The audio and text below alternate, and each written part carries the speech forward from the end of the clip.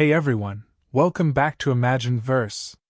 Today we're diving into an amazing story called What If Harry Potter Was the Last Son of Krypton in DC Universe and Fell in Love with Wonder Woman and Supergirl?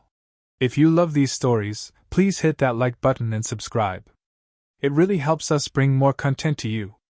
Without further ado, let's begin. Chapter 1. The Boy Who Fell from the Stars. The crimson cape billowed behind him as Harry soared above Metropolis, the golden lightning bolt emblazoned across his chest, catching the morning sunlight.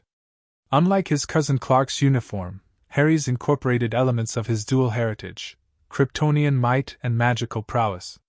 The deep emerald of his gauntlets matched his eyes, a gift from his mother Lily he'd never known but whose protection had forever altered his destiny. 27 years had passed since a baby with a lightning-shaped scar had crashed into a Kansas cornfield inside what Jonathan and Martha Kent initially mistook for a meteorite. Instead, they'd found a child wrapped in strange cloth bearing symbols either Kryptonian nor of any Earth language. Now, as Harry extended his hand and whispered an incantation that sent his glasses flying from his apartment into his palm, he reflected on how far he'd come from being that lost child. Metropolis to Sorcerer. A voice crackled in the Justice League communicator in his ear. You're late for monitor duty again. Harry grinned, recognizing the teasing tone of Diana Prince. Some of us need day jobs, Wonder Woman. The Daily Planet doesn't accept defending reality from eldritch abominations as an excuse for missing deadline. Clark manages, she replied, amusement evident. Clark doesn't also have to maintain a magical barrier around the watchtower. Harry countered, accelerating toward the clouds. Be there in 3. He shot upward, breaking the sound barrier as Metropolis shrank beneath him. Harry never tired of flight, the most wonderful of his Kryptonian abilities. As the blue of Earth's atmosphere darkened to the star-speckled black of space, he felt the familiar tingle of the magical field he'd established around the League's orbital headquarters. Unlike Superman, Harry could survive in space without oxygen thanks to a clever bit of spellwork he'd developed during his teens. The watchtower gleamed against Earth's curved horizon, a testament to human and alien cooperation. Harry floated to the airlock, waving at the green-skinned Martian manhunter monitoring his approach from the command center. A quick spell verified his identity to the security systems, something he'd implemented after one too many shapeshifter infiltrations, and the massive door slid open.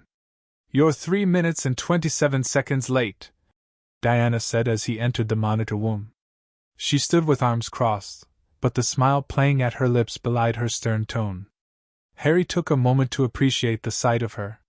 Even in the standard Justice League uniform rather than her Amazonian battle armor, Diana radiated power and grace. Her raven hair was pulled back in a practical ponytail, and her blue eyes sparkled with that unique blend of warrior's vigilance and diplomat's compassion. I brought peace offerings, Harry said, producing a paper bag from his satchel. Baklava from that place in Athens you like. Enchanted to stay fresh, of course. Diana's expression softened. You went all the way to Plaka for breakfast? I had an early call with Constantine about those ley line disturbances. Figured I might as well make a detour. Harry placed the bag on the console between them. How bad is it today? Diana pulled up the Global Threat Assessment Board. Quiet enough that you had time for pastries. 3 natural disasters being handled by local authorities, 2 bank robberies that police have contained, and... She paused, frowning at a flashing indicator in the corner of the screen. This energy signature appeared 20 minutes ago just outside Coast City. It's unusual. Harry leaned closer, studying the readout. The waveform pattern showed something that shouldn't exist, quantum fluctuations with an overlay of what looked remarkably like magical resonance. That can't be right, he murmured, pulling up additional data with a gesture. It's almost like your energy signature, Diana finished, glancing at him. I thought so too. That's why I asked John to delay alerting anyone else until you arrived. Harry felt a chill that had nothing to do with the watchtower's climate control. His unique energy pattern, part Kryptonian radiation, part magical aura, had always been singular. Not even Zatanna or Dr. Fate could fully explain the integration of the two power sources that had occurred when he'd crossed dimensions as an infant. "I need to check this out," he said, already calculating the fastest route to Coast City. "We need to check this out," Diana corrected, closing the display with a swipe. "Kara's already en route from National City." She picked up the signature too. Harry nodded, unsurprised. Kara Zor-El was particularly attuned to his energy patterns after years of him helping her develop her own latent psychic abilities, a rare gift among Kryptonians that Kara possessed but Clark didn't. "Let's not keep her waiting, then." He gestured toward the teleporter platform. "Ladies first." Diana arched an eyebrow. Such chivalry from a man who can teleport himself. "Ma Kent raised me right," Harry replied with a wink, following her to the platform. As the teleporter's energy enveloped them, Harry's mind drifted to the first time he'd met Kara, 5 years after Superman had revealed himself to the world, and 3 years after Harry had begun his own heroic career. Harry hovered above the Kent farm, 16 years old and troubled by dreams he couldn't decipher. Below, he could see Ma and Pa Kent on the porch with Clark and a blonde teenage girl who looked both defiant and lost. "Another cousin?" Harry had asked when Clark called him home from Hogwarts, the American school of magic hidden in the Rocky Mountains where he studied. "Kara is actually my biological cousin," Clark explained. "From Krypton. Her ship was knocked off course and trapped in suspended animation. She's been asleep since I was a baby." Harry studied the girl, perhaps a year younger than himself physically, and saw the same alienation he'd felt when his powers first manifested. Magic had been hard enough to control. When he'd started developing Kryptonian abilities at 13, the dual nature had nearly overwhelmed him. He descended slowly, not wanting to startle her. She tracked his movement with preternatural precision, her posture tensing. "Hi," he said, touching down on the grass. "I'm Harry. I guess we're family too, in a way." She'd responded in Kryptonian, a language Harry had absorbed thanks to the strange blend of magical learning abilities and Kryptonian mental capabilities. "You speak the mother tongue," she'd said, surprised. "But you're not Kryptonian." "Not exactly."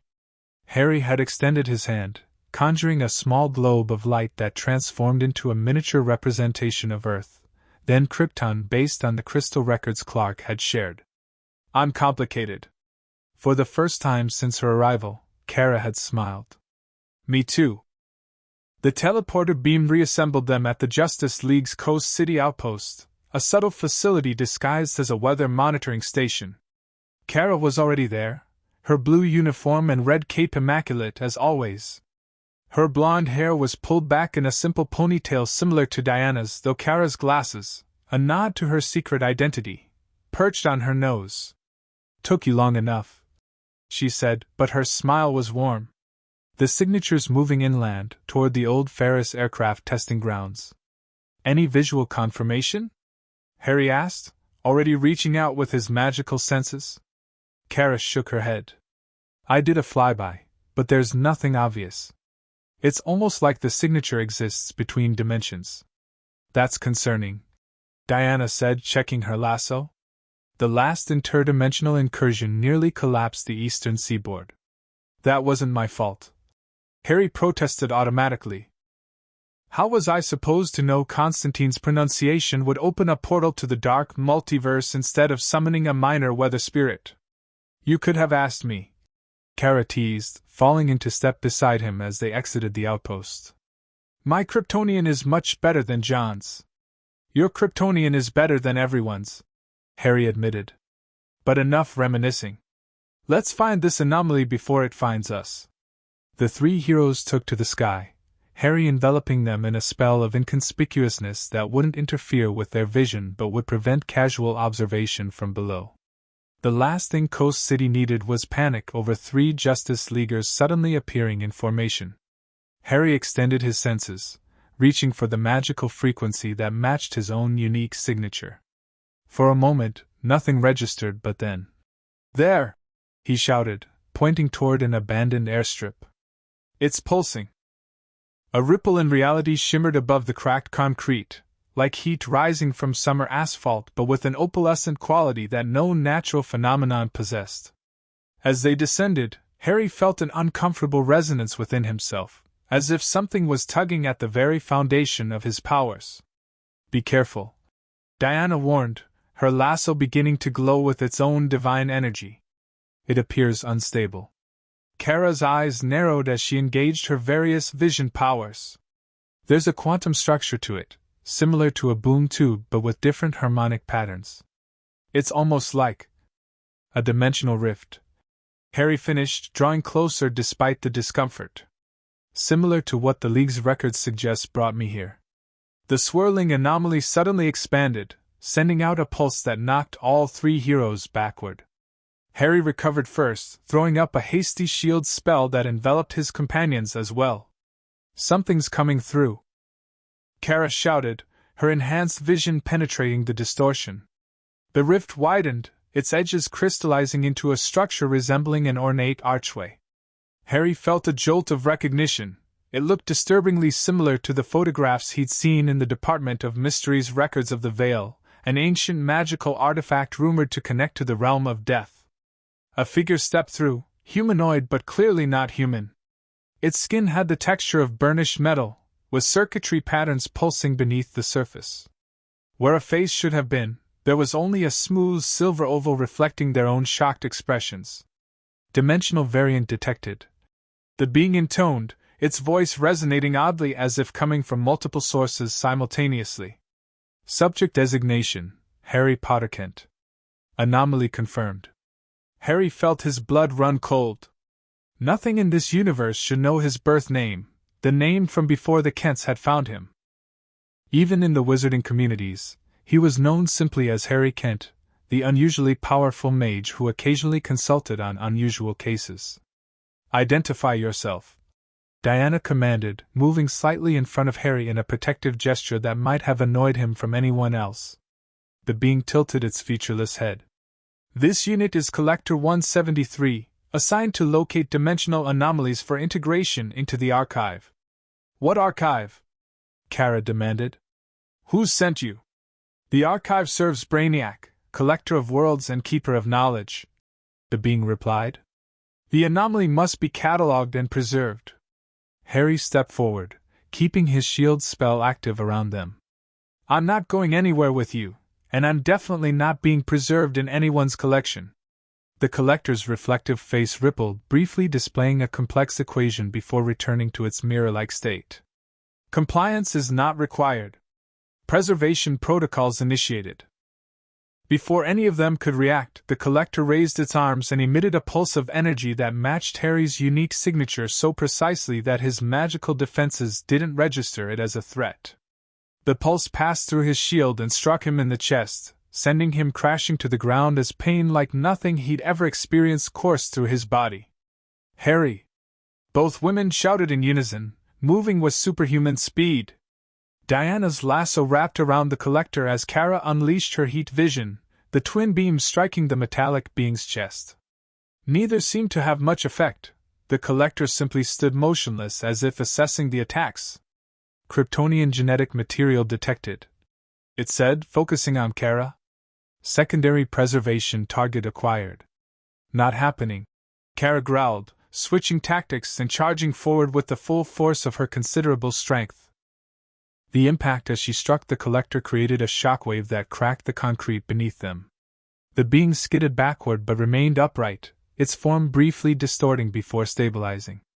Harry fought through the pain, reaching deep into his magical core. This was exactly the sort of situation he'd trained for at Hogwarts, unknown magical threats requiring improvised responses.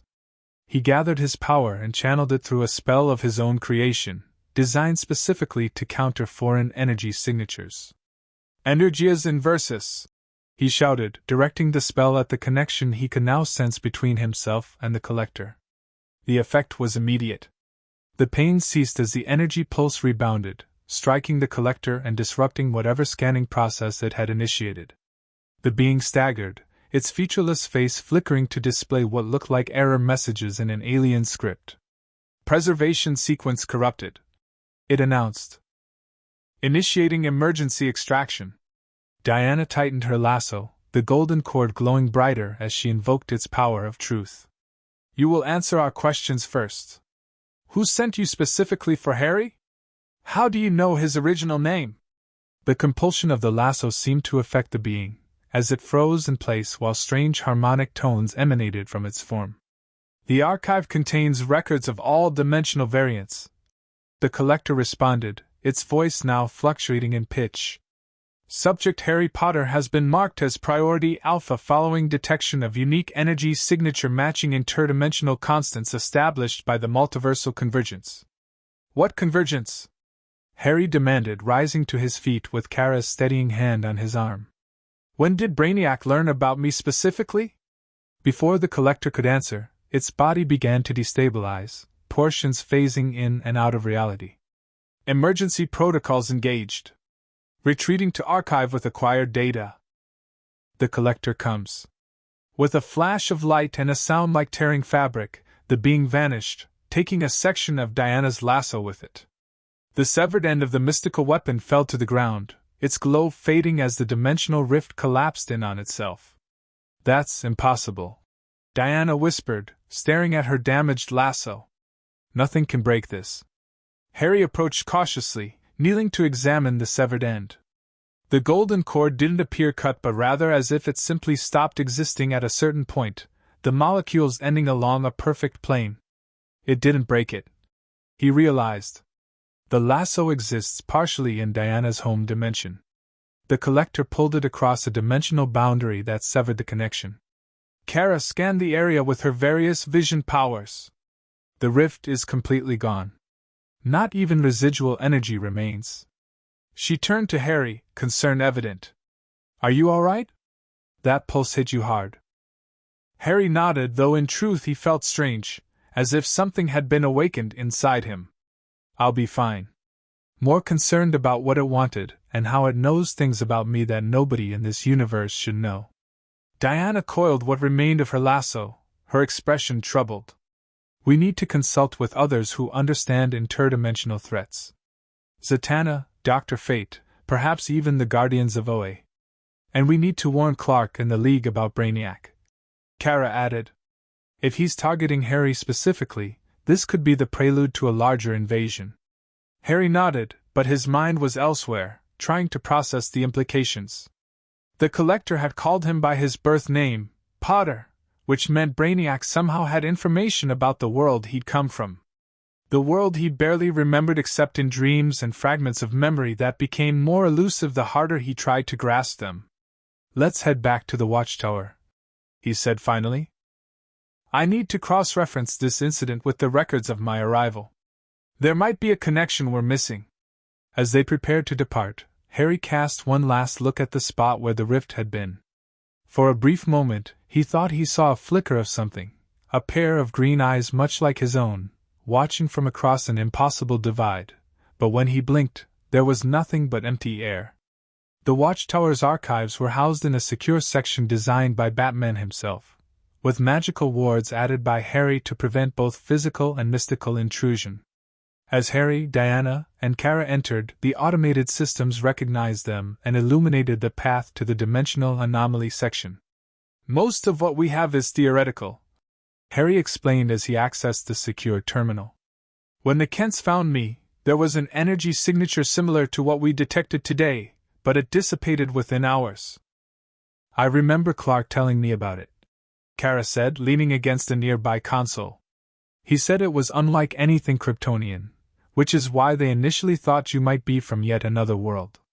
Harry nodded, pulling up the original scans that Jonathan Kent had taken with a modified piece of Kryptonian technology he'd adapted from Clark's pod. The readings showed a quantum instability surrounding baby Harry that gradually stabilized as his body acclimated to the new universe. The working theory was that I came through some kind of dimensional fracture, Harry continued, possibly created by the magical explosion that killed my birth parents. When I arrived here, the ambient Kryptonian radiation from Clark's activities somehow bonded with my inherent magical abilities, creating you, Diana finished softly. A unique being with the powers of two worlds. Harry smiled at her, appreciating how she always cut to the heart of things. Exactly.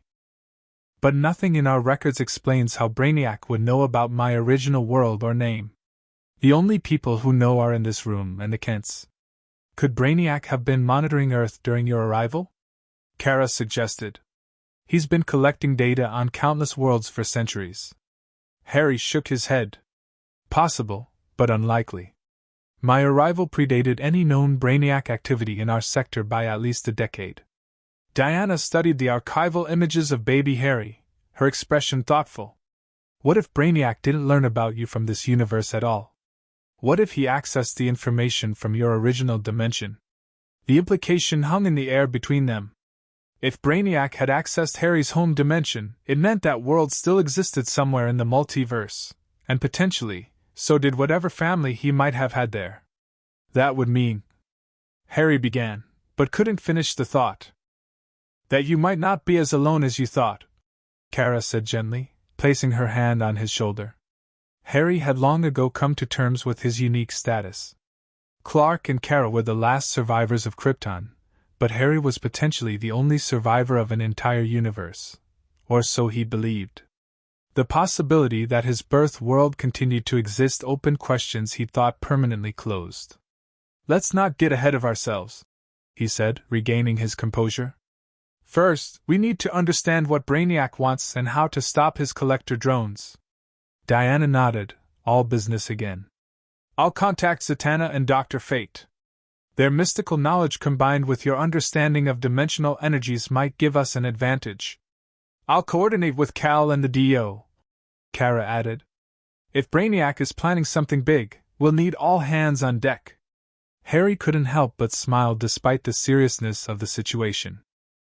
Having these two remarkable women in his life, each powerful in their own right, each connected to him in different ways, gave him a sense of belonging he treasured. Thank you both, he said simply. I don't know what I'd do without. The watchtower's alarms suddenly blared, cutting him off.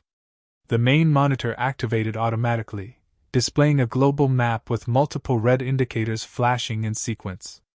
Dimensional anomalies, John's voice announced through the comms. Identical to the Coast City incident, appearing simultaneously in Metropolis, Gotham, Central City, Star City, and National City.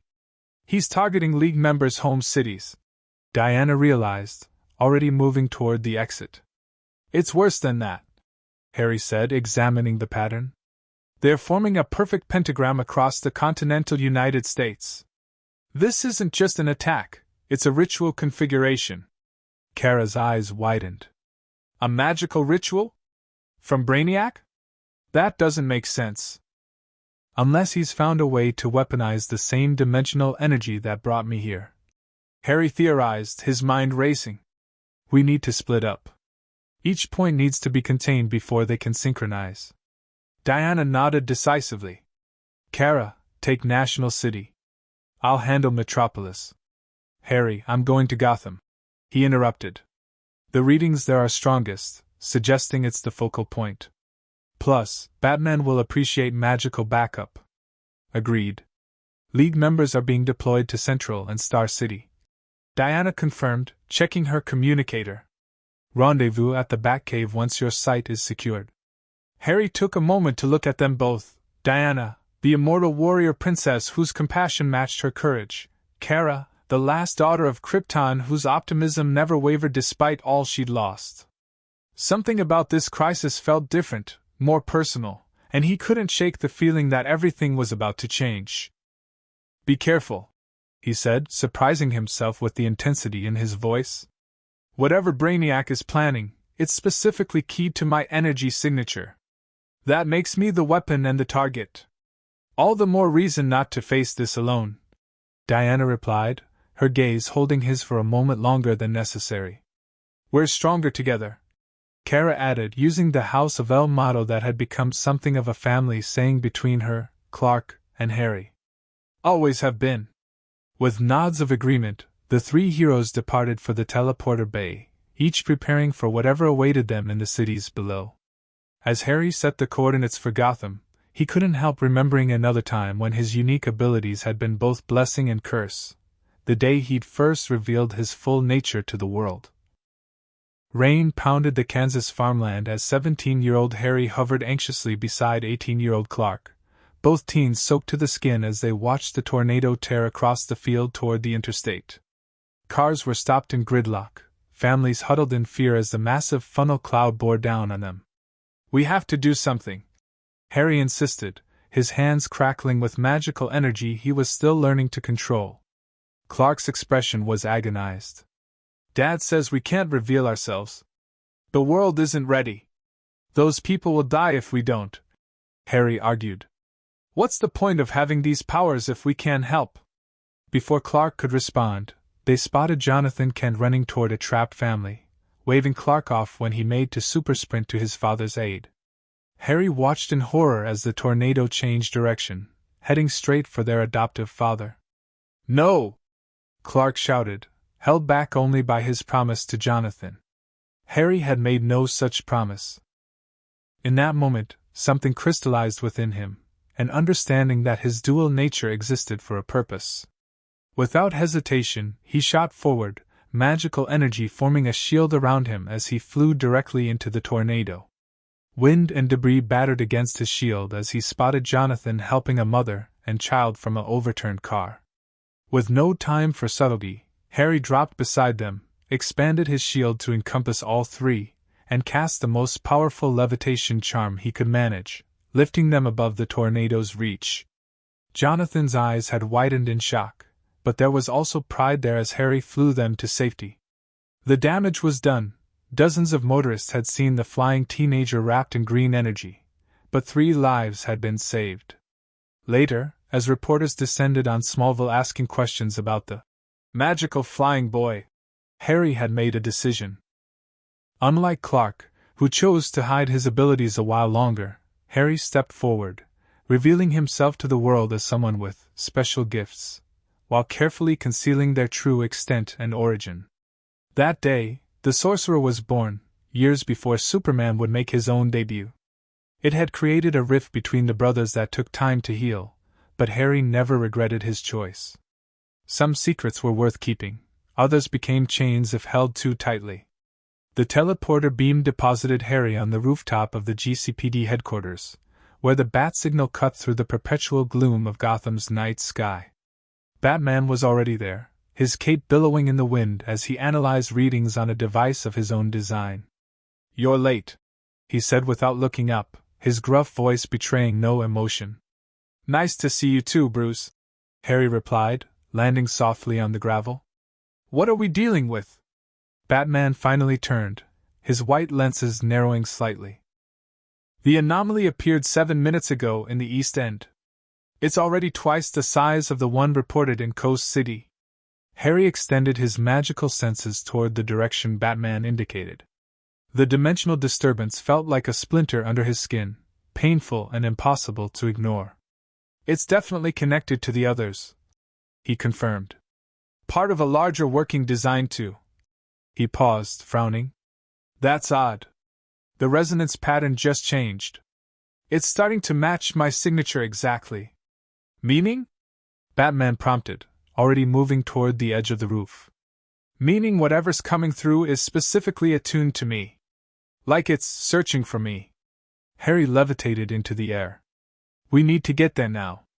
They traversed Gotham's skyline, Batman's grapnel gun allowing him to keep pace with Harry's flight. As they approached the East End, Harry could see the anomaly, a swirling vortex of energy hanging in the air above an abandoned theater, much larger and more violently unstable than the one in Coast City. "The Monarch Theater," Batman muttered. "Where my parents were killed." Harry glanced at his colleague, surprised.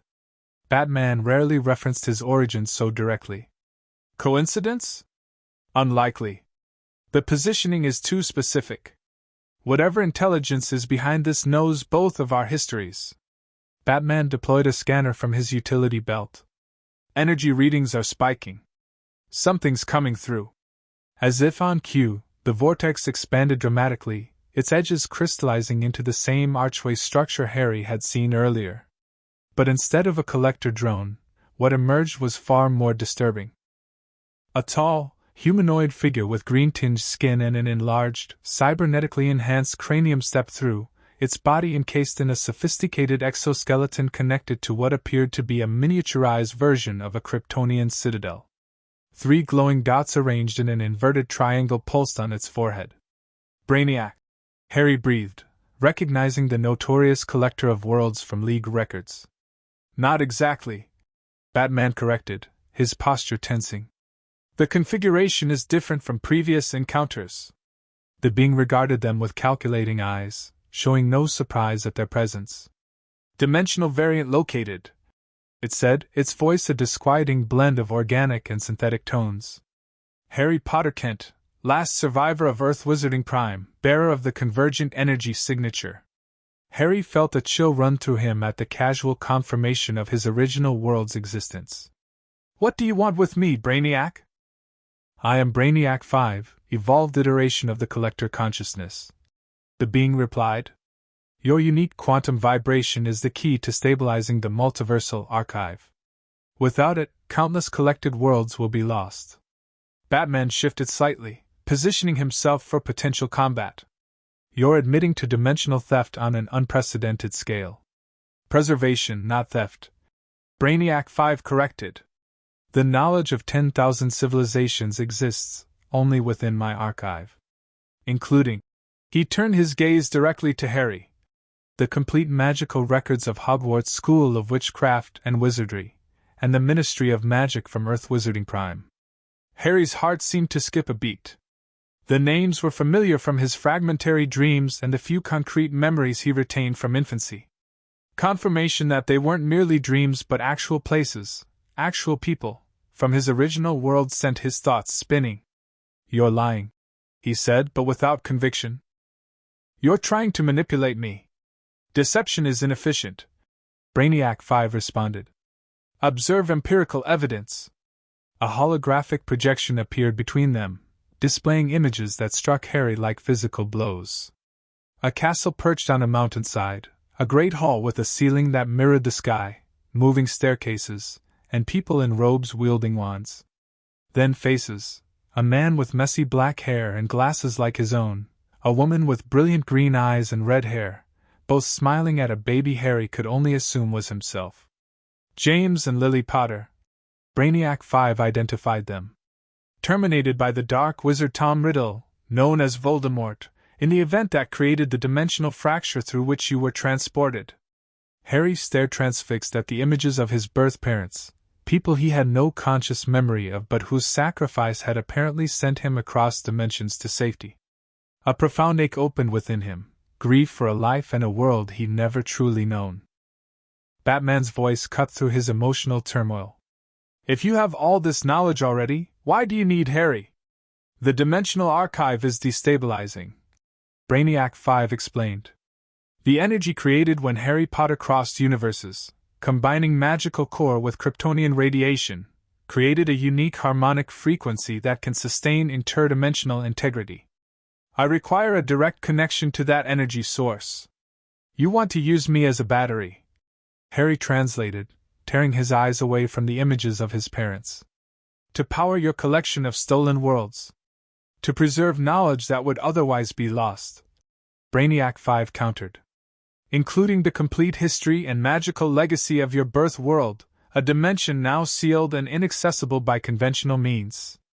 The implication was clear: cooperate, and Harry might access the knowledge of his origins; refuse, and that connection would be forever lost. It was manipulation, certainly, but with the ring of truth that made it all the more effective. Before Harry could respond, multiple explosions rocked the area as Batman triggered preset charges around the perimeter. In the momentary distraction, the Dark Knight launched himself at Brainiac 5, striking with precision at what appeared to be vulnerable connection points in the exoskeleton. Brainiac 5 moved with surprising speed, countering Batman's attacks with mechanical tentacles that extended from his back. Resistance is counterproductive, he stated calmly. This encounter was calculated to 97% probability. Harry shook off his emotional paralysis and joined the battle, casting a spell that temporarily disrupted the electronic systems in Brainiac's armor. The being staggered momentarily but quickly adapted, a defensive field activating that deflected Harry's follow-up magical attack. "Your methods are catalogued," Brainiac 5 informed him. "All 17 major magical traditions from Earth Wizarding Prime are stored within my database, including countermeasures." "Then try this," Harry growled, switching tactics.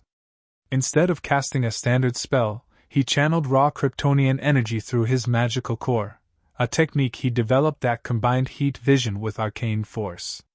The resulting beam of energized magic struck Brainiac 5 squarely in the chest, penetrating his shields and sending him crashing into the theater wall. Batman used the opportunity to deploy a specialized EMP device, targeting Brainiac's neural network. "His systems are adaptable but not instantaneously. We have approximately 12 seconds before." A pulse of energy erupted from Brainiac 5, knocking both heroes backward. The being rose, parts of its exoskeleton damaged but its main systems apparently intact. "Final opportunity for voluntary integration," Brainiac 5 announced. "Refusal will necessitate forced extraction of the convergent energy." Harry exchanged a glance with Batman, who gave an almost imperceptible nod. They'd worked together long enough to communicate complex strategies with minimal signals. "I have a counteroffer," Harry said, buying time as Batman surreptitiously readied another device. "A knowledge exchange. I'll share what I've learned about integrating magical and Kryptonian energies if you release all the worlds you've collected." Brainiac 5 tilted his head, processing. "Proposal indicates fundamental misunderstanding. The collected worlds cannot be released. They exist now only as data. Their physical forms were destabilized during the preservation process." The casual admission of what amounted to genocide on a multiversal scale hardened Harry's resolve. Whatever information about his past Brainiac might possess, the being had to be stopped. "Now!" Harry shouted, unleashing his full magical potential in a spell specifically designed to disrupt dimensional technologies, something he'd created after one too many incidents with boom tubes and cosmic treadmills. Simultaneously, Batman activated his device, which emitted a targeted harmonic wave that interfered with Brainiac's neural pathways. The combined attack caused visible distress to their opponent, whose systems began to short-circuit. "Fatal error," Brainiac 5 intoned, his voice fluctuating. "Archive integrity compromised. Initiating emergency protocols." The dimensional portal behind him flared violently, its structure beginning to collapse. Brainiac 5's form started to dissolve, being pulled back toward the destabilizing rift. This outcome was unforeseen. The being admitted, genuine surprise in its voice. But not final. The convergent energy signature remains. The collector will return. As Brainiac 5 was drawn into the collapsing portal, a small crystalline device detached from his armor and flew toward Harry with impossible speed. Before either hero could react, it struck Harry in the chest and seemed to phase directly into his body. Pain unlike anything he'd ever experienced coursed through him. Harry fell to his knees, magical energy discharging uncontrollably around him as the foreign object integrated with his biological systems. "Harry!" Batman was at his side instantly, scanning him with emergency medical equipment. "What did he do to you?" "I don't know," Harry managed through gritted teeth. The pain was subsiding, but he could feel something new within him, a presence, a knowledge that hadn't been there before. "It feels like information. Massive amounts of it, encoded somehow." The dimensional portal collapsed completely, leaving only scattered energy readings where it had been. Batman helped Harry to his feet, his expression grim even behind the cowl. "We need to get you to the Watchtower Medical Bay immediately," he said. "There's no telling what that device might." Harry gasped as a flood of images suddenly poured through his mind, not random but organized, like a library being rapidly catalogued. He saw Hogwarts in greater detail than ever before, witnessed magical spells he'd never encountered, and glimpsed faces that tugged at deeply buried memories. "It's knowledge," he whispered, steadying himself against Batman's supportive grip. "Brainiac didn't just want my energy, he wanted to exchange information. He's given me access to data about my home world." Batman's expression remained skeptical. Or implanted a Trojan horse designed to compromise you and the League? We need to run full scans before. He was interrupted by the chime of both their communicators. Diana's voice came through, tense but controlled. Anomaly in Metropolis neutralized, but not before something emerged, some kind of probe that scanned the area and retreated. Situation contained. Similar reports came in rapid succession from the other sites: Kara in National City, Flash in Central City, and Green Arrow in Star City. In each location, collector drones had appeared briefly before withdrawing without engaging in combat. They were diversions, Batman concluded. The main objective was here, with you. Harry nodded, the implications sinking in. Brainiac wanted to ensure I received this data package regardless of whether he was defeated. The question is why? What's so important about this information that he'd risk a confrontation he might lose?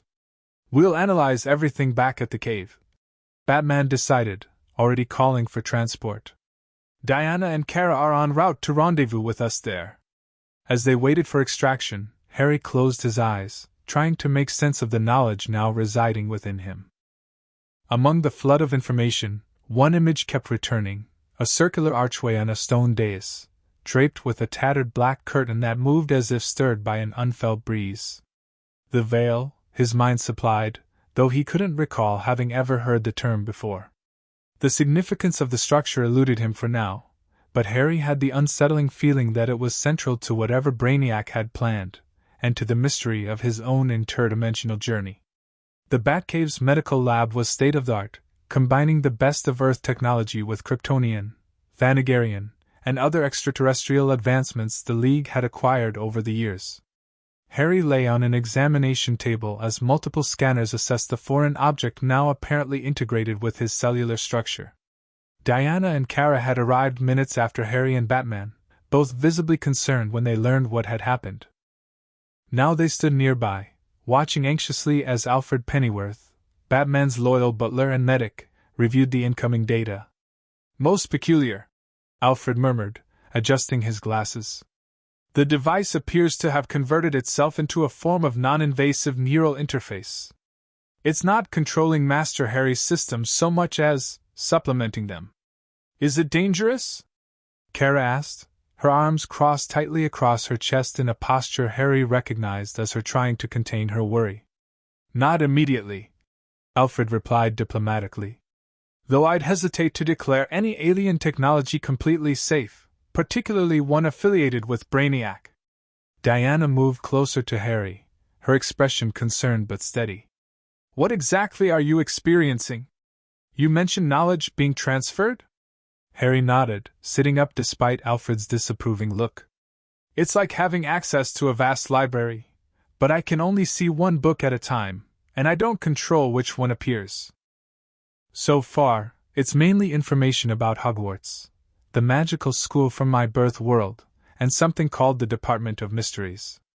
Batman, who had removed his cowl now that they were in the secure confines of the cave, frowned at one of the displays. "The integration pattern suggests the device is calibrating itself to your unique physiology. It may be waiting for some kind of activation parameter. Or a trigger event," Diana suggested. "Something specific that would cause the full data package to unlock." Harry slid off the examination table, testing his balance.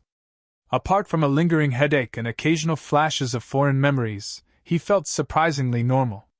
"Whatever it's waiting for, I can't just sit here while Brainiac regroups. He said the collector would return, which means this isn't over.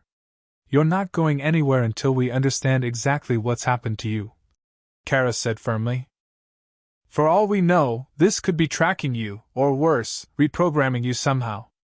The scans show no evidence of mind control technology," Alfred interjected. "Though they do indicate increased activity in the areas of Master Harry's brain associated with both his Kryptonian abilities and his magical aptitude." Batman studied the readouts thoughtfully. "It could be an attempt to optimize your unique energy signature, making you a more effective power source for whatever Brainiac is planning. Or," Diana countered, "it could be exactly what it appears, information about Harry's origin world. Brainiac collects knowledge above all else. Perhaps this is a genuine exchange, data for energy. Harry appreciated Diana's optimistic interpretation, though he shared Batman's natural suspicion. Nothing involving Brainiac came without hidden costs. There's only one way to find out, he decided, closing his eyes and concentrating on accessing the information more deliberately. Instead of letting the images flow randomly, he focused specifically on the question burning brightest in his mind: how did I come to cross dimensions? For a moment, nothing happened. Then a searing pain shot through his temple as a flood of information crashed through his consciousness. He dimly heard the others calling his name as he collapsed to his knees, overwhelmed by the intensity of the vision. He saw it all with perfect clarity: the small cottage in Godric's Hollow, his parents' desperate attempt to protect him, the dark wizard who called himself Voldemort, the killing curse that rebounded, and the magical explosion that tore a hole between worlds. Baby Harry, still wrapped in protective spells cast by his dying mother, had been flung through the multiversal barrier in a desperate act of magical self-preservation. But there was more, something the adult Harry had never known or suspected. The dimensional rift hadn't fully closed. A tenuous connection remained between worlds, anchored to Harry himself and to the mysterious veil in the Department of Mysteries on his birth world. That connection had grown stronger over the years as Harry's combined Kryptonian magical signature resonated across the dimensional barrier, gradually reopening what had once been sealed. "Harry! Can you hear me?" Diana's voice cut through the vision, her hands supporting him as he blinked back to awareness. "I saw it," he gasped, his voice hoarse as if he'd been screaming. "The night my parents died, the dimensional crossing, all of it." He looked up at the concerned faces surrounding him. "And I know why Brainiac wants me. The connection between worlds is reopening. He plans to use me as a conduit to access my birth dimension, a completely intact magical world untouched by his previous collections." Kara's expression hardened. "So this isn't just about you. It's about adding another world to his twisted museum." "Worse," Harry continued, the implications becoming clearer as the information settled in his mind. "My world has magic that could theoretically reach across all dimensions. If Brainiac gains control of those magical artifacts and knowledge, particularly something called the Veil of Death, he could potentially access every universe in the multiverse simultaneously. Unlimited collection potential," Batman concluded grimly. "Every world, every timeline, every variant, all vulnerable to his preservation process." Diana helped Harry to his feet, her touch lingering supportively on his arm. "How much time do we have?"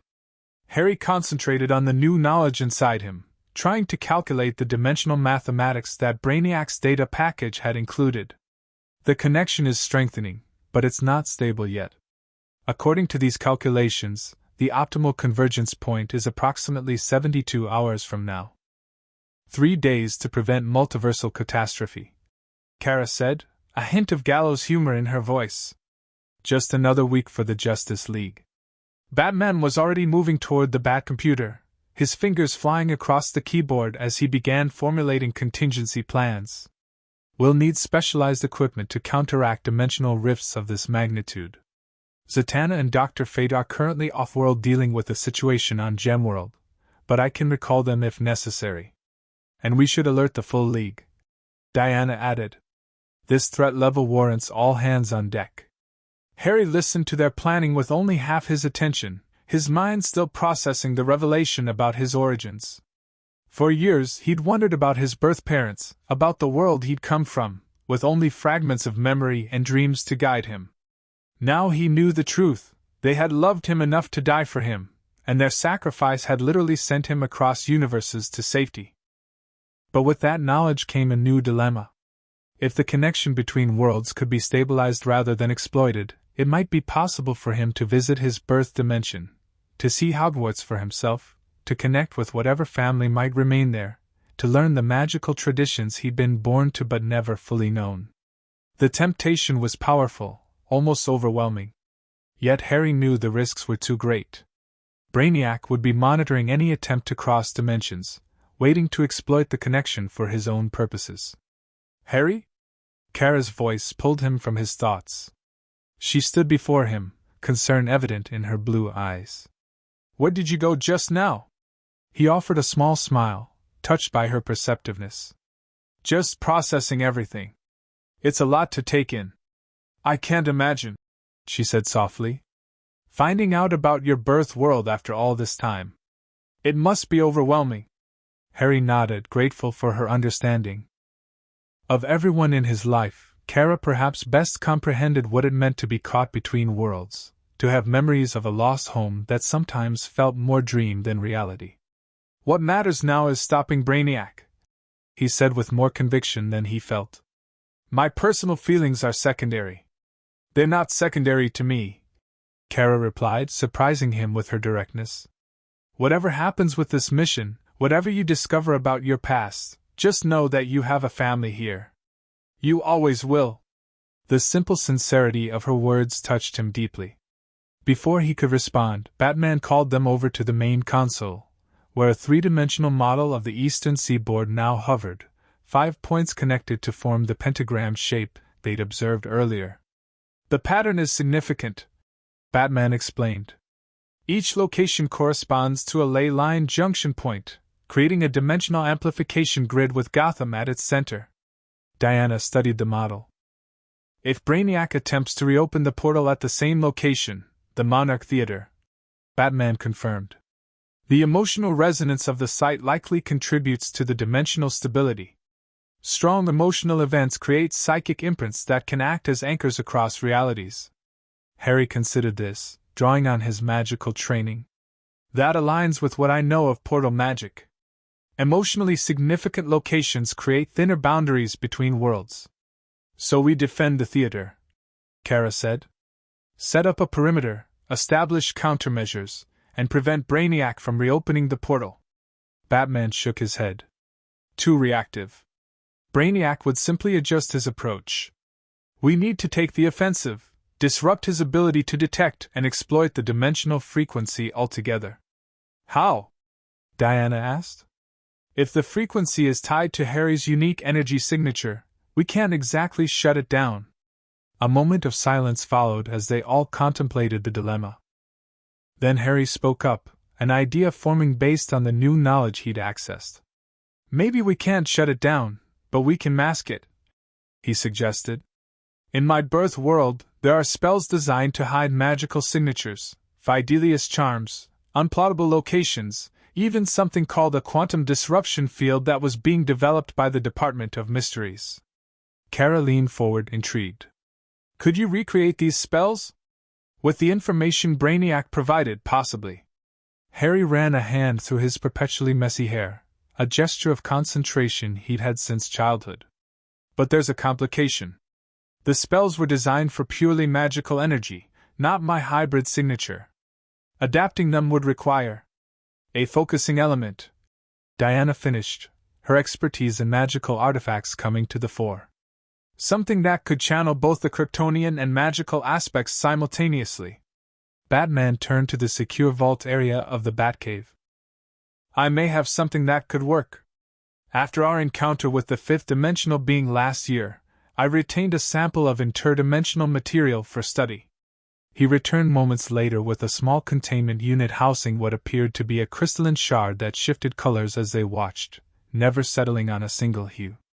Nth metal infused with fifth-dimensional energy, Batman explained. Theoretically capable of conducting any form of power, conventional or otherwise. Harry approached the container cautiously, extending his magical senses toward the material. The resonance pattern was unlike anything he'd encountered, either fully physical nor entirely magical, existing in a state of quantum superposition. This could work, he said, already calculating the magical formulae he would need. Combined with elements of Kryptonian crystal technology, I could create a device to mask my dimensional signature, essentially making me invisible to Brainiac's detection methods. How long would it take? Diana asked. Harry considered the complexity of the task. With access to the Fortress of Solitude's crystal fabrication systems, maybe 24 hours. Less if Clark and Kara help with the Kryptonian aspects. I'll contact Kel immediately, Kara said, already reaching for her communicator. And I'll coordinate with the rest of the League, Diana added. We should establish surveillance at all 5 pentagram points in case Brainiac attempts to reactivate the grid. As they mobilized, Harry felt a strange mix of emotions washing over him.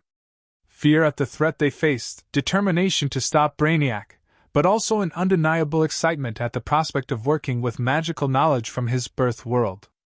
For the first time, he would be combining the Kryptonian science that had shaped half his life with the magical traditions he'd been born to but never fully known.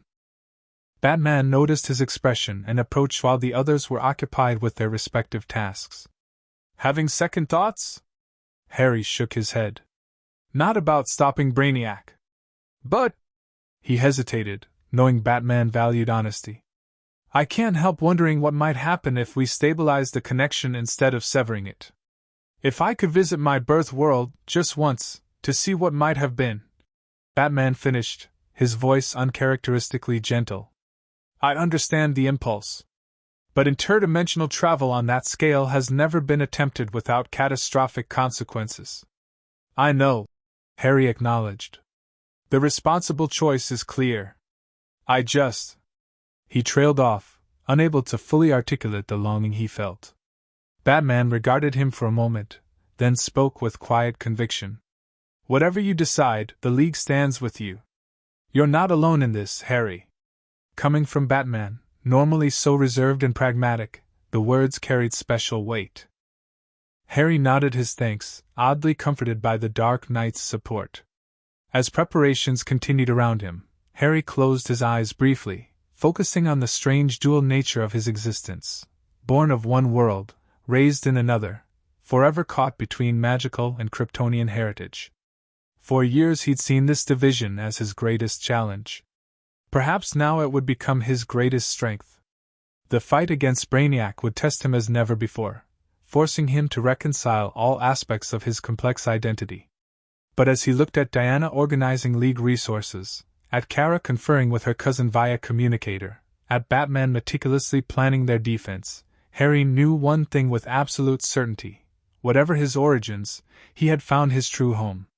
With renewed determination, he turned his attention to the task ahead, ready to protect both the world that had raised him and the one that had given him life, no matter the personal cost. The Arctic wind howled around the crystalline spires of the Fortress of Solitude as Harry, Clark, and Kara worked in its central laboratory chamber. Massive Kryptonian computers calculated interdimensional equations while Harry channeled magical energy into the specialized focusing device they were constructing. The crystal matrix is stable, Clark reported, his fingers moving with superhuman precision across the control panel.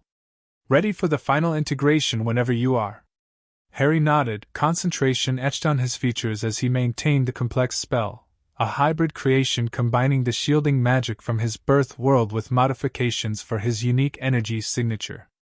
Sweat beaded on his forehead despite the fortress's climate-controlled environment, evidence of the mental strain. Almost there, he murmured, guiding the magical field into alignment with the crystalline structure. Kara, ready with the nth metal component? She stepped forward, handling the containment unit that held the precious interdimensional material. Ready. Just say when. The three of them had been working non-stop for nearly 18 hours, pausing only for brief rest periods when the others insisted. Time was their enemy. According to Harry's calculations, they had less than 2 days before the dimensional convergence would reach critical stability, allowing Brainiac his opportunity. Diana and Batman had remained in Gotham, coordinating League defenses around the pentagram points and investigating any signs of Brainiac's technology. Regular updates confirmed no new activity yet, which could be either reassuring or concerning, depending on one's perspective. Now, Harry said, reaching the crucial juncture in the spell. Kara carefully released the nth metal shard into the crystalline housing as Harry redirected his magical field to encompass it. The material hovered at the center of the device, pulsing with multicolored energy as it interfaced with both the Kryptonian technology and Harry's spellwork. For a moment, everything seemed to stabilize. Then a surge of power erupted from the core, sending arcs of energy across the laboratory. Clark moved with superspeed to shield the sensitive equipment, while Kara protected Harry, who maintained his focus on the spell despite the disruption. "Something's wrong," Clark called out. "The dimensional harmonics are fluctuating." Harry felt it too, a resistance within the magical field, as if something was pushing back against his efforts. With a shock of recognition, he realized what was happening. "It's not rejecting the spell," he shouted over the rising whine of energy. "It's responding to something. The other side of the connection is active." The implications hit them all simultaneously. If the other side of the dimensional barrier was responding, it meant someone or something in Harry's birth world was attempting to establish contact. "Can you stabilize it?" Kara asked, still protecting him from the worst of the energy discharge. Harry nodded grimly, drawing on reserves of magical power he rarely accessed. "I can, but instead of masking my signature, it might actually amplify it temporarily. Like a flare before the shield engages." Clark's expression turned serious. "Giving Brainiac exactly what he's looking for." "We don't have a choice," Harry replied, his decision made. "If we abort now, the backlash could tear open multiple unstable portals. We have to see it through." With renewed determination, Harry channeled even more power into the spell, forcing the dimensional energies into alignment. The nth metal responded, its crystalline structure expanding and contracting as it absorbed the conflicting forces. Slowly, the chaotic energy patterns began to stabilize, forming into a coherent field around the central device. "It's working," Kara confirmed, monitoring the readings. "The dimensional signature is being contained and redirected through the crystal matrix." Harry maintained his concentration, guiding the final phases of the spell as sweat now streamed down his face. When the last elements locked into place, he released his direct control, allowing the self-sustaining enchantment to take over. The device hummed with quiet power, the nth metal now glowing with a steady blue-green light at its center. The wild energy discharges had ceased, leaving only a gentle pulsation that matched the rhythm of Harry's unique energy signature. "Did it work?" Clark asked, approaching the device cautiously. Harry extended his magical senses, testing the field. "Yes and no. The shielding is functional.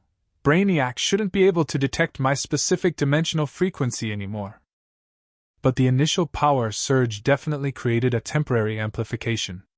If he was watching, he knows exactly where to find us."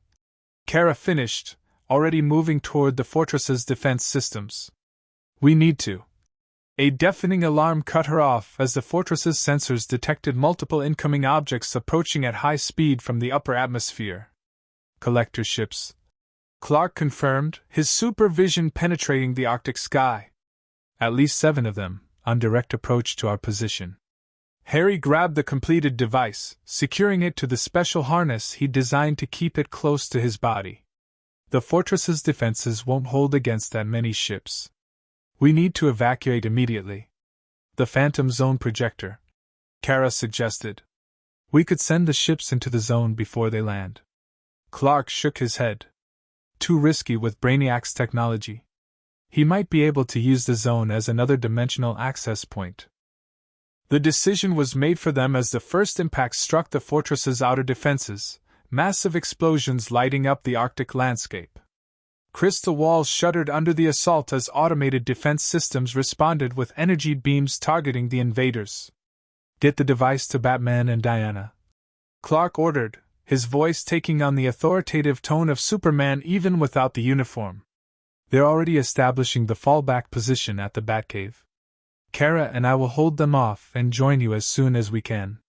Harry wanted to argue, to insist they stay together, but the tactical logic was sound.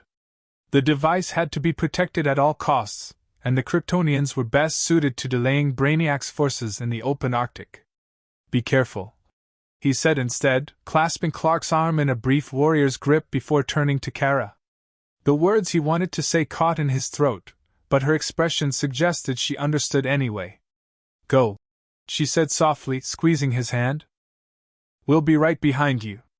Harry nodded, focusing his magic for the teleportation spell, a particularly taxing form of magical travel he rarely used due to its drain on his resources, but necessary under the circumstances. As the spell took hold, dissolving his physical form for transport, his last view was of Clark and Kara speeding toward the fortress entrance, prepared to face whatever came through. The familiar disorientation of magical teleportation enveloped him, consciousness stretching across space as his body reconstituted itself miles away. When the spell completed, Harry found himself in the designated arrival area of the Batcave, the magical barriers recognizing his signature and allowing him passage. Diana and Batman turned at his arrival, clearly having been monitoring the situation from the Batcomputer's massive displays. "The device is complete," Harry reported immediately, removing the harness to show them. "But Brainiac tracked the energy surge. Clark and Kara are holding off his collector's ships at the fortress. Batman was already typing commands, pulling up satellite imagery of the Arctic. Multiple thermal signatures indicated fierce battle around the fortress, with energy discharges visible even from orbit. The League response team is en route," he informed them. "Green Lantern, Flash, and Martian Manhunter should reach them within minutes." Diana approached Harry, her keen eyes noting his exhausted state. "You've depleted yourself with that teleportation spell. You need to recover before Brainiac makes his next move." Harry shook his head. "There's no time. The dimensional convergence is accelerating. I can feel it." He gestured to the device, which continued to pulse with his unique energy signature, though now contained and masked. "This will hide me from Brainiac's detection methods, but he already knows I was at the fortress. He'll track the magical teleportation residue here eventually." Then we moved to the contingency location. Batman decided, already activating a secure protocol on the computer. "The watchtower is too obvious a target, but we've prepared a secondary site with both magical and technological shielding." "Where?" Harry asked, somewhat surprised that Batman had a location he hadn't been informed of. "Themyscira," Diana answered. "My mother has granted the League access to a sacred temple that exists partially outside conventional space-time. If there's anywhere that can resist Brainiac's detection, it's there." Harry's eyebrows rose in surprise. The island home of the Amazons was legendary for its magical protections and isolation from the outside world. Access was strictly controlled, with few outsiders ever permitted to set foot on its shores. "Won't my presence violate their traditions?" he asked, aware of the Amazonian prohibitions regarding men. Diana's expression softened slightly. "Under normal circumstances, perhaps. But these are extraordinary times, and your unique nature places you in a category the ancient laws didn't anticipate. Besides," she added with the hint of a smile, "my mother has been curious about you for some time." Before Harry could respond, a priority alert flashed across the Bat computer. Batman quickly brought up the incoming transmission, revealing Superman's face, the Arctic battle visible behind him.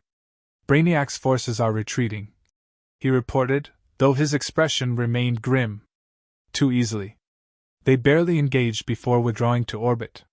It was a feint, Batman concluded, designed to confirm Harry's location and the completion of the device. "Or to separate us," Kara's voice added as she moved into view beside Clark. "Divide our strength before the main assault." Harry felt a chill that had nothing to do with his residual connection to the Arctic environment. The pentagram.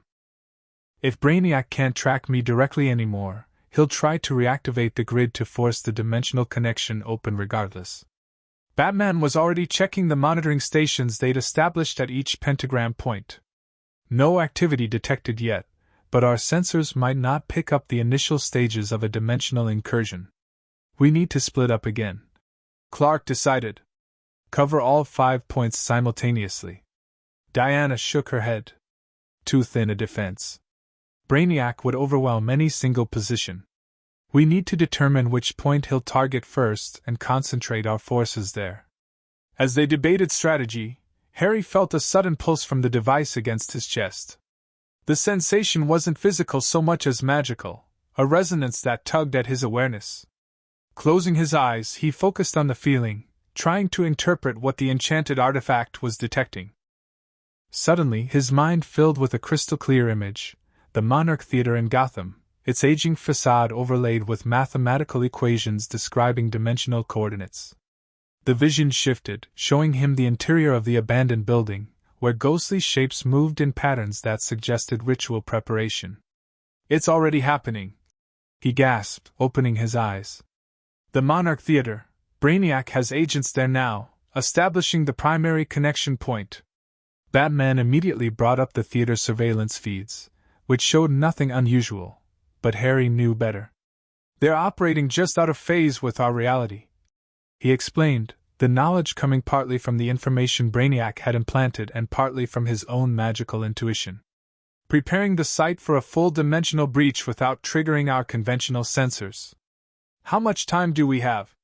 Diana asked, already retrieving her weapons from their storage place in the Batcave.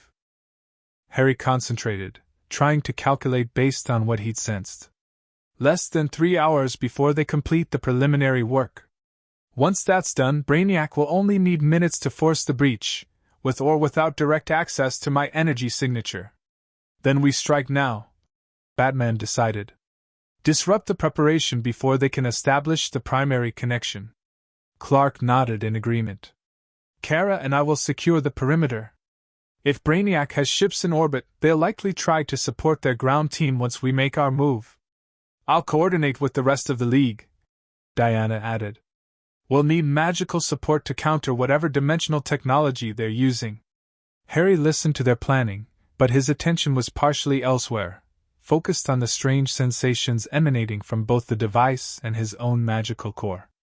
Something wasn't right. The dimensional energies were shifting in ways his calculations hadn't predicted.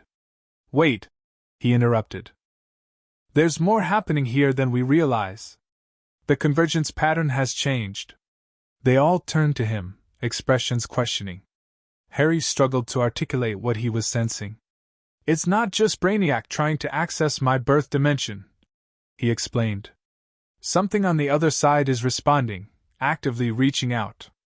As if someone there is looking for you," Diana finished softly.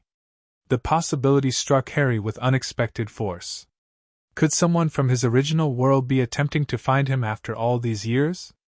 His parents were dead, he knew that much from the memories Brainiac had provided, but perhaps other family remained, or friends of his parents who had never given up searching. "If that's true," he said slowly, "then completely blocking the connection might not be the answer. Maybe we could establish a controlled communication channel, find out who's reaching from the other side." "Too dangerous," Batman countered immediately. "Any opening, however small, would give Brainiac the access point he needs." "But if we controlled the conditions," Harry persisted, ideas forming rapidly in his mind. "Established a magical containment field around the theater first, we might be able to allow minimal contact while preventing full-dimensional breach." Clark and Diana exchanged glances, clearly weighing the risks against the potential benefits. Kara stepped closer to Harry, her expression sympathetic but concerned. "Is this about stopping Brainiac?" she asked gently. "Or about making contact with your birth world?" The question was fair, and Harry forced himself to examine his own motivations honestly. The yearning to connect with his origins was powerful, more so than he'd been willing to admit, even to himself. But the threat Brainiac posed was real and immediate. "Both," he answered finally. "My connection to that world is the key to everything that's happening. Understanding it better might be our best chance of resolving this permanently, not just delaying the next attempt." Batman remained skeptical, but Diana nodded slowly. "There's wisdom in what Harry suggests. A controlled connection under our terms would be preferable to an uncontrolled breach under Brainiac's. If we attempt this," Clark said, "we'll need absolutely every precaution. Multiple containment layers, full League backup, and a kill switch that can sever the connection instantly if anything goes wrong." "I can create that," Harry confirmed, already mentally designing the necessary magical safeguards. "A triggered counterspell linked directly to my energy signature that would collapse any dimensional opening immediately." The decision hung in the air between them, weighty with potential consequences. Finally, Batman gave a curt nod. "We proceed with maximum caution," he stated. "Diana, contact Zatanna and Dr. Fate. Their return from Gemworld is now our top priority. Clark, coordinate with the Green Lanterns for outer atmosphere defense. Kara, work with Harry on the containment field specifications." As they moved to their assigned tasks, Harry felt the weight of responsibility settling heavily on his shoulders. The choices he made in the coming hours wouldn't just determine his own fate, but potentially the safety of 2 entire universes. The knowledge should have been crushing, but instead he felt a strange clarity, as if his entire life had been preparation for this moment of convergence between his 2 worlds. "Are you sure about this?" Kara asked quietly when they were alone, concern evident in her blue eyes. Harry considered the question seriously before answering. "No," he admitted. "But I'm sure that running away from who I am and where I came from isn't the answer either. Whatever happens next, I need to face it, all of it." Kara nodded, understanding in her expression. "Then we face it together." She hesitated, then added, "Just promise me something?" "Anything," he replied without hesitation.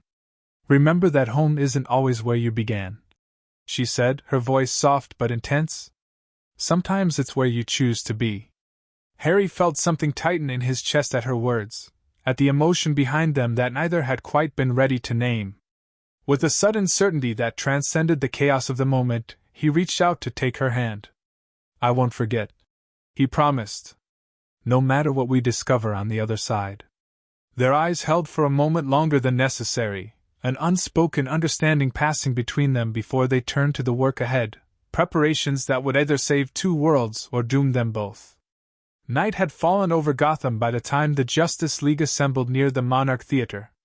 The surrounding blocks had been quietly evacuated under the guise of a gas leak, giving the heroes room to work without civilian casualties should things go wrong. Harry stood at the center of a complex magical diagram he'd spent the past hour creating, chalk lines infused with his unique energy creating a containment field that would theoretically allow controlled dimensional contact while preventing full breach. The device he'd created at the fortress hung at his chest, now reconfigured to act as a focal point rather than a shield. Around him, the League had established multiple defensive perimeters. Superman and Supergirl patrolled the skies above Gotham, watching for Brainiac's ships. Batman and his allies secured the ground approaches. Wonder Woman, Zatanna, and Dr. Fate formed the inner circle with Harry, their combined magical expertise providing layers of mystical protection.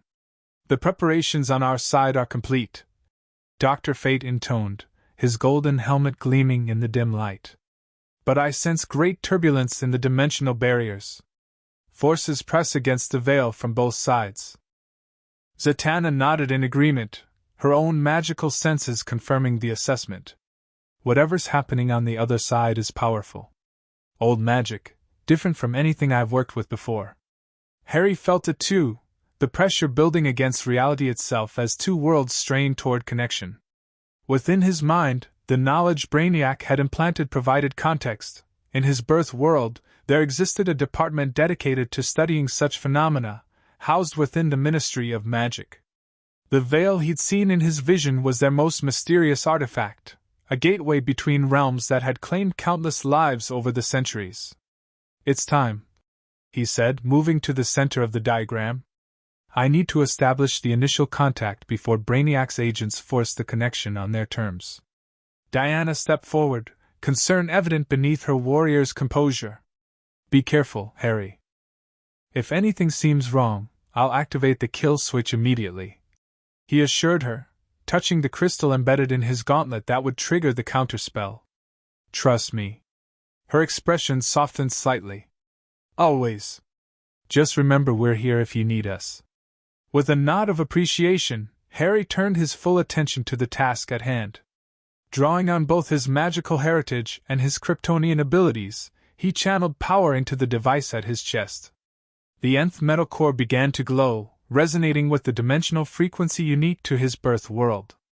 "I call to those who seek connection across the boundaries of worlds," he intoned, the words coming naturally though he never performed this specific ritual before. I am Harry James Potter, son of James and Lily, child of Earth Wizarding Prime, now of Earth Krypton DC. I open a path of communication between realms. The air before him shimmered, reality seeming to thin as the magical diagram beneath his feet illuminated with power. Within the shimmering distortion, shapes began to form, indistinct at first, then gradually resolving into what appeared to be a circular stone chamber. At its center stood an archway draped with a tattered black veil that moved gently, as if stirred by an unfelt breeze. The Veil of Death. Harry recognized it instantly from the knowledge Brainiac had provided, though seeing it directly sent a chill through him that no information package could have prepared him for.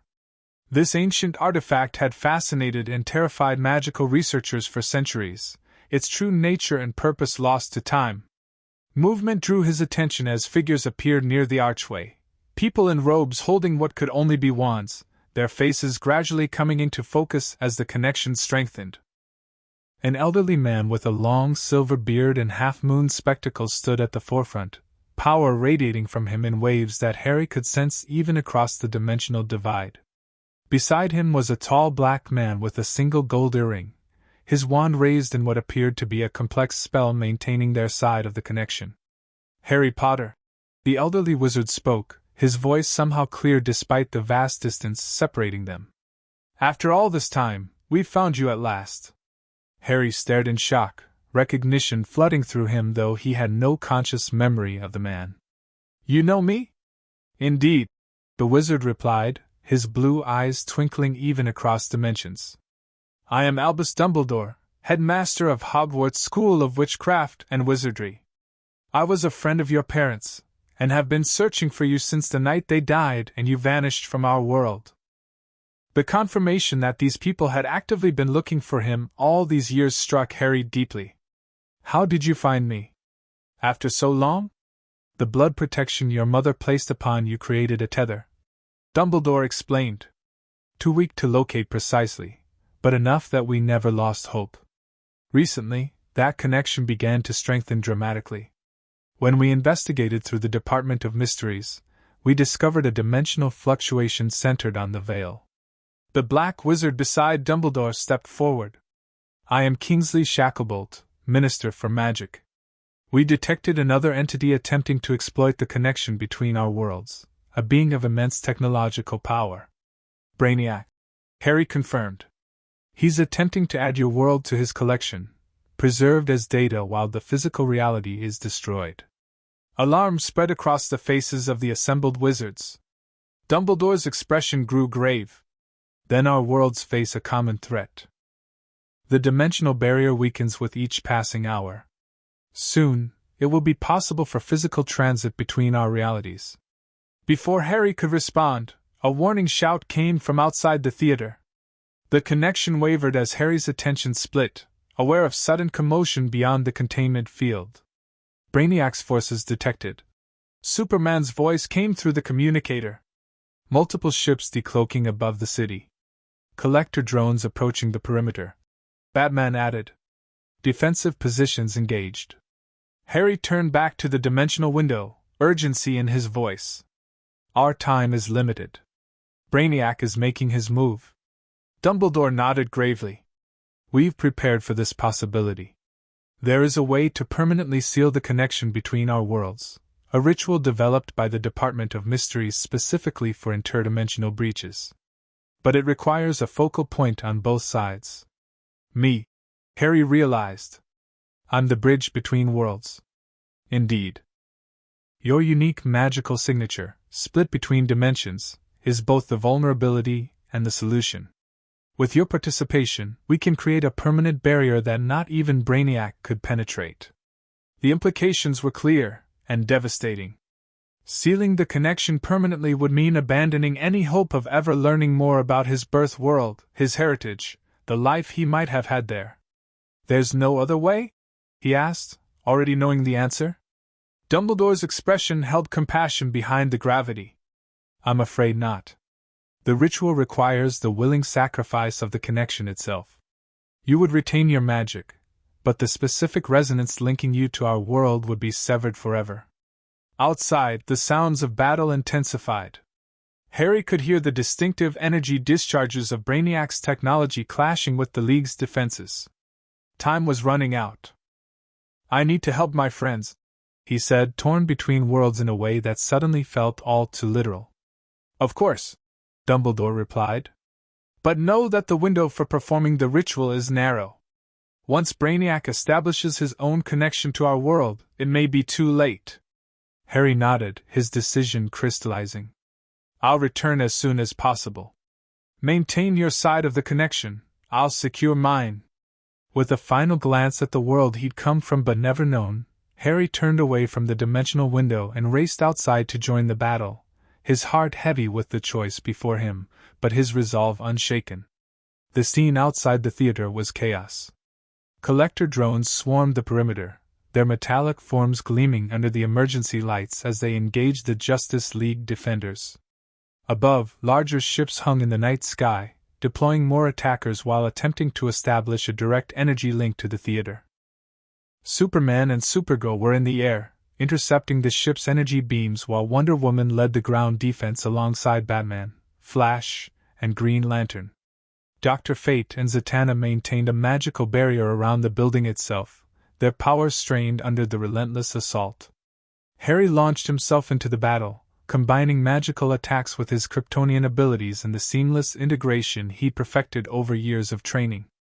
A group of drones attempting to breach the eastern perimeter were caught in a spell that temporarily negated their gravitational anchoring, sending them floating helplessly upward where Supergirl dispatched them with targeted heat vision.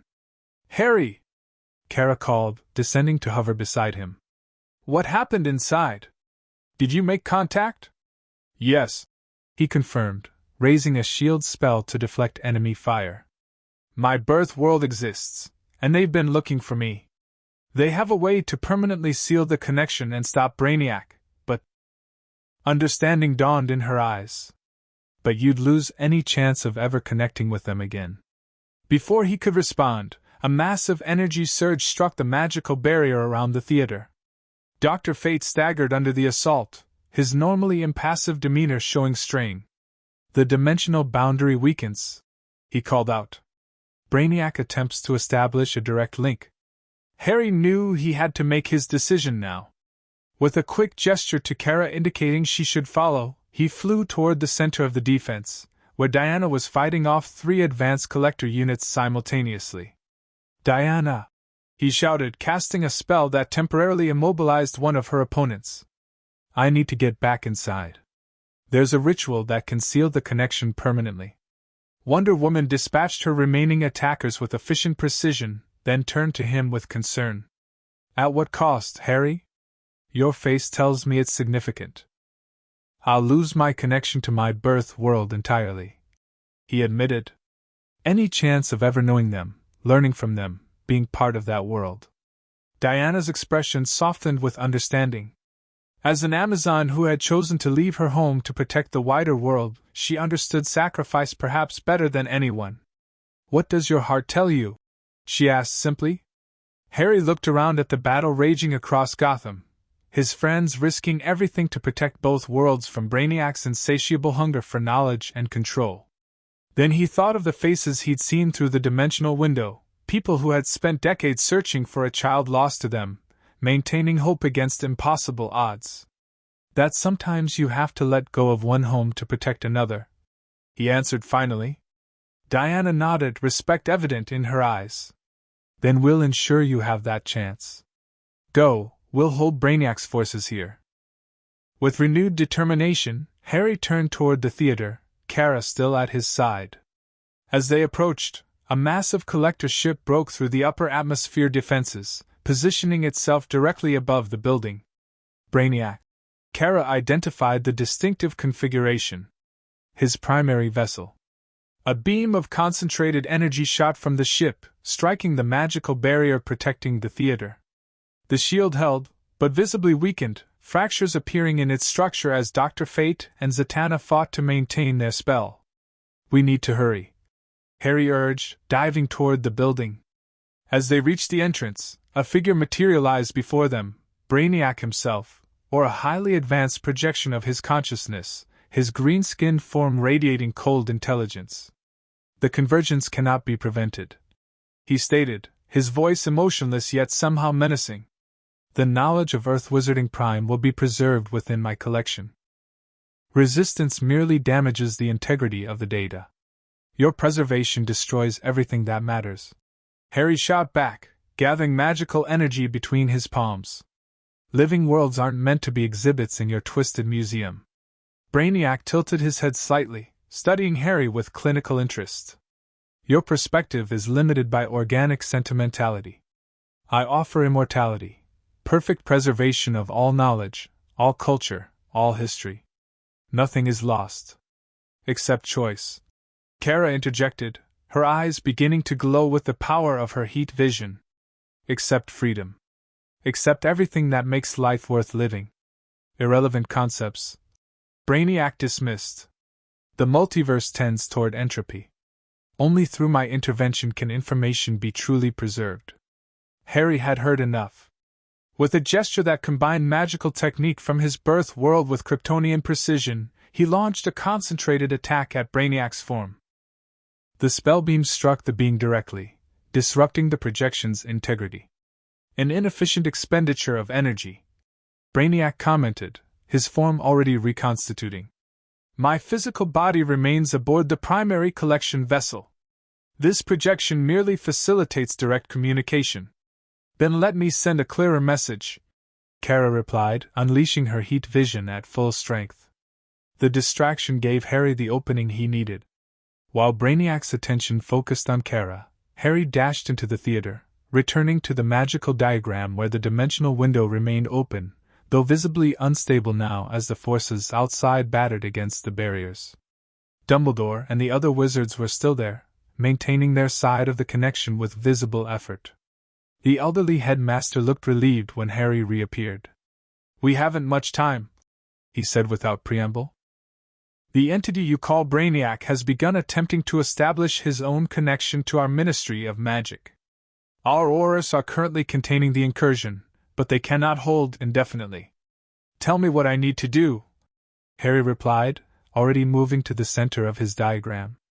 Dumbledore raised his wand, sending a stream of golden light through the dimensional window. The light formed into complex runic patterns that surrounded Harry, integrating with his own magical diagram. The ritual requires you to willingly surrender the connection to our world, Dumbledore explained. Not your magic itself, but the specific resonance that links you to your birth dimension. The surrender must be complete and unequivocal. Harry nodded, understanding the gravity of what was being asked. And once completed, the dimensional barrier will be restored to its natural state, with additional protections against future breaches, Kingsley Shacklebolt explained. Neither Brainiac nor any other entity will be able to exploit the connection again. The building shook as another assault struck the magical barriers outside. Harry knew his time was measured in minutes, perhaps seconds. Yet he hesitated, a lifetime of questions pressing against his mind. Before I do this, he said quickly, please, tell me something about my parents. Anything. I have so few memories. Dumbledore's blue eyes softened with compassion. James Potter was one of the bravest men I ever knew, talented, yes, mischievous certainly, but with a core of absolute loyalty to those he loved. Lily was brilliant beyond measure, kind to her soul, and possessed of a magical intuition I've rarely seen matched.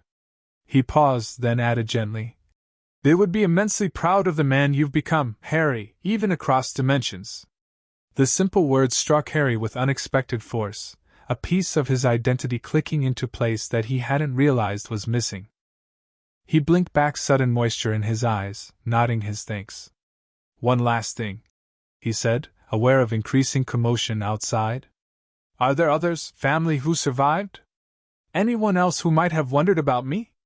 Your father's best friends, Sirius Black and Remus Lupin, never gave up searching, Dumbledore replied. And you have a godson, Teddy, Remus's son, who grew up hearing stories of the godfather who vanished into legend. The wizarding world has never forgotten the boy who lived. Harry absorbed this final piece of knowledge, these connections to people he would now never meet, with a bittersweet acceptance. They had remembered him, searched for him, kept his memory alive. It was more than he had dared hope for, and somehow enough. "I'm ready," he said, straightening his shoulders. Dumbledore raised his wand once more, beginning an incantation in Latin that resonated with Harry's magical core. The other wizards joined in, their combined magic flowing through the dimensional window to connect with Harry's diagram. As the ritual began, Harry felt the unique resonance that had always been part of him, the specific magical frequency that connected him to his birth world, rising to the surface of his consciousness. It felt like a thread woven through his very being, golden and warm with the echo of his mother's protection spell. Outside, he could hear the battle intensifying. A thunderous impact suggested Brainiac's primary ship had broken through the outer defenses. Soon, the Collector would establish his own connection to the magical world, beginning the preservation process that would destroy it as a living reality. "I freely surrender the connection between worlds," Harry intoned, the ritual words coming to him instinctively. "I release the bond that bridges dimensions, that both realities may be preserved in their integrity." The golden thread within him began to unravel, separating from his magical core. The sensation was painful but not physically so, more a profound emotional ache as a fundamental part of his identity prepared to depart. Through the dimensional window, the gathered wizards continued their incantation, their magic guiding the severed connection back to their side of reality. The veil in the Department of Mysteries began to glow with increasing intensity, absorbing the magical energy.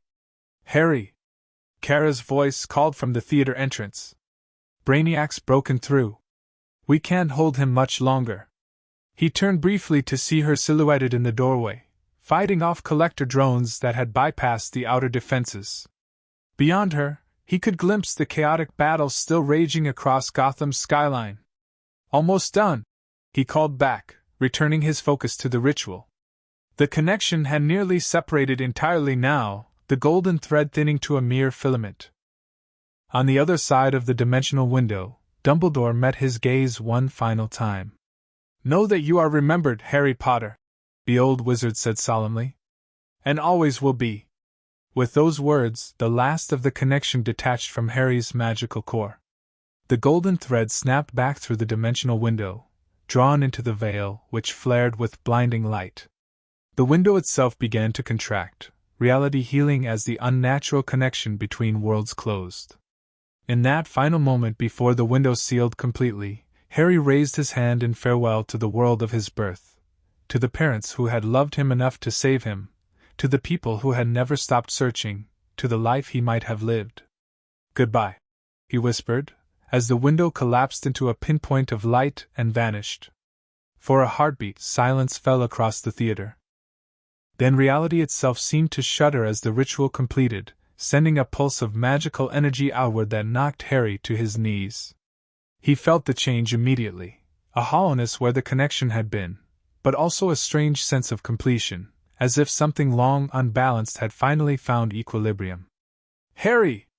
Kara was at his side in an instant, supporting him as he struggled to stand. "Did it work?" Before he could answer, a scream of electronic rage echoed through the building as Brainiac himself materialized fully in the center of the theater, his form crackling with energy. "What have you done?" the Collector demanded, actual emotion breaking through his usually dispassionate facade. "The connection is gone. The data pathway has collapsed completely." Harry straightened, drawing on his remaining strength. The ritual had drained him significantly, but his Kryptonian resilience was already beginning to compensate. "I chose which world to save," he replied simply. "Both of them." Brainiac's eyes narrowed, calculations visibly racing behind them. "Illogical. You've surrendered access to your birth dimension, knowledge that can never be recovered, history that is now lost to you permanently." "Not lost," Harry corrected. "Living on without me, as it should. Some things aren't meant to be collected, Brainiac. Some things are meant to be lived." The Collector's expression shifted to something resembling contempt. "Primitive sentimentality. The opportunity for perfect preservation has been squandered." "No," came Diana's voice as she entered the theater, lasso glowing at her side. "The opportunity for domination has been prevented. There's a difference." Superman and Batman appeared behind her, followed by other League members as the battle outside concluded. With his primary objective thwarted, Brainiac's forces had begun to withdraw, leaving only the Collector himself to face the assembled heroes. Brainiac assessed the situation with cold precision. This setback is temporary. There are other dimensional nexus points, other unique energy signatures to exploit. The collection continues. Not today, Superman stated firmly, stepping forward. And not here. Recognizing his tactical disadvantage, Brainiac's form began to shimmer as he initiated emergency teleportation back to his ship. We will meet again, Harry Potter Kent. Your unique energy signature remains of interest to my database, even without its dimensional component. With those ominous words, the Collector vanished, leaving only a lingering electronic hum that quickly faded to silence. For a moment, no one spoke. Then Batman activated his communicator. Watchtower, confirm status of Brainiac's fleet. Retreating from Earth orbit, Johns reported. All Collector ships have engaged faster than light drives. They're gone for now. A collective breath seemed to release around the room. The immediate crisis had passed, though all knew Brainiac would return eventually. He always did. Diana approached Harry, concern evident as she noticed his drained state. The ritual is complete?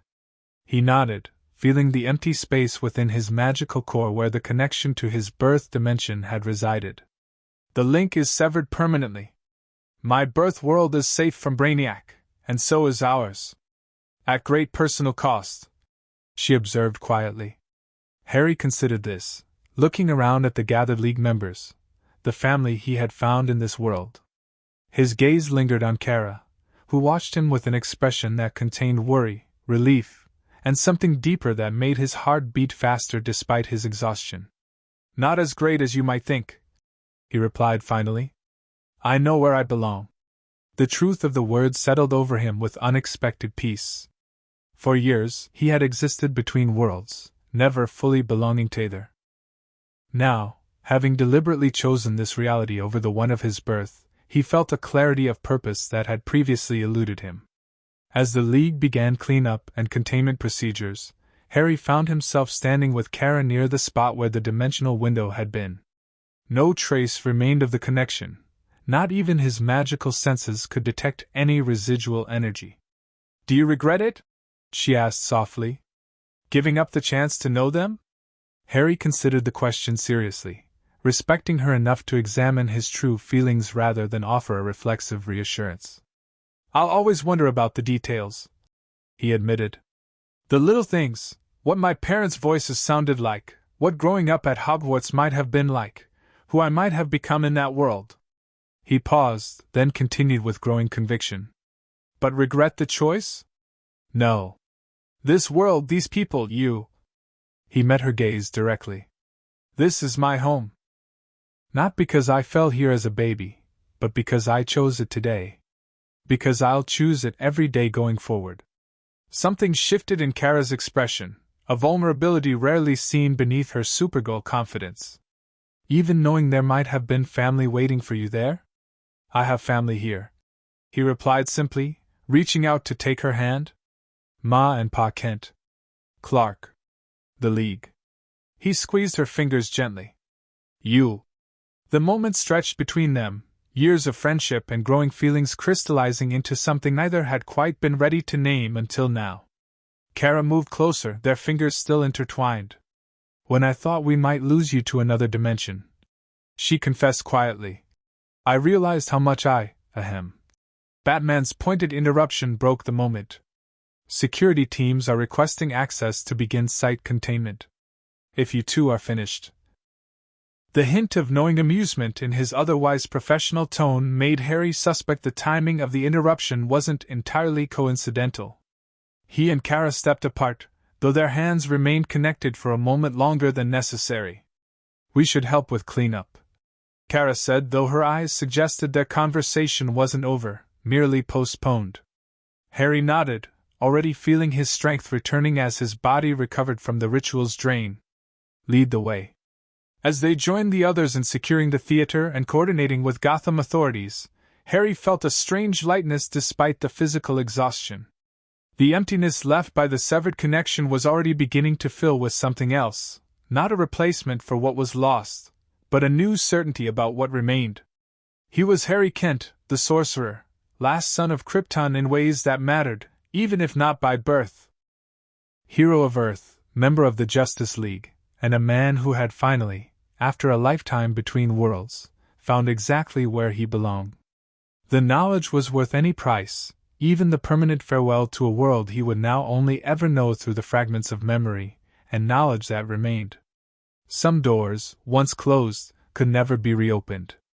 But others, Harry glanced at Kara as she coordinated with Diana, were just beginning to open, promising futures he was only now allowing himself to imagine. Whatever came next, he would face it whole and undivided, his path chosen not by the accident of dimensional travel that had brought him to this world as an infant, but by the deliberate choice of the man he had become. And that, Harry reflected as dawn began to break over Gotham, illuminating his friends and colleagues as they worked to restore order, was perhaps the most powerful magic of all. Chapter 2: Worlds in Collision. 3 weeks after the confrontation at the Monarch Theater, Harry stood atop the Daily Planet building, the iconic Golden Globe casting long shadows in the setting sun.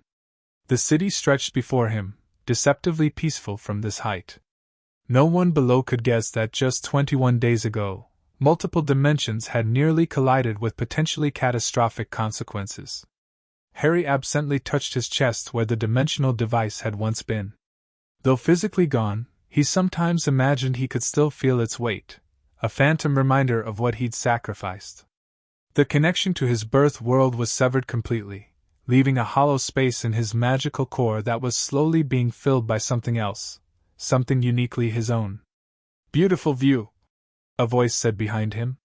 Harry didn't need to turn to know Diana had found him.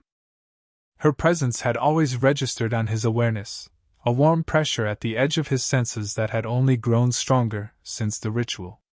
"I come here to think sometimes," he admitted as she moved to stand beside him. "Clark thinks it's funny, says I'm the only reporter who takes breaks on the roof instead of in the break room." Diana smiled, the last rays of sunlight catching in her raven hair. Even in civilian clothes, tailored slacks and a simple blouse, she carried herself with the unmistakable dignity of an Amazon warrior. "And what are you thinking about today?" she asked, her gaze fixed on the horizon where stars were beginning to appear. Harry considered deflecting with something light, but this was Diana.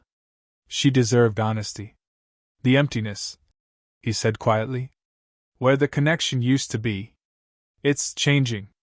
Growing into something different." Diana nodded, unsurprised. "Zatanna mentioned your magical signature has been evolving. She says it's more stable now, more cohesive." "It feels that way," Harry agreed. "Like I've spent my life with two different power sources competing for control, and now they're finally integrating properly." "Because you chose," Diana said simply. "You're no longer caught between worlds." The observation struck Harry as profoundly true. His entire life had been defined by his dual nature, Kryptonian and magical, alien and human, orphan and beloved son. The ritual hadn't just severed his connection to his birth dimension, it had forced him to make a definitive choice about who he was and where he belonged. "I should thank you," he said, finally turning to look at her directly, "for understanding what that choice meant. Not everyone did." Diana's expression softened. "Some choices resonate across lifetimes, Harry. I made one when I left Themyscira. I recognized the same gravity in yours." A comfortable silence fell between them as the last colors of sunset faded from the sky. Far below, Metropolis began its nightly transformation, office lights dimming as entertainment districts brightened. "You didn't come here just to check on my emotional state," Harry observed eventually. "What's happening?" "Perceptive as always," Diana acknowledged with a slight smile.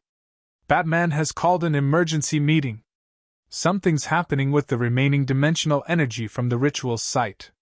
He was unusually insistent about your attendance." Harry frowned. The League had maintained continuous monitoring of the Monarch Theater since the confrontation with Brainiac. There shouldn't be any significant energy remaining after the ritual had sealed the connection. When? No, Diana replied. The javelin is waiting. Harry nodded, already reaching for the special ring he wore that contained his compressed uniform. A quick spell and a blur of movement later, the sorcerer stood where Harry Ken had been, emerald gauntlets gleaming against the deep crimson of his cape. Race you there? He suggested, a hint of mischief in his eyes. Diana's answering smile held a competitive edge as she activated her own quick-change device, her business attire instantly replaced by her Amazonian armor. You've been training with Kara again, haven't you? She asked, recognizing the telltale confidence in his flying stance. 3 times a week, Harry confirmed. She says my aerial maneuverability is finally somewhat adequate. High praise from a Kryptonian. Diana laughed, launching herself into the air with graceful power. But I've been flying since before either of you were born. She streaked away toward the horizon, leaving Harry to grin appreciatively before accelerating after her, the lights of Metropolis blurring beneath them as both heroes raced toward the Watchtower rendezvous point. The Batcave was unusually crowded. Batman had apparently decided that this particular emergency warranted a full tactical team rather than just the core League members. Besides Batman himself, the gathered heroes included Superman, Supergirl, Green Lantern, Zatanna, Dr. Fate, Martian Manhunter, and Cyborg. Harry and Diana arrived simultaneously, having maintained their good-natured race all the way from Metropolis. The assembled heroes looked up at their entrance, expressions ranging from Clark's amused recognition of their competition to Batman's impassive focus. Now that everyone's here, Batman said without preamble, we can begin. He activated the central holographic display, showing a 3-dimensional model of Gotham City with the Monarch Theater highlighted.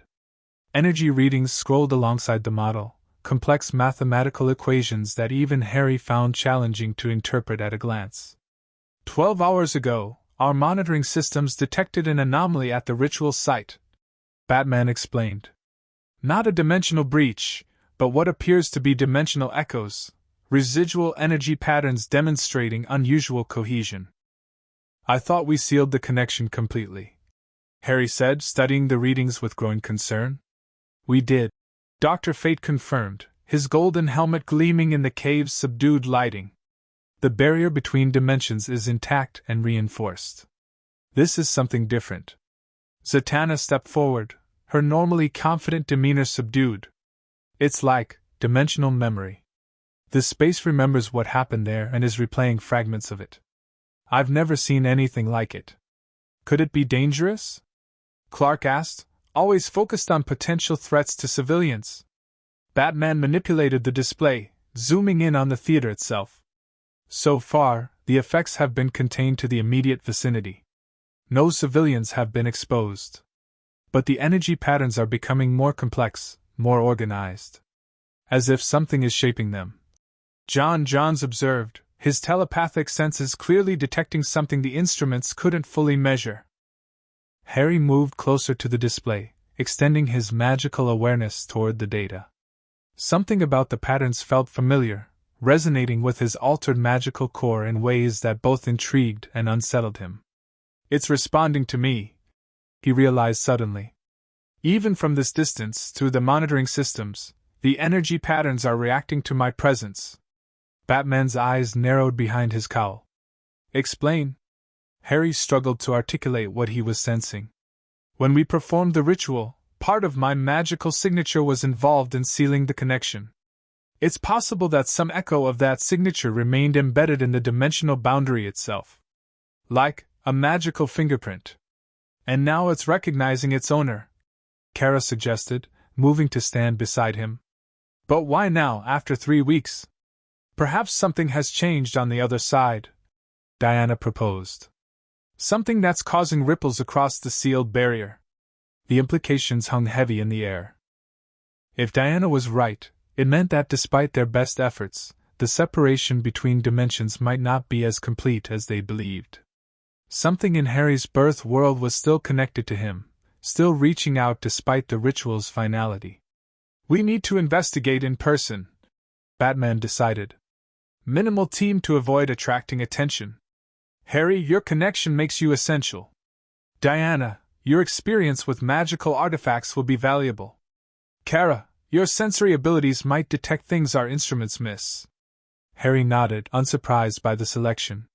The three of them had worked together effectively during the Brainiac incident, their combined abilities covering physical, magical, and sensory aspects of any potential threat. What about Brainiac? Clark asked, concern evident in his voice. If he's monitoring for dimensional disturbances, this could draw his attention again. The League will maintain heightened alert status, Batman replied. John will coordinate from the watchtower. If Brainiac returns, we'll be ready. Harry appreciated the precaution, but something about this situation felt different from Brainiac's machinations. The energy patterns displayed on the hologram weren't structured like technological intrusions. They were organic, almost natural. When do we leave? Diana asked, already checking her weapons with practiced efficiency. Immediately, Batman answered. The anomaly appears to be intensifying. We need to understand what we're dealing with before it evolves further. As the meeting concluded and the team prepared for departure, Kara pulled Harry aside, her expression concerned. How are you feeling about this? She asked quietly. It can't be easy, facing remnants of what you gave up. Harry considered the question seriously. 3 weeks ago, he had made peace with severing his connection to his birth world. The finality of that choice had been painful but cleansing. Now, faced with the possibility that some echo remained, his feelings were more complicated. Honestly? I don't know, he admitted. Part of me hopes it's nothing significant, just residual energy dissipating naturally. But another part wants a second chance to learn about where you came from. Kara finished for him, understanding in her blue eyes. It's okay to feel conflicted, Harry. Anyone would. He nodded, grateful for her perception. Of everyone in the League, Kara best understood his situation. Like him, she had arrived on Earth with memories of another world, another life that sometimes felt more dream than reality. The difference was that Kara remembered her home clearly. Harry had only fragments, tantalizing glimpses of what might have been. Whatever we find, Kara continued, resting her hand briefly on his arm. You don't have to face it alone. That's why we're a team. The simple reassurance grounded him, as it always did. Whatever complicated feelings existed between them, and Harry could no longer pretend they were merely friends, Kara's steady presence was something he'd come to rely on. I know, he said softly. Thank you. Their eyes held for a moment longer than necessary before Batman's voice broke the connection. Transport to Gotham in 5 minutes, he announced. Suit up. Gotham City at night possessed a different energy than Metropolis, darker, heavier, weighted with shadows that seemed to breathe with malevolent life. The Monarch Theater stood as a crumbling monument to faded glory, its Art Deco facade deteriorating beneath decades of neglect.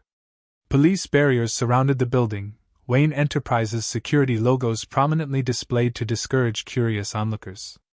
Harry, Diana, and Kara materialized in the theater's lobby courtesy of the Justice League's targeted teleportation system. Batman had remained in the cave to coordinate, his intimate knowledge of Gotham's security systems ensuring they wouldn't be interrupted. The anomaly is centered in the main theater. His voice informed them through their communicators. Proceed with caution. Energy readings are fluctuating unpredictably. The lobby retained hints of its former grandeur. Marble floors now cracked and stained, ornate moldings dulled beneath layers of dust and cobwebs. Harry led the way toward the main auditorium, his magical senses extending ahead to map the energy patterns Batman had detected. It's stronger than the readings suggested, he murmured as they approached the double doors. And more coherent. Like it's organizing itself into something specific. I can see it, Kara confirmed, her enhanced vision penetrating the doors. Some kind of energy field centered where the dimensional window formed during the ritual. It's pulsing in a regular pattern, almost like a heartbeat. Diana unhooked her lasso from her belt, the golden cord beginning to glow softly in response to the nearby magical energies. The truth of this place has been disturbed. The boundary between what is and what might have been grows thin. Her poetic description captured something essential about what Harry was sensing. This wasn't just residual energy, it was potential, possibility, a whisper of what could exist in the space between dimensions. Taking a deep breath, Harry pushed open the doors to the theater. The auditorium beyond had been transformed. Where before there had been only decaying seats and a moldering screen, now a swirling vortex of golden light hovered above the central area where Harry had performed the ritual 3 weeks earlier. The magical diagram he'd drawn still marked the floor, its lines now glowing with renewed power. But most striking was what appeared within the vortex, not a window to another dimension, but a series of rapidly shifting images. Hogwarts Castle viewed from across a lake, a great hall with floating candles, a forest filled with strange creatures, streets lined with shops that could only exist in a world of magic. Memories, Harry whispered, recognizing scenes from the knowledge package Brainiac had implanted in him. My birth world's memories, somehow preserved in the dimensional echo. This shouldn't be possible, Diana said, her lasso now glowing brightly in response to the phenomenon. The ritual sealed the connection completely. Not completely enough, Kara observed, scanning the energy field with her various vision powers. There's a pattern here, like the energy is being drawn through microscopically thin filaments that connect back to. She turned to look directly at Harry, realization dawning in her eyes. To you, she finished. You're still connected, Harry. Not through the original dimensional link, but through something more fundamental. Something the ritual couldn't sever. Harry felt a chill run through him at her words. His hand moved unconsciously to his chest, to the spot where his heart beat with the combined strength of Kryptonian physiology and magical vitality. My core self, he said softly. The essence of who I am transcends dimensions. That's what's creating the echo, not a breach in the barrier, but my own existence resonating across it. The revelation struck him with profound implications. He had surrendered the conscious connection to his birth world, but something deeper remained, an ontological connection that couldn't be severed because it was foundational to his very being. Before they could discuss further, the vortex pulsed suddenly, expanding outward before contracting again with intense focus. The images within shifted, no longer random scenes but a specific location, a circular stone chamber containing an ancient archway draped with a tattered black veil. The Veil of Death. Harry identified it from Brainiac's knowledge. The artifact in the Department of Mysteries that connects to the space between worlds. As if responding to his recognition, the image stabilized, becoming clearer and more detailed. Figures moved around the archway, robed individuals whose faces Harry couldn't quite distinguish. They appeared to be conducting some kind of experiment or ritual, directing energy at the veil with wand-like instruments. They're trying to re-establish contact, Diana realized, her tactical mind quickly assessing the situation. Your counterparts in the other dimension, they haven't given up on finding you. The observation sent a complex wave of emotions through Harry: hope, fear, guilt, longing. He had made his choice to protect both worlds, believing the connection permanently severed. The possibility that those on the other side might be attempting to reach across anyway raised both tantalizing possibilities and terrible dangers. Can they succeed? He asked, directing the question to no one in particular. Unlikely without your participation, Diana answered thoughtfully. The ritual required your willing surrender of the connection. Logically, re-establishing it would require your willing acceptance. Kara moved closer to the vortex, careful not to touch the swirling energies. But if they keep trying, they might create instabilities in the dimensional barrier. Weaknesses Brainiac could exploit if he's monitoring for such things. Harry knew she was right. The danger hadn't passed just because they'd won the initial confrontation. Brainiac's parting words echoed in his memory. We will meet again, Harry Potter Kent. Your unique energy signature remains of interest to my database, even without its dimensional component. We need to send them a message, he decided. Let them know their attempts could be dangerous. That the separation needs to remain in place for everyone's safety. How? Kara asked. This isn't a communication channel, just an echo. Harry considered the problem, his mind racing through magical theory from both his formal training and the knowledge Brainiac had provided. There might be a way, but it would require him to interact directly with the dimensional echo, to touch the very connection he'd sacrificed. I think I can imprint an intention into the energy field, he said slowly. Not words exactly, but a feeling, a warning that would resonate with the magical signatures on the other side. Diana's expression turned concerned. That could be dangerous, Harry. Interacting with these energies might strengthen the very connection we're trying to discourage. Or it might provide the closure necessary for the echo to dissipate naturally, he countered. Either way, we can't just leave this active and hope it resolves itself. Not with Brainiac still out there. After a moment of consideration, Diana nodded, though her concern remained evident. How would you do it? Harry approached the edge of his original ritual diagram, studying the glowing lines with both magical and Kryptonian senses. I'd need to recreate a partial version of the ritual, enough to establish momentary contact with the echo but not enough to reopen the full connection. I don't like this, Kara said flatly.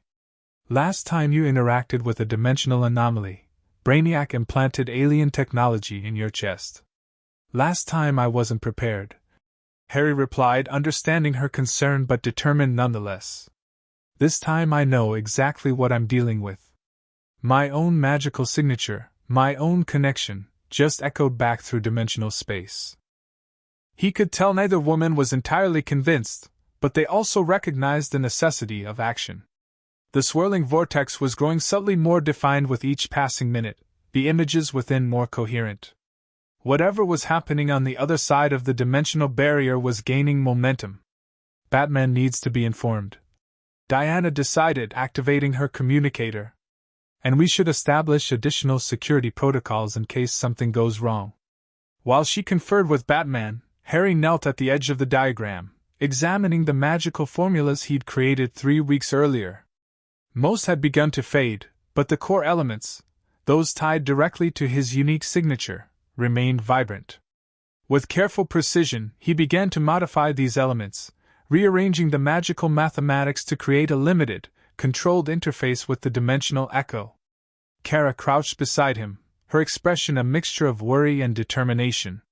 Tell me what you need me to do. Harry appreciated her pragmatism. Despite her reservations, she wasn't trying to talk him out of this course of action, just ensuring he had support. Monitor my vital signs, he instructed. If my Kryptonian physiology shows any signs of stress or my magical aura begins to destabilize, pull me back immediately. Physical contact should break the connection. She nodded, her eyes already shifting to utilize her various sensory abilities. What about Diana? Her lasso can serve as an anchor, Harry explained. If something tries to pull me through, the lasso's connection to truth can help distinguish reality from dimensional illusion. Diana rejoined them, having concluded her conversation with Batman. He's activating emergency protocols, but agrees this may be our best option. Zatanna and Dr. Fate are standing by for magical intervention if necessary. Harry nodded, completing the final adjustments to the ritual diagram. The modified formula glowed with subdued power, establishing a controlled perimeter around the swirling vortex without directly connecting to it. I'm ready, he said, rising to his feet. Diana uncoiled her lasso, the golden cord shimmering with divine energy. This will maintain your connection to our world, regardless of what you experience. She wrapped one end around Harry's wrist, the familiar warmth of the mystical weapon immediately grounding him in truth and reality. Kara positioned herself at his other side, close enough to intervene instantly if needed. Just a warning, Harry reminded them. Nothing more. No matter what I see or what's offered. Both women nodded, their expressions solemn. With a deep breath, Harry stepped into the modified ritual diagram and extended his hands toward the vortex, channeling his magic not as a spell but as pure intention, a message, a feeling, a truth that needed to cross the dimensional divide. The effect was immediate. The vortex responded to his presence, the swirling energies coalescing into a more defined shape, not quite a window but something closer to a mirror, reflecting both this reality and echoes of another. The image of the veiled chamber stabilized completely, the figures around it becoming clear enough for Harry to distinguish features. An elderly wizard with a long silver beard and half-moon spectacles stood at the forefront. Albus Dumbledore, Harry recognized from Brainiac's information. Beside him was the dark-skinned wizard identified as Kingsley Shacklebolt, and several others Harry didn't recognize. They appeared to be in the midst of a complex magical working, their wands directing energy toward the veil in synchronized patterns. As Harry's intention touched the dimensional echo, the wizards reacted, looking up as if sensing his presence. Dumbledore's eyes widened with recognition, though Harry knew the connection wasn't true communication, merely resonance across a barrier that could not be crossed. Danger, Harry projected, focusing his intention into a pure concept rather than words. Threat. Protection requires separation.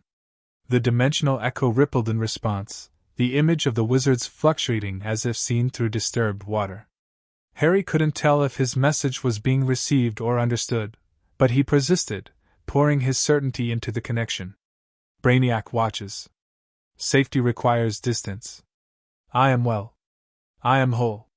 I have chosen. For a moment, nothing happened. Then, slowly, Dumbledore nodded, as if comprehending at least the essence of Harry's warning. The elderly wizard raised his hand in what appeared to be both greeting and farewell, then turned to speak urgently to his colleagues. The image began to fade, the wizard's activities shifting from what had seemed like attempts to strengthen the connection to something different, containment, perhaps, or stabilization of their side of the dimensional barrier. Relief washed through Harry. They had understood. They were withdrawing, respecting his choice and the necessity of separation. The danger would, without warning, the vortex pulsed violently, a surge of foreign energy flooding through the dimensional echo. The image of the Department of Mysteries vanished, replaced by a swirling chaos of fractured scenes and broken landscapes. Harry felt something grasp at him, not the wizard's magic but something else, something cold and calculating and familiar. Brainiac! He shouted in warning, trying to withdraw from the connection. He's intercepted the echo! Diana's lasso tightened around his wrist, its divine truth revealing properties burning away the false sensations attempting to envelop him. Kara moved with superspeed, grabbing Harry's shoulders to physically pull him back from the vortex. But the connection had already been established. Through it flowed not just energy but information, data streaming directly into Harry's consciousness, overwhelming his mental defenses.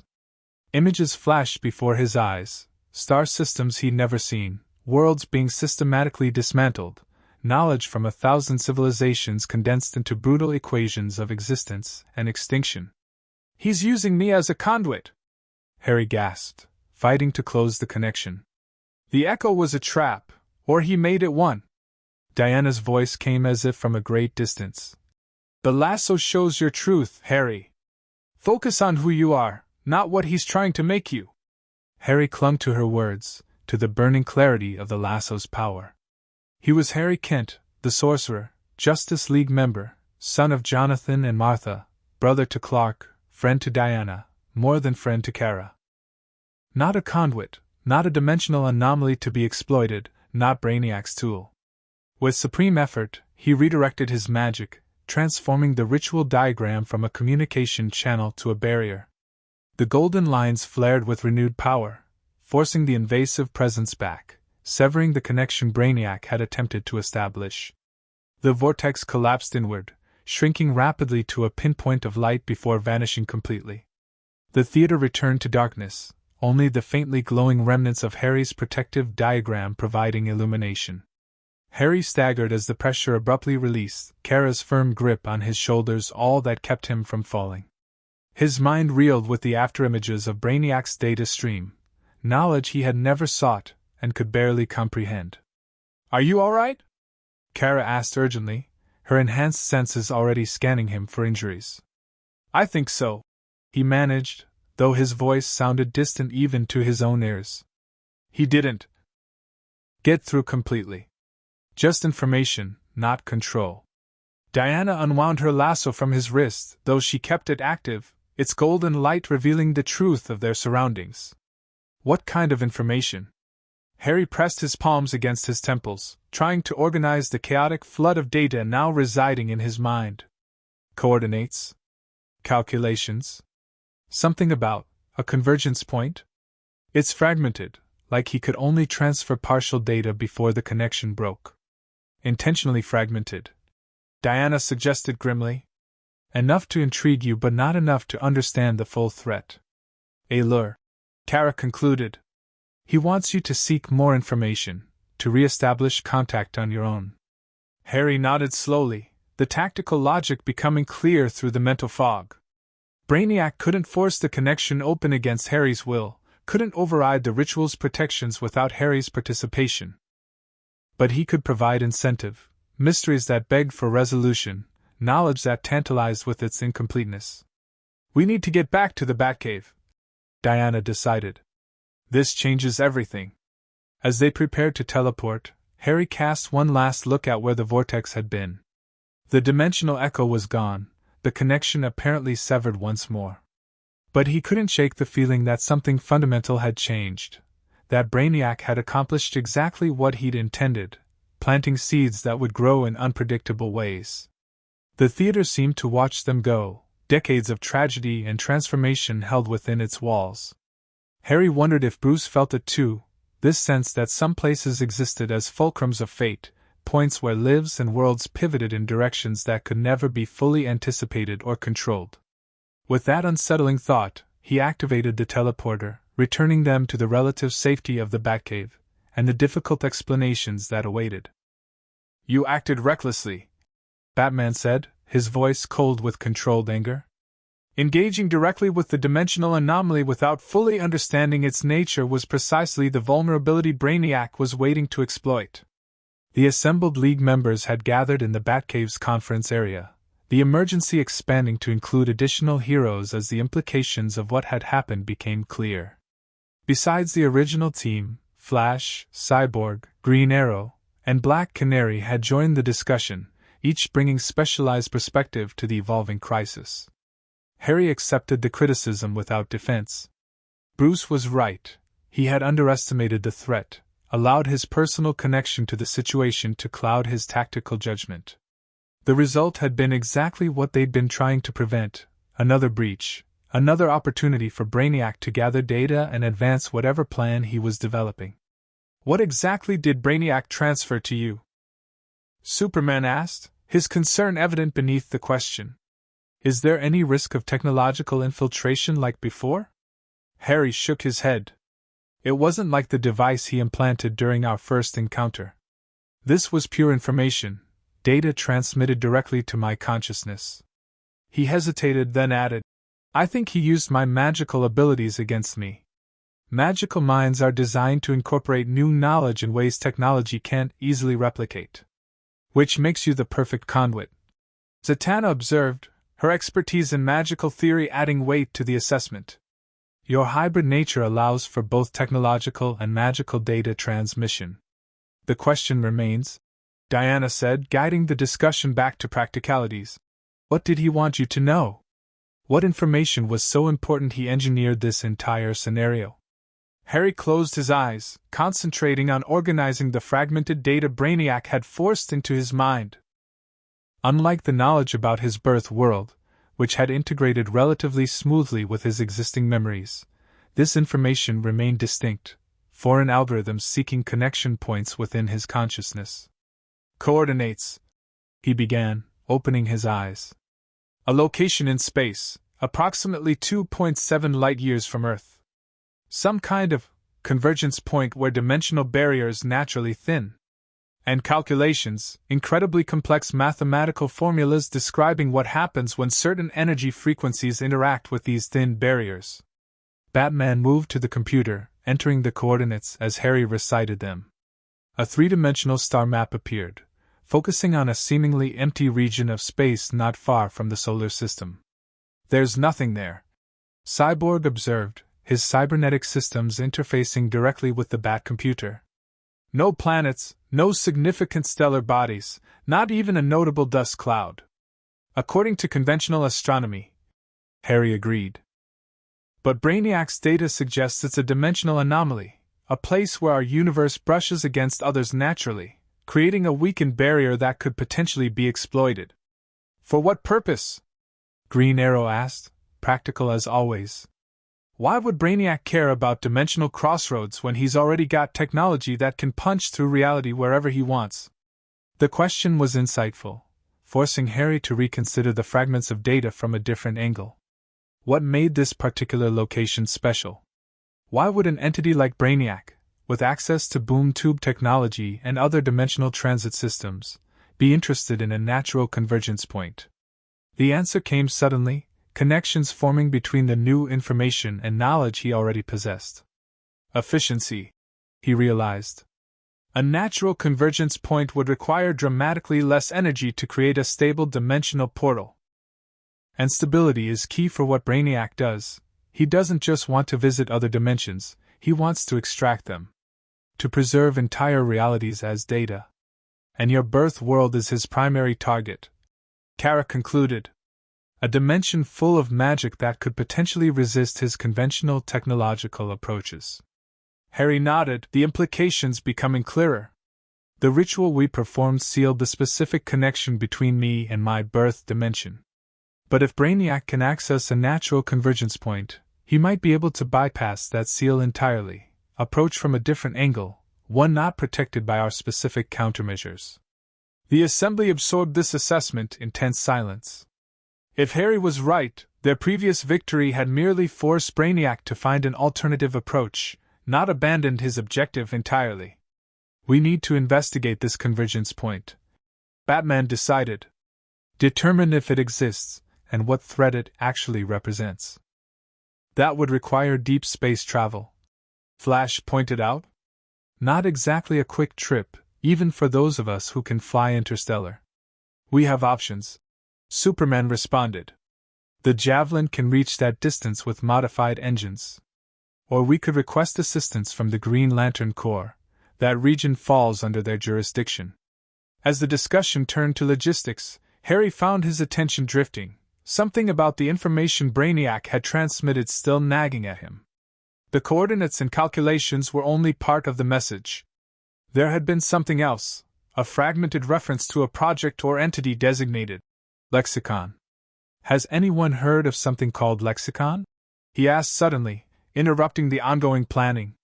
The question drew blank looks from most of the assembled heroes, but Batman's expression shifted subtly, the minute change that indicated recognition to those who knew him well. Where did you encounter that term? Batman asked, his voice carefully neutral. It was part of Brainiac's data package. Harry explained. Just a fragment, but it seemed significant somehow. Like it was meant to stand out among the other information. Batman moved to a secure terminal, entering a series of commands that required multiple biometric confirmations. The main display shifted to show a classified file with limited access notifications prominently displayed. Project Lexicon is a theoretical research initiative supposedly abandoned by LexCorp 3 years ago. Batman informed them. My intelligence suggested otherwise, but I've been unable to confirm the project's current status or exact nature. The connection to Lex Luthor sent a ripple of tension through the room. Superman's expression darkened, his history with Luthor coloring his reaction to any mention of his nemesis. What was the project's purpose? Diana asked, focusing on the essential information. Officially, dimensional energy research for clean power generation, Batman replied. Unofficially, my sources indicated Luthor was attempting to develop technology that could harness energy from parallel dimensions to create weapons capable of affecting Kryptonians despite their usual invulnerability. Harry felt a chill at the implication. And now Brainiac is pointing me toward this project? That can't be coincidence. Brainiac and Luthor have collaborated before. Superman reminded them grimly. Though such alliances rarely end well for either party. The possibility that Brainiac might be working with Lex Luthor added a new and dangerous dimension to the threat they faced. Brainiac's cold calculation combined with Luthor's human ingenuity and obsessive hatred of Kryptonians made for a particularly lethal combination. We need to investigate both angles, Batman decided. A team for the spatial coordinates and another to determine Lexicon's current status. I should be part of both teams, Harry said, knowing his connection to the information made him valuable despite the risks. The data is in my head. I might recognize things others would miss. Too dangerous. Batman countered immediately. If Brainiac is attempting to manipulate you specifically, placing you at either location could be playing directly into his strategy. Harry wanted to argue but recognized the logic. His judgment had already been compromised once today. He couldn't dismiss the possibility that even now, Brainiac's information was influencing his decisions in subtle ways. What about a middle approach? Kara suggested. Harry coordinates from the watchtower, providing insight without directly exposing himself to whatever Brainiac might have planned at either location. The suggestion had merit, balancing the need for Harry's knowledge with appropriate caution regarding Brainiac's intentions. After brief discussion, the teams were organized. Superman, Green Lantern, and Martian Manhunter would investigate the spatial coordinates, while Batman, Diana, and Cyborg would look into Project Lexicon's current status. Kara would remain with Harry at the watchtower, both to protect him if necessary and to provide immediate response capability. As the meeting concluded and preparations began, Harry found himself again confronting the complex emotions the day had stirred. The brief contact with the dimensional echo had rekindled questions he thought resolved, reminding him of the world and people he'd chosen to leave behind. Now Brainiac's interference had added new complications, new dangers that might threaten both his adopted home and the dimension of his birth. "You're troubled," Diana observed, approaching as the others dispersed to their assignments. "More than the tactical situation warrants." Harry appreciated her perception. Diana had always been able to see beyond his carefully maintained composure to the conflicts beneath. "I made a choice," he said quietly. "I thought it was final, that I'd accepted the consequences fully. But today, seeing that echo, feeling that connection again, it made me wonder if I truly understood what I was giving up." Diana's expression softened with understanding. "Some choices must be made again and again, Harry. The true test isn't the moment of decision but the days that follow, when doubt and second thoughts arise." "How do you do it?" he asked, genuine curiosity in his voice. "You left Themyscira, chose the world of men over your home. Do you ever regret it?" "Every day," she admitted without hesitation. "And yet, not for a moment. Both statements are true, because meaningful choices always carry both loss and gain. The wisdom lies in honoring both, the path taken and the path forsaken." Her words resonated deeply with Harry's experience. The ritual had been necessary, his choice to protect both worlds rather than risk either one the only decision his conscience would allow. Yet the loss remained real, the possibilities untaken a shadow alongside the life he'd chosen. "Thank you," he said simply, knowing she would understand what he couldn't fully articulate. Diana nodded, her hand briefly touching his arm in a gesture of solidarity before she moved to join Batman and Cyborg for their mission preparations. The warmth of that simple contact lingered, a reminder of the connections that anchored him to this world, this reality, this chosen family of heroes. Across the cave, Kara was conferring with Clark, their Kryptonian heritage evident in the subtle similarities of gesture and expression despite their different personalities. Catching his gaze, she offered a small smile, reassurance and promise combined in a look that spoke volumes about their evolving relationship. These were the tethers that held him: Diana's wisdom and strength, Kara's understanding and hope, Bruce's unflinching dedication, Clark's compassionate example. Whatever Brainiac intended with his manipulations, whatever challenges the coming days might bring, Harry would face them grounded in these connections, the family he had chosen, the world he had claimed as his own. With renewed determination, he moved to join the preparations, resolved not to let Brainiac's machinations undermine the choice he had made or the life he had built. The path forward might be uncertain, but his commitment to it was not. The watchtower hummed with subdued energy as Harry and Kara monitored both mission teams from the command center. The vast observation window provided a breathtaking view of Earth below, peaceful and unaware of the dimensional complications that threatened its safety. 24 hours had passed since the teams had deployed. Superman's group had reached the coordinates Brainiac had provided, finding what appeared to be exactly what Harry's information had suggested, a region of space where normal physical laws demonstrated subtle anomalies consistent with dimensional thinning. They were currently conducting detailed scans, careful not to disturb whatever delicate balance maintained the convergence point's stability. Batman's team had made less visible progress, but had uncovered troubling connections. Project Lexicon hadn't been abandoned as officially claimed. Instead, it had been moved to a secret facility beneath the Andes Mountains, with funding channeled through a labyrinthine network of shell companies. More concerning, there had been unmistakable evidence of Kalyuan technology, Brainiac's signature engineering, integrated with LexCorp's more conventional designs. "They're definitely working together," Harry observed, studying the encrypted images Batman had transmitted.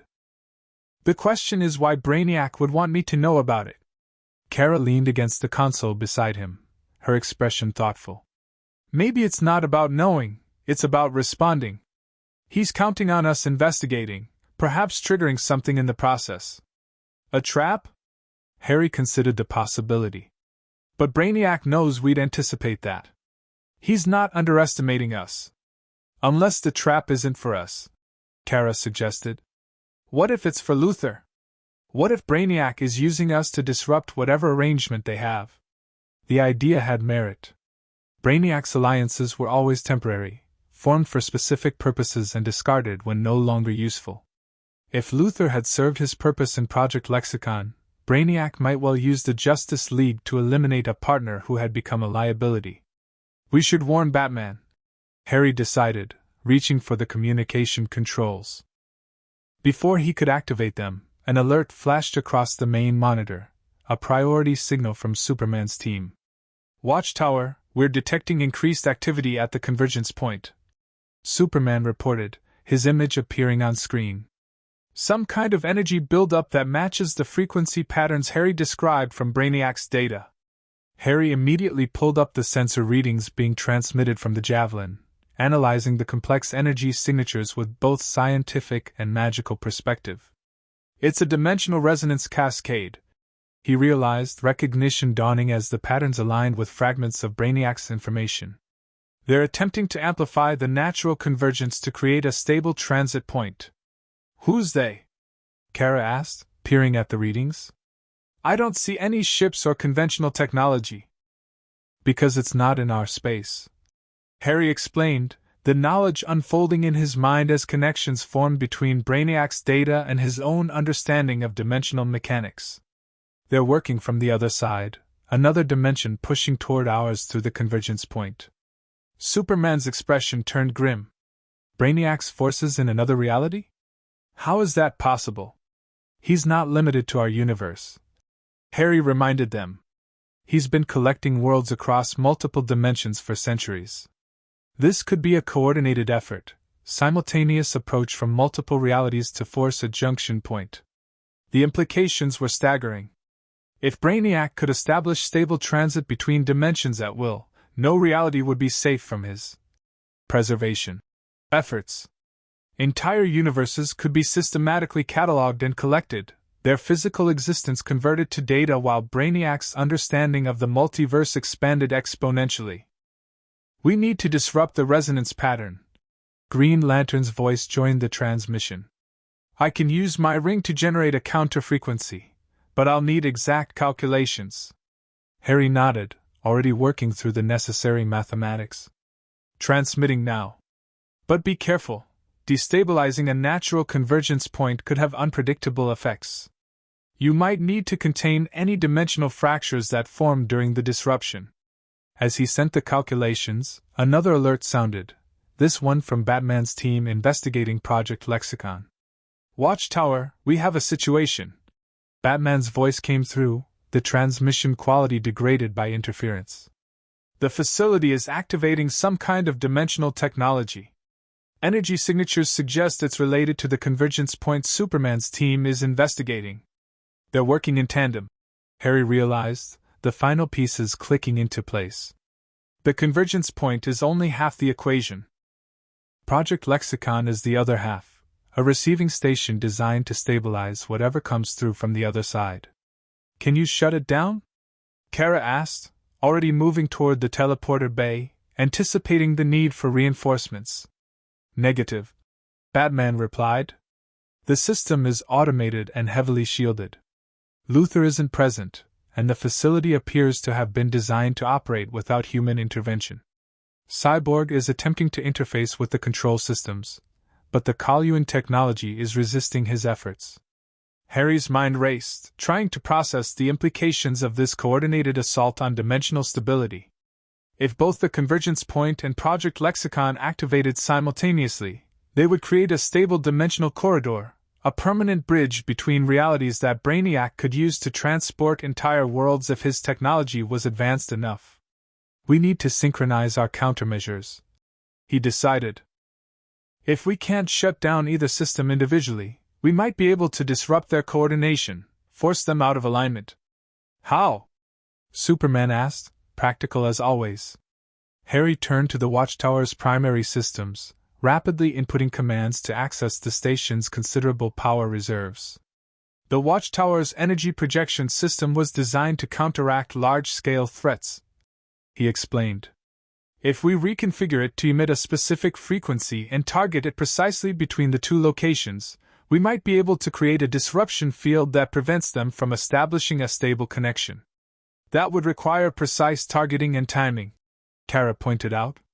And we'd be firing blind. The convergence point is 2.7 light-years away, and the Lexicon facility is shielded from conventional detection. Not blind, Harry corrected, a plan forming rapidly. I can sense the dimensional frequencies.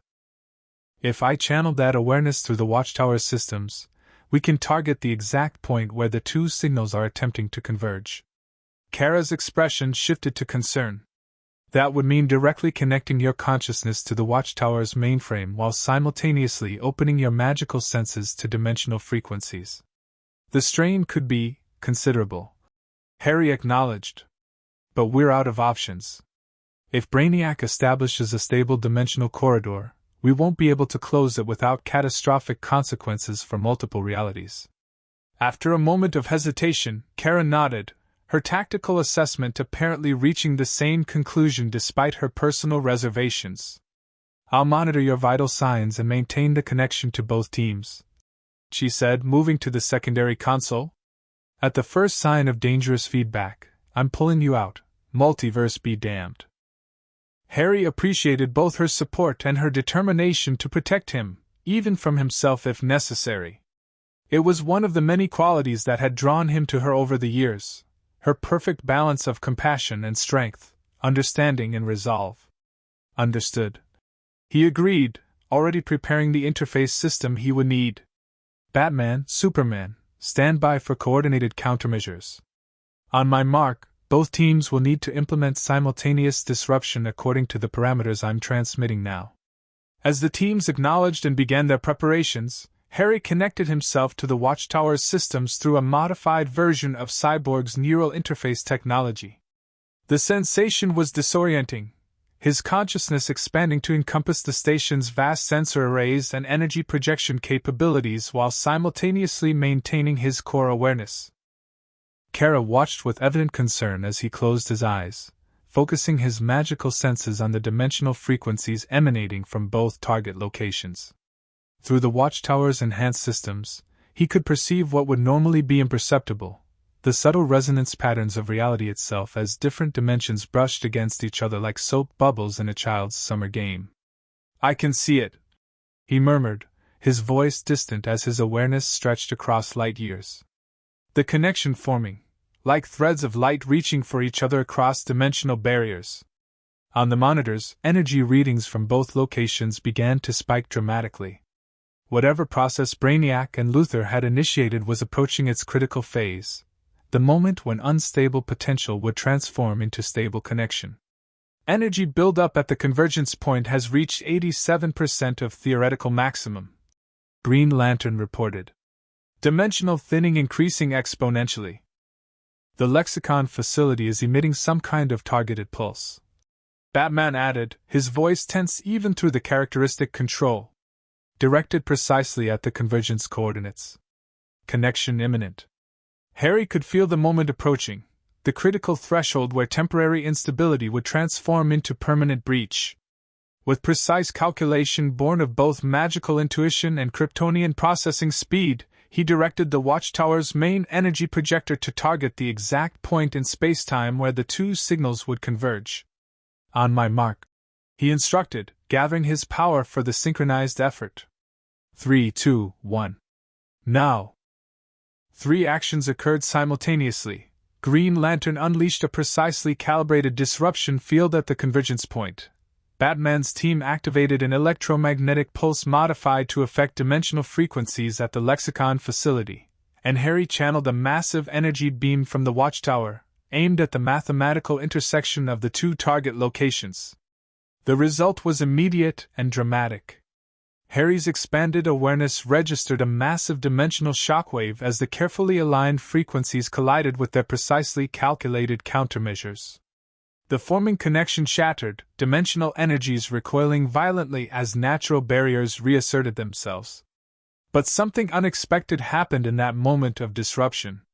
As the dimensional frequencies collapsed back into normal separation, Harry sensed a fragment, something passing through the momentary instability, crossing from one reality to another in the microsecond before the breach sealed. Something came through, he gasped, struggling to maintain his focus as feedback flooded the connection. Small data packet, targeted. Harry, your vital signs are critical. Kara's voice cut through his expanded awareness, anchoring him to physical reality. Disconnecting now! He wanted to protest, to maintain the connection long enough to identify what had transferred through the collapsing breach, but his control was already slipping. The neural interface disengaged, returning his consciousness to the confines of his physical form with jarring abruptness. The sudden transition left him disoriented and drained. Harry slumped forward in the interface chair, only Kara's quick reflexes preventing him from falling to the floor. Easy, she murmured, supporting him carefully. Your system is in shock. Just breathe. Harry nodded weakly, allowing her to help him to a recovery couch nearby. His mind felt raw, overextended by the vast awareness he temporarily contained. Yet beneath the discomfort, a sense of urgency persisted, the certainty that something significant had occurred during those final moments of dimensional disruption. The teams? He managed, his voice hoarse. They're fine. Kara assured him, administering a hypospray of nutrients specifically formulated for his hybrid physiology. The countermeasures worked. Both the convergence point and the lexicon facility have returned to inactive states. Whatever Brainiac was attempting, we stopped it. Relief washed through him, though tempered by lingering concern. Not stopped, he corrected. Delayed. And something still came through, I felt it distinctly. Kara frowned, checking the watchtower's sensor logs. There's no record of physical transit. No mass, no energy signature, nothing our systems could detect. It wasn't physical, Harry explained, struggling to articulate what he'd sensed. More like information. Directed information, targeted specifically at. He stopped suddenly, a chill running through him as realization dawned. The fragment he'd sensed hadn't been random, it had been precisely aimed, like an arrow fired at an exact target. At me. He finished quietly. Whatever came through was meant for me. Kara's expression shifted from concern to alarm. A psychological attack? Some kind of mental programming? I don't think so, Harry replied, though he couldn't dismiss the possibility entirely. It felt more like a message. Something Brainiac wanted me to receive even if the main plan failed. Can you access it? Determine what it contains. Harry closed his eyes, turning his awareness inward to examine his own magical core and mental landscape. The fragment was there, distinct from his natural thought patterns, yet not intrusive like Brainiac's previous information package had been. This was subtler, designed to integrate smoothly rather than overwhelm. "Its coordinates," he said finally, opening his eyes. "A location on Earth, Northern Europe, specifically a remote area in Norway. And a time, 48 hours from now." "A trap," Kara concluded immediately. "He wants you to go there alone." "Undoubtedly," Harry agreed. "But why transmit these specific coordinates through such an elaborate and risky method? Why not simply send a message through conventional channels?" "Because this way, only you would receive it," Kara reasoned. "No record in any system, nothing for the League to detect or Batman to analyze. A private invitation that bypassed all our security measures." The logic was sound, yet Harry sensed there was more to it. Brainiac was methodical, his actions calculated for maximum efficiency. The effort expended to deliver this simple message suggested its importance transcended the obvious tactical advantage of secrecy. "There's something else," he said slowly, examining the fragment more closely. "An emotional component encoded into the data, a feeling of urgency, yes, but also—" He hesitated, surprised by what he was detecting. "Opportunity. As if this is something I would want, not just something Brainiac desires." Kara's expression remained skeptical. "That's exactly how I design a trap. Make the target believe there's something valuable waiting, something worth the risk of coming alone." "I know," Harry acknowledged. "Which is why we're going to do exactly what Brainiac doesn't expect, bring the entire League." Relief flickered across Kara's features, quickly replaced by tactical focus. "We should contact the teams, have them return to the watchtower for debriefing and planning." Harry nodded, already feeling stronger as his hybrid physiology rapidly recovered from the neural interface strain. The hypospray Kara had administered was designed specifically for his unique biology, providing the precise nutrients his system needed to regenerate after magical or Kryptonian exertion. As Kara moved to the communications console to recall their colleagues, Harry considered the strange sequence of events that had led to this moment. Brainiac's strategy remained opaque, his true objectives hidden beneath layers of misdirection and manipulation. Yet one thing seemed increasingly clear: whatever the Collector ultimately wanted, it centered on Harry's unique nature as a bridge between worlds, powers, and realities. The question was why? What made Harry so essential to Brainiac's plans that he would risk this elaborate series of manipulations? What knowledge or capability did Harry possess that the Collector couldn't simply replicate with his vast technological resources? The answer, Harry suspected, lay in the very thing that made him unique: his dual heritage, the integration of magical and Kryptonian energies that had never existed before and might never exist again. Something about that combination was key to whatever Brainiac ultimately sought to achieve. And in 2 days, in a remote location in Norway, that objective might finally be revealed, for better or for worse. The League assembled in full force at the Watchtower's main conference chamber, the scope of the potential threat warranting maximum response. Besides the core members, heroes with specialized capabilities had been summoned, those with experience in dimensional anomalies, magical threats, or Brainiac's particular methodologies. Batman stood at the head of the table, his expression characteristically grave as he outlined what they knew and, more concerning, what they didn't. "The coordinates indicate a location within the Arctic Circle, approximately 70 miles from the nearest human settlement," he explained, displaying a holographic map of the region. "Satellite imagery shows nothing unusual, no structures, no energy signatures, no evidence of recent activity." "Which means either there's nothing there yet," Flash observed, "or whatever's there is shielded from conventional detection methods." "Most likely the latter," Dr. Fate intoned, his golden helmet gleaming under the conference room lights. "I sense a disturbance in the magical field surrounding that location, subtle, but distinctive. Something there exists partially outside normal space-time." Harry nodded, having detected the same anomaly when he extended his magical awareness toward the coordinates. "It feels like a pocket dimension, a space that's connected to our reality, but not fully part of it." similar to the enchantments that hide magical communities from non-magical detection, but more sophisticated. Brainiac's technology combined with dimensional manipulation, Zatanna suggested. Not a combination we've encountered before. Actually, we have. Cyborg corrected, his cybernetic eye glowing as he accessed relevant files. The data I recovered from Project Lexicon indicates Luthor and Brainiac were experimenting with exactly that hybrid approach, using Kalyuan technology to manipulate dimensional boundaries in ways similar to certain magical practices. The connection between the Lexicon facility and the Norwegian coordinates was becoming clearer. Whatever awaited them in the Arctic was likely the culmination of the research Batman's team had discovered, the practical application of theoretical work that combined the worst aspects of Luthor's genius and Brainiac's alien technology. The question remains, Diana said, bringing the discussion back to practical concerns. How do we approach a location that may exist partly outside our dimension? Conventional tactics would be insufficient. And that's assuming we should go at all, Superman added.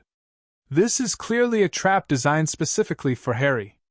Perhaps our best strategy is simply not to engage. Harry appreciated Clark's protective instinct but shook his head. If we don't respond, Brainiac will simply escalate. Whatever he's planning, it centers on my unique energy signature, my connection to both Kryptonian and magical power sources. He won't abandon that objective just because we ignore this particular invitation. Harry's right, Batman agreed reluctantly. Brainiac's fixation suggests this is integral to his larger goals. Better to confront the threat under conditions we can at least partially control than wait for him to force the engagement on his terms. The logic was sound, but Harry could see the concern in his colleagues' expressions. Brainiac was dangerous enough in conventional encounters. A Brainiac with access to dimensional manipulation and magical principles represented a threat level they had never faced before. We'll need a multi-layered approach, Green Lantern suggested. Teams specialize for different aspects of the threat: magical, technological, physical, and dimensional. And contingency plans for each potential scenario, Batman added, including the possibility that this is a diversion for Brainiac's true objective elsewhere. As the planning progressed, Harry found himself oddly detached from the tactical discussions.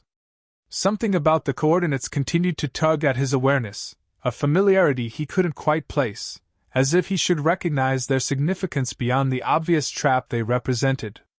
Kara noticed his distraction, moving to sit beside him while the others debated deployment strategies. "What is it?"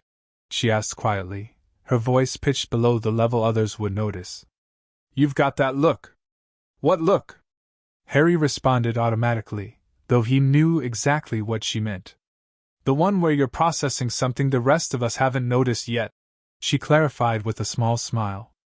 "Your eyes get distant and your left hand twitches slightly. Clark does the same thing when he's using his superhearing while trying to appear normal." Harry glanced down at his hand, surprised to find she was right. His fingers were making small, unconscious movements as if manipulating invisible objects. A magical habit he'd developed during his training, manifesting when his subconscious was working through complex arcane calculations. "The coordinates," he admitted. "They're not random. There's a pattern to them that feels significant somehow. Like they were chosen for a specific reason beyond just being remote and defensible." Kara frowned thoughtfully. "Could they correspond to something from your birth world? Some location that has a dimensional parallel?" The suggestion struck Harry with unexpected force, connections forming rapidly in his mind. The coordinates in Norway, a region rich in ancient myths and legends about passages between worlds. The timing, precisely 1 month after the ritual that had sealed his connection to his birth dimension. The emotional component encoded in the message: opportunity, possibility, potential. It's a dimensional echo point, he realized, the certainty growing as various elements aligned in his awareness. A location where our world naturally resonates with my birth dimension, not a connection, not a breach, but a harmonic parallel. Like hearing the same note played on 2 different instruments. Kara's expression shifted from curiosity to concern. "And Brainiac wants you there because..." Because my presence would amplify that resonance. Harry continued, the implications unfolding rapidly. My unique energy signature, already attuned to both dimensions, would strengthen the natural echo effect. Not enough to create a breach, but enough to. He stopped, a chill running through him as the final piece clicked into place. To take readings. He finished quietly. Detailed, precise measurements of exactly how my energy signature interacts with dimensional resonances. The kind of data that would allow Brainiac to potentially replicate that signature artificially. Kara's eyes widened as she grasped the significance. He doesn't need you to open a portal to your birth world. He needs you to show him exactly how it's done, so he can create his own key. Harry nodded grimly. A key that wouldn't be limited by my choices or protected by my magical safeguards. A pure technological solution based on the fundamental principles of my hybrid nature. Their private conversation had gradually attracted attention as others noticed their intensity.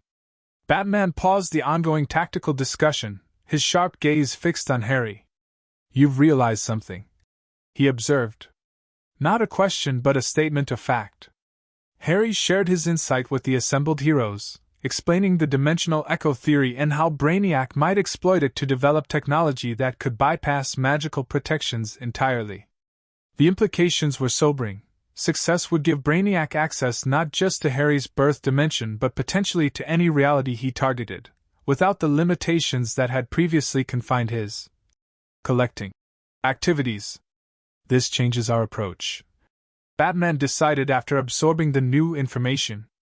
We can't simply confront Brainiac at the coordinates. Any interaction between Harry's energy signature and the dimensional echo could provide exactly the data Brainiac needs. But we can't ignore it either, Diana countered. If Harry doesn't appear, Brainiac will simply find another method to obtain the measurements he needs. What if we gave him the wrong measurements? Cyborg suggested. Create a false energy signature that mimics Harry's on superficial scans but would lead to catastrophic failure if actually implemented in dimensional technology. The idea had merit, but Harry shook his head. Brainiac's sensors are too sophisticated. He'd detect the deception immediately. Not if it came from you directly, Zatanna proposed. A magical glamour that altered your actual energy signature temporarily. Not a fake reading but a genuinely modified output. Is that possible? Superman asked, looking between Harry and the magical experts present. Dr. Fate considered the question with arcane calculation. Theoretically, yes. But it would require precise manipulation of Harry's fundamental magical core, a dangerous procedure with unpredictable side effects. And it wouldn't address the Kryptonian aspects of his signature, Kara added, which are equally important to the hybrid effect Brainiac wants to measure. The discussion continued, various approaches proposed and rejected as the complexity of their situation became increasingly apparent. Throughout, Harry remained troubled by a persistent sense that they were missing something essential about Brainiac's intentions, some aspect of the Collector's plan that transcended the obvious tactical objectives. What if it's not just about measurements? He said finally, the thought crystallizing as he spoke. What if Brainiac wants me at that specific location at that specific time for a more fundamental reason? All eyes turned to him, the conversation falling silent as they registered the gravity in his tone. The dimensional echo effect works both ways. Harry continued, following his intuition to its logical conclusion. If my presence amplifies the resonance between dimensions, it could potentially make me detectable from the other side, from my birth world. Understanding dawned in various expressions around the table. If Harry was right, Brainiac's plan was more insidious than they had realized. By positioning Harry at a dimensional echo point, the Collector might be attempting to attract attention from the magical dimension, perhaps even from the same wizards who had been involved in the Department of Mysteries incident Harry had glimpsed through the dimensional window. He's using you as bait, Batman concluded. Not just for us, but for potential allies from your birth dimension who might attempt to re-establish contact if they detected your presence. A dimensional fishing expedition, Flash summarized with characteristic bluntness. Cast Harry out like lure and see what magical beings bite. The metaphor was crude but accurate. If wizards from Harry's birth dimension detected his presence and attempted to investigate or make contact, they would be vulnerable to Brainiac's collection efforts, perhaps even providing alternative access points to their dimension that bypass the protections established by the ritual. This complicates our planning considerably, Diana observed. We're not just preventing Brainiac from obtaining measurements, we're potentially protecting an entire dimension from exposure.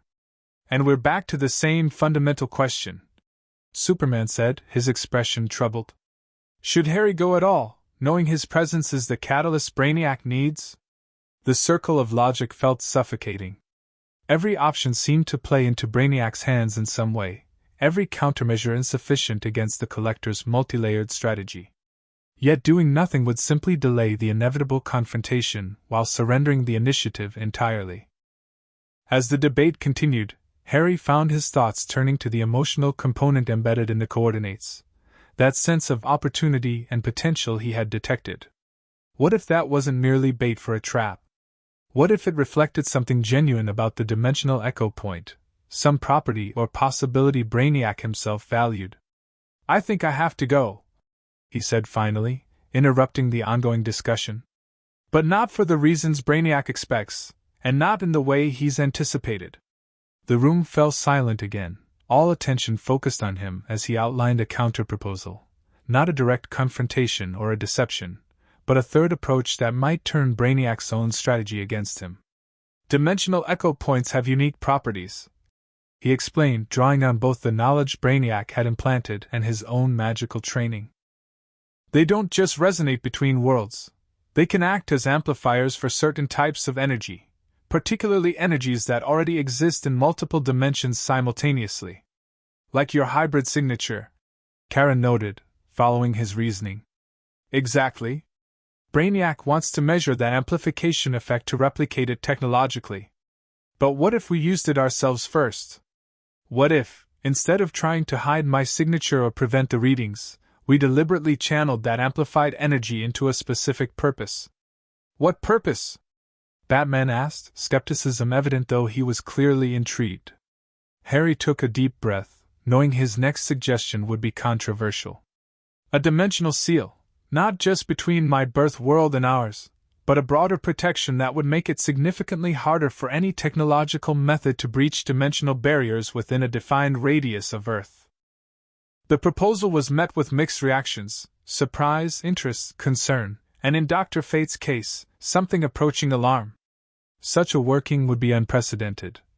The Lord of Order cautioned.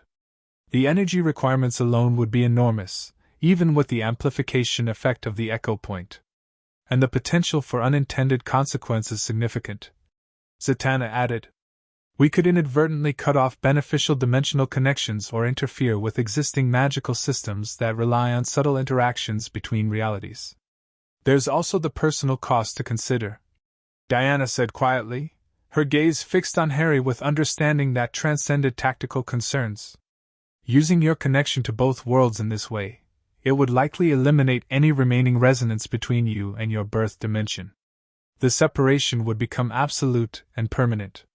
The observation struck Harry deeply. Despite the ritual's seeming finality, he had maintained some subtle, unconscious hope that perhaps someday, somehow, he might reconnect with the world of his birth, learn more about his parents, about the magical society that should have been his heritage. The seal he proposed would extinguish that possibility forever. I know, he acknowledged, meeting Diana's compassionate gaze. But that's a price I'm willing to pay if it means protecting both dimensions from Brainiac's interference. Some doors need to remain closed, no matter how much we might wish otherwise. A solemn silence followed his words, the assembled heroes recognizing both the tactical wisdom and the personal sacrifice inherent in the proposal. After a moment, Batman nodded decisively. We'll develop this as our primary approach, he decided. But with comprehensive contingencies and fail-safes. If at any point the dimensional working appears to be developing in dangerous or unpredictable ways, we abort immediately.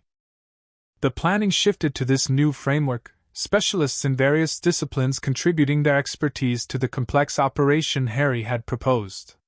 Throughout the discussion, he remained aware of Kara's concerned gaze, her perception penetrating beyond his composed exterior to the emotional turbulence beneath. When the meeting adjourned for a brief recess, allowing teams to begin specialized preparations, she found him in the Watchtower's observation lounge. The Earth turned slowly below, peaceful and unaware of the dimensional complications that threatened its safety. "You don't have to do this," she said without preamble. "There are other approaches we could try, other ways to counter Brainiac that don't require you to sacrifice your last connection to your birth world." Harry appreciated her directness. It was one of the qualities he valued most in Kara, her willingness to speak truth even when others might retreat to comfortable platitudes. "Maybe," he conceded. "But none as certain or as comprehensive. This isn't just about Brainiac's current plan, it's about eliminating an entire category of vulnerability. Making Earth, our Earth, fundamentally more resistant to dimensional incursions of all kinds. At the cost of permanently cutting yourself off from your origins," she pointed out gently. "From the world where your parents lived, where you might have grown up if things had been different."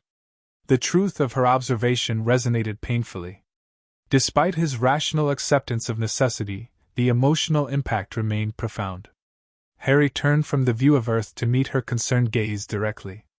"When I performed the ritual at the Monarch Theater, I thought I had already made that choice," he said quietly.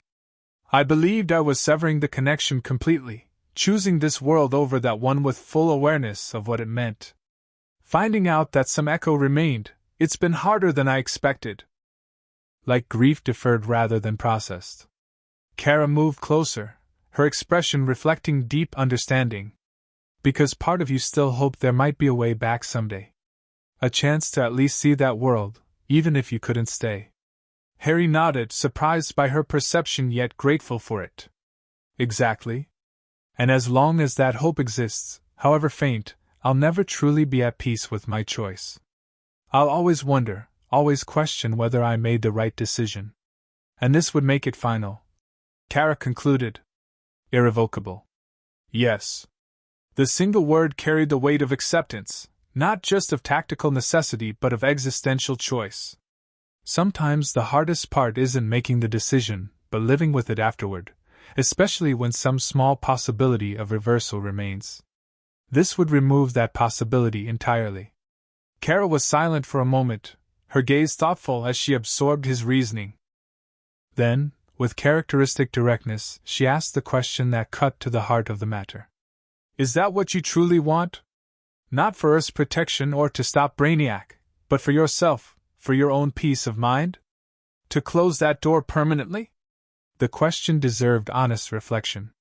Harry took his time considering, gazing back at the Earth turning below them, the planet that had raised him, the home he had chosen repeatedly through both grand moments of sacrifice and daily decisions of belonging.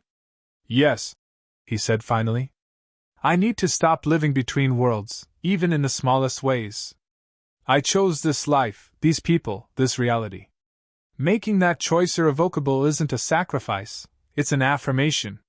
Something shifted in Kara's expression, a subtle softening, a depth of emotion rarely displayed beneath her Supergirl confidence. She reached out, her hand finding his with gentle assurance. "Then I support your decision," she said simply. "And I'll be there, whatever happens." The unspoken depth behind her words touched Harry profoundly. Their relationship had been evolving for years, from colleagues to friends to something more complex that neither had fully defined. In this moment, that undefined connection felt more solid and significant than any formal declaration could have made it. "Thank you," he replied, his fingers intertwining with hers naturally.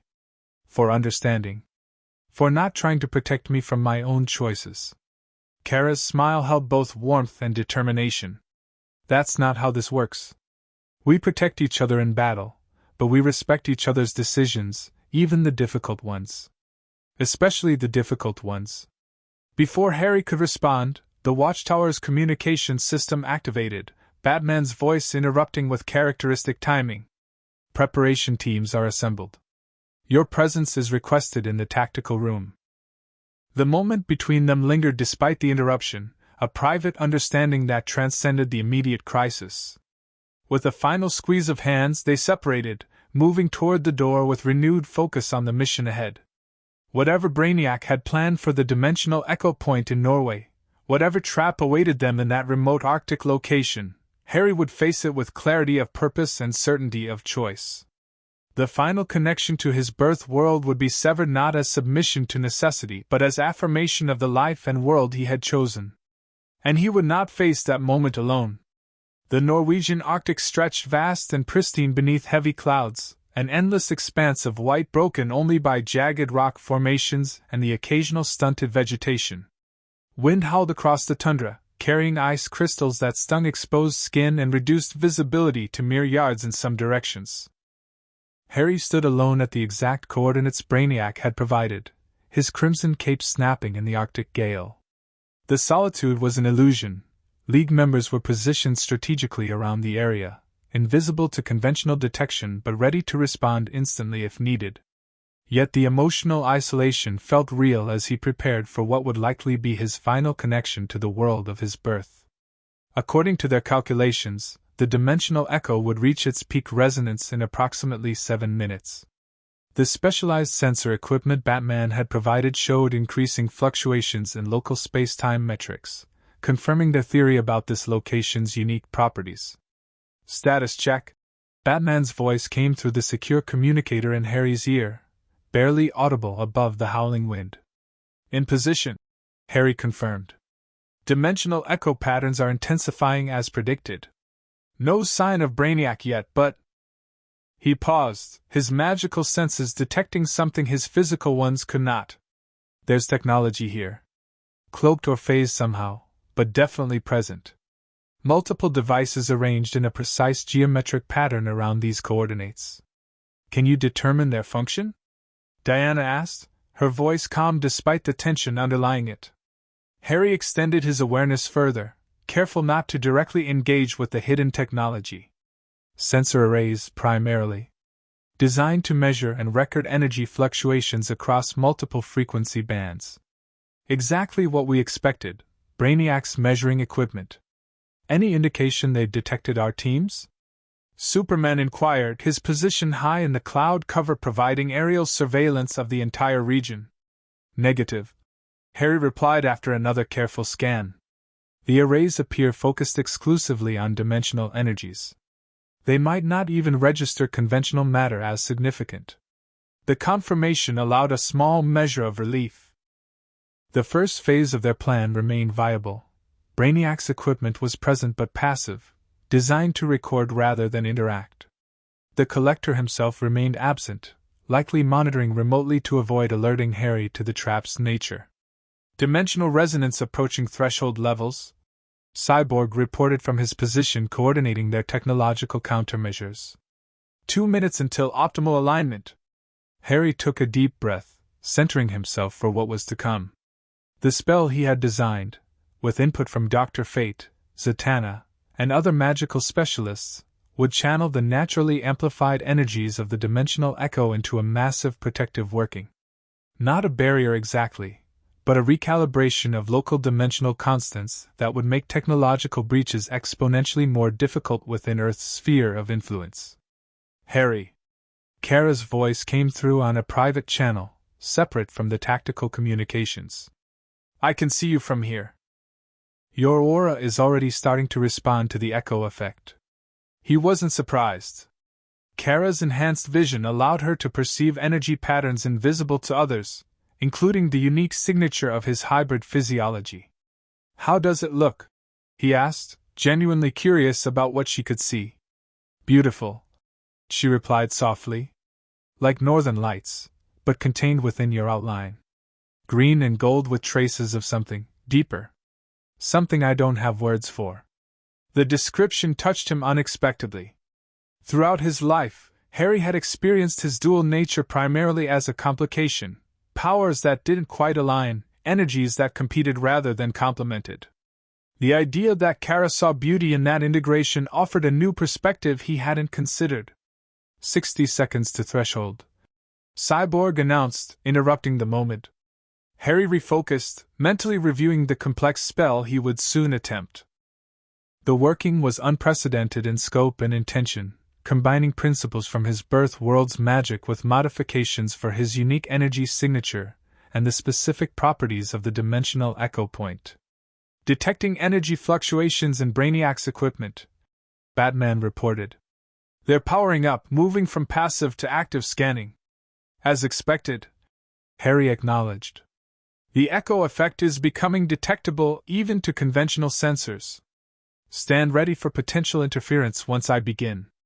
The wind suddenly died, an unnatural stillness falling over the Arctic landscape as if reality itself held its breath in anticipation. Harry felt the change immediately, a pressure in his magical core, a resonance that vibrated through his Kryptonian cells simultaneously. The dimensional echo had reached its peak alignment. "No," he whispered, raising his hands to channel the gathering power.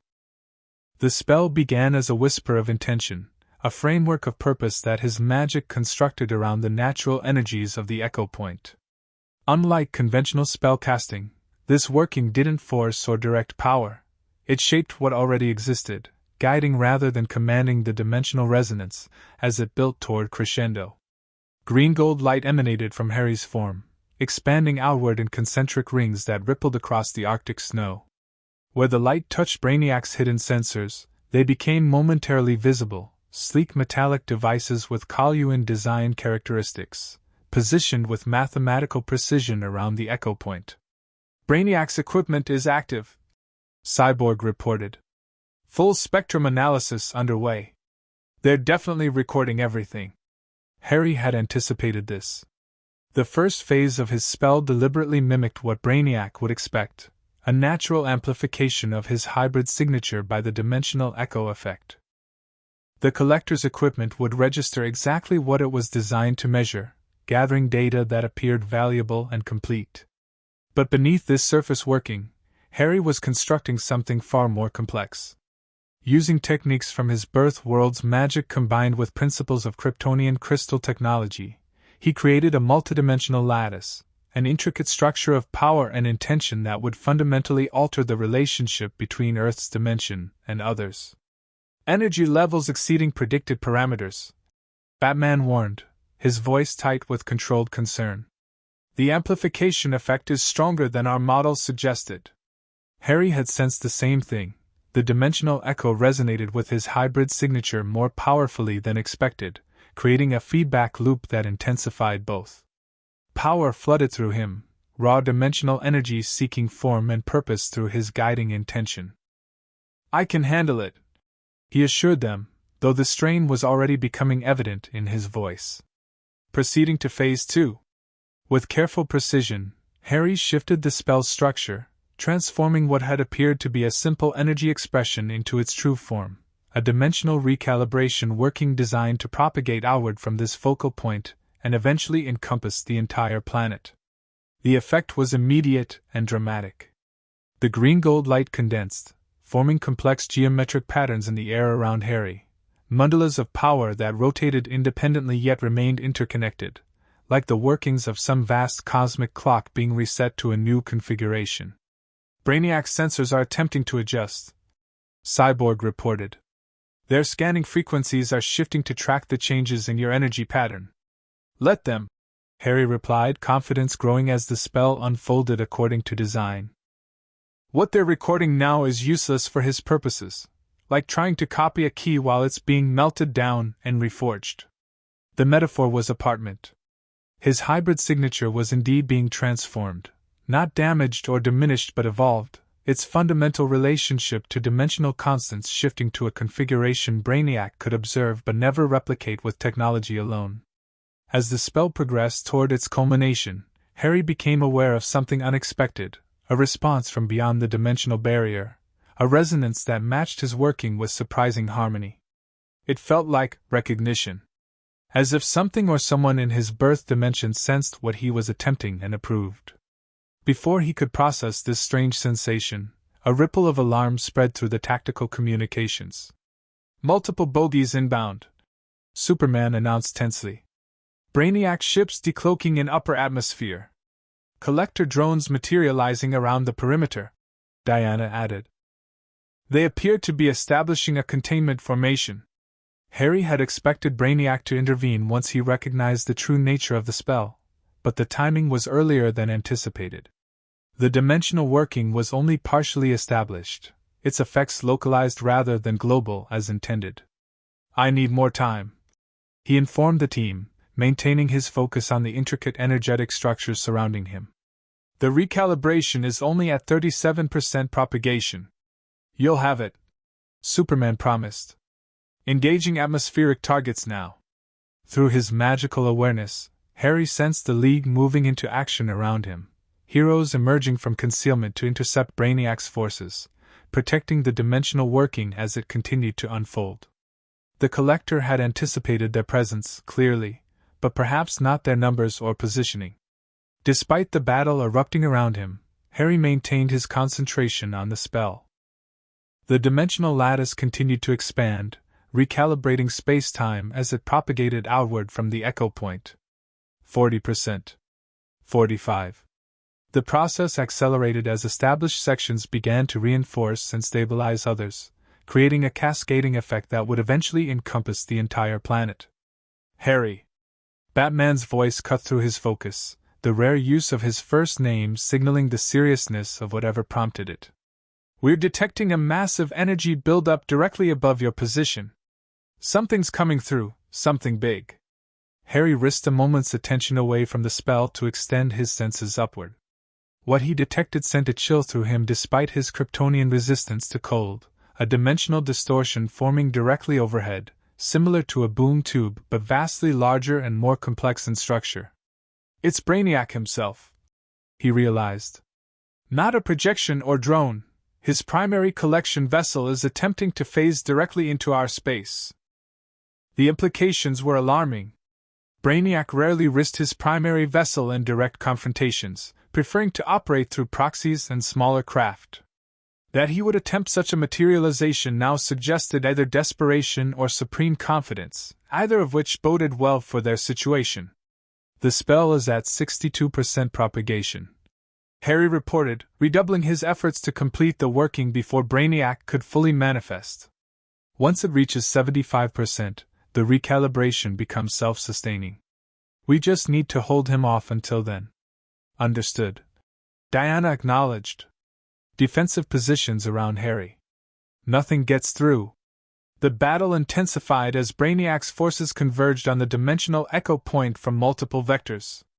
Collector drones engaged the League in brutal combat, their adaptive technology making them formidable opponents even for metahumans and trained warriors. Above, Superman and several other flight-capable heroes battled smaller Brainiac vessels attempting to establish a cordon around the entire area. Through it all, Harry maintained the spell, his concentration absolute despite the chaos surrounding him.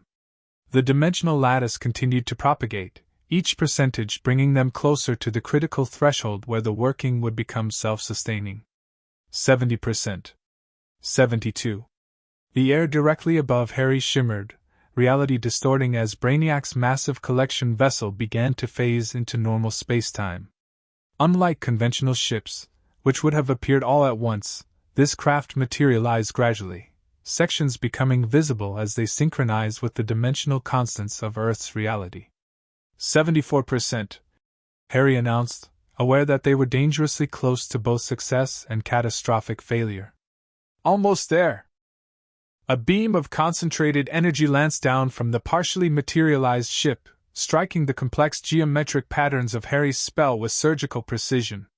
The dimensional lattice shuddered but held, its structure now robust enough to resist direct interference. Nice try, Harry murmured, realizing Brainiac had identified the spell's critical junctures and attempted to disrupt them. But you're too late. 75%. The threshold was reached, the recalibration now self-propagating as designed. Harry allowed himself a moment's relief before focusing on the final phase, anchoring the working permanently to Earth's dimensional coordinates. That's when everything changed. The dimensional distortion above suddenly intensified, not from Brainiac's ship but from something else, something that seemed to emerge from within the distortion itself. A secondary ripple in reality, distinct from the collector vessel's methodical materialization. Energy signature detected, Cyborg reported, alarm evident in his voice. I can't classify it. Unlike anything in our database. Harry felt it too, a presence entering their reality that resonated with neither technological nor conventional magical frequencies. Something older, deeper, more fundamental to the nature of existence itself. And somehow familiar. The dimensional lattice of his spell responded to this new presence, the geometric patterns shifting to accommodate, or perhaps welcome, the intrusion. Harry found his control of the working slipping, not because the spell was failing but because it was evolving beyond his original design, incorporating elements he hadn't consciously included. Something's happening to the spell, he warned his teammates, struggling to maintain connection with the rapidly evolving working. It's not collapsing, but changing. Becoming more complex. Can you abort? Batman demanded, the tactical implications immediately apparent to him. Harry attempted to disengage, to withdraw his energy from the working and allow it to dissipate before completion. To his shock, he found he couldn't. The spell had become self-sustaining in more ways than anticipated, no longer dependent on his conscious direction. Negative, he reported, alarm growing as he realized the implications. It's operating independently now. I can influence but not terminate. Above, Brainiac's ship had paused its materialization, as if the collector was reassessing the unexpected development. The secondary distortion continued to intensify, a point of impossible darkness forming at its center, not the absence of light but something more profound, a void in the fabric of reality itself. Harry! Kara's voice broke through the tactical chatter, urgent with concern. Your energy signature is changing, shifting toward patterns I've never seen before. Whatever's happening is affecting you directly. She was right. Harry could feel it now, a transformation occurring within his magical core, his hybrid energy responding to the mysterious presence emerging through the dimensional distortion. Not a hostile takeover but something more akin to recognition. As if his magic was remembering something it had always known but somehow forgotten. The void at the center of the distortion expanded, revealing not emptiness but incredible complexity, layers of existence normally invisible to perception, dimensions folded within dimensions and patterns that defied conventional geometry. And at the center of it all, a figure began to take form, humanoid but clearly not human, its body composed of what appeared to be living darkness threaded with stars. I know you, Harry whispered, though he couldn't possibly have encountered such a being before. Yet the recognition was undeniable, resonating at a level deeper than conscious memory. The figure extended a hand, or something approximating a hand, toward Harry. Not threatening but offering. Inviting. The dimensional lattice of the spell responded, reconfiguring itself once more to form a connection between Harry and this mysterious entity. Harry, don't! Diana's voice reached him through the communicator, fear evident beneath her usual composure. We don't know what that is or what it wants. But Harry did know somehow. Not in ways he could articulate or explain, but with certainty that transcended rational understanding. This being was connected to the very foundations of dimensional existence, a guardian or caretaker of the boundaries between realities. And it was offering completion. The final piece that would transform his spell from a temporary recalibration to something far more profound and permanent. Making a decision that felt both momentous and inevitable, Harry reached out in return, extending his hand toward the starry figure. The moment their energies connected, understanding flooded through him, knowledge of dimensional constants and variations across multiple realities, insights into the true nature of his hybrid existence, and most significantly, the purpose of the working that had evolved beyond his original design. Not merely a shield against Brainiac's dimensional technology, but a fundamental reordering of Earth's relationship to the multiverse. A new equilibrium that would allow natural connections to continue while preventing forced breaches of the kind Brainiac specialized in. A protection not just for this world but for all worlds that might otherwise fall victim to the collector's insatiable appetite for knowledge. The spell flared with renewed purpose, the lattice expanding exponentially as it incorporated the cosmic being's contribution. 100% propagation achieved in an instant, the recalibration spreading across the planet and beyond, establishing a new dimensional constant that would persist independently of any individual's power or intention. Brainiac's ship reacted immediately, its partial materialization reversing as the new dimensional parameters forced it back into transit space. The collector drones on the ground seemed to freeze momentarily, then began to phase out of reality, not destroyed but rejected by the recalibrated dimensional constants of Earth's space-time. "It's working!" Harry gasped, astonished by the scale and elegance of what was unfolding around him. "But not as we planned, something much more comprehensive." The starry figure inclined what might have been its head, a gesture of acknowledgement, or perhaps approval. Then, with graceful deliberation, it withdrew its energy from Harry's, the connection between them fading though not vanishing entirely. A voice that wasn't a voice, more a concept forming directly in Harry's consciousness, offered a single, profound insight. The true barriers are within, child of two worlds. Your divided nature has become whole. Remember this wholeness when the collector returns, for he seeks what can only be freely given, never taken. With that cryptic message, the being began to recede, the dimensional distortion collapsing around it until only a pinpoint of otherworldly light remained. Then that too winked out, leaving the Arctic sky clear and ordinary once more. Harry stood motionless, absorbing what had just occurred. The spell was complete, its effects reverberating across the planet, and perhaps beyond. But it wasn't precisely the working he had designed, it had evolved into something both more nuanced and more powerful, guided by the mysterious entity's intervention. "Brainiac's forces are retreating," Superman reported, his voice reflecting the confusion they all felt. "All ships returning to orbit and engaging faster than light drives. They're leaving." "Not just leaving," Cyborg added, his cybernetic systems analyzing the rapidly changing situation. "The dimensional signatures we were tracking are completely gone. It's as if they never existed in our space-time to begin with." Harry nodded, understanding intuitively what had occurred though he couldn't fully articulate it. The recalibration didn't just block Brainiac's attempt to breach dimensions, it fundamentally changed how our reality interfaces with others. His technology is no longer compatible with our dimensional constants. League members began to converge on his position as the battle concluded, their expressions reflecting varying degrees of confusion, concern, and cautious relief. Diana reached him first, her lasso glowing with truth-revealing power as she assessed him for any sign of external influence or harm. "Are you all right?"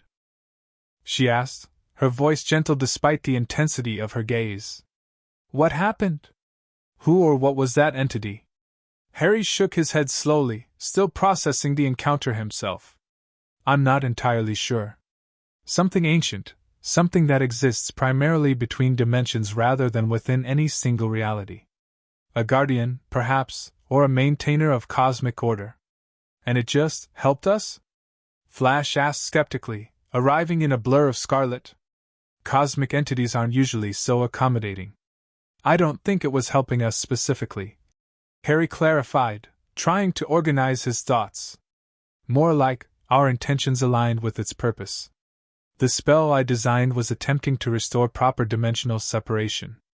That resonated with whatever function this being serves in the multiverse."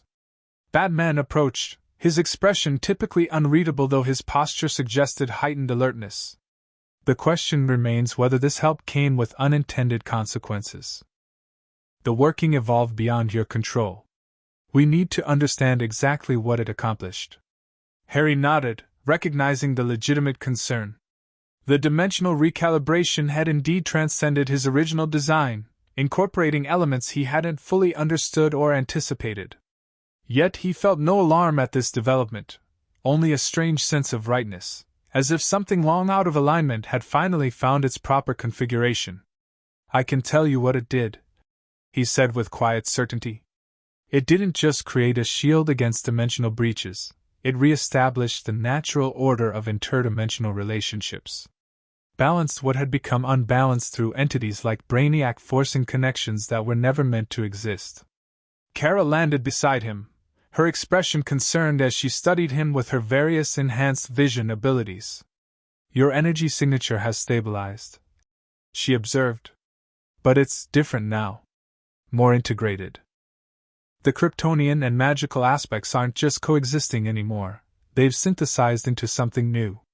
The observation resonated with Harry's own experience. The division he had felt throughout his life, the sense of being caught between differing power sources, differing heritages, differing worlds, had dissolved. Not through the loss of either aspect but through their true integration, a harmony he had glimpsed only in his most successful moments before. "I feel it," he acknowledged. Whatever that being did, whatever it contributed to the spell, it didn't just recalibrate dimensional constants outside me. It helped integrate the dimensions within me as well. Diana's expression softened with understanding. "The final resolution you sought, not just severing your connection to your birth world, but reconciling the divided aspects of your nature." "Yes," Harry confirmed, the truth of it settling into his awareness with profound clarity. "I'm no longer caught between worlds because I've become a world unto myself, a synthesis rather than a division." The implications of this transformation extended far beyond the immediate tactical situation. His magic would function differently now, his Kryptonian abilities expressed themselves through new patterns. Learning to navigate this integrated self would require time and patience, adjustment and discovery. But for the first time in his life, Harry felt truly whole, not defined by what he had lost or left behind, but by what he had become through the integration of all his experiences and inheritances. "Brainiac's sensors got nothing useful," Cyborg reported after analyzing the data their own monitoring equipment had recorded. "The dimensional recalibration rendered his measurements meaningless, like trying to weigh something while the definition of mass itself is changing." Batman nodded, clearly filing this information away for future consideration. "Then our primary objective was achieved, albeit through unexpected means. The question remains whether Brainiac will find another approach or consider Earth no longer worth the investment of resources." "He'll be back," Harry said with certainty. The entity's message suggested as much. But his methods will need to change. Technological force won't breach these new dimensional parameters. As the team began coordinating cleanup and departure, Harry found himself standing between Diana and Kara, the warrior who understood sacrifice across lifetimes and the survivor who had rebuilt her identity after cosmic loss. Both had supported his journey toward integration, each in their unique way reflecting aspects of the wholeness he now experienced.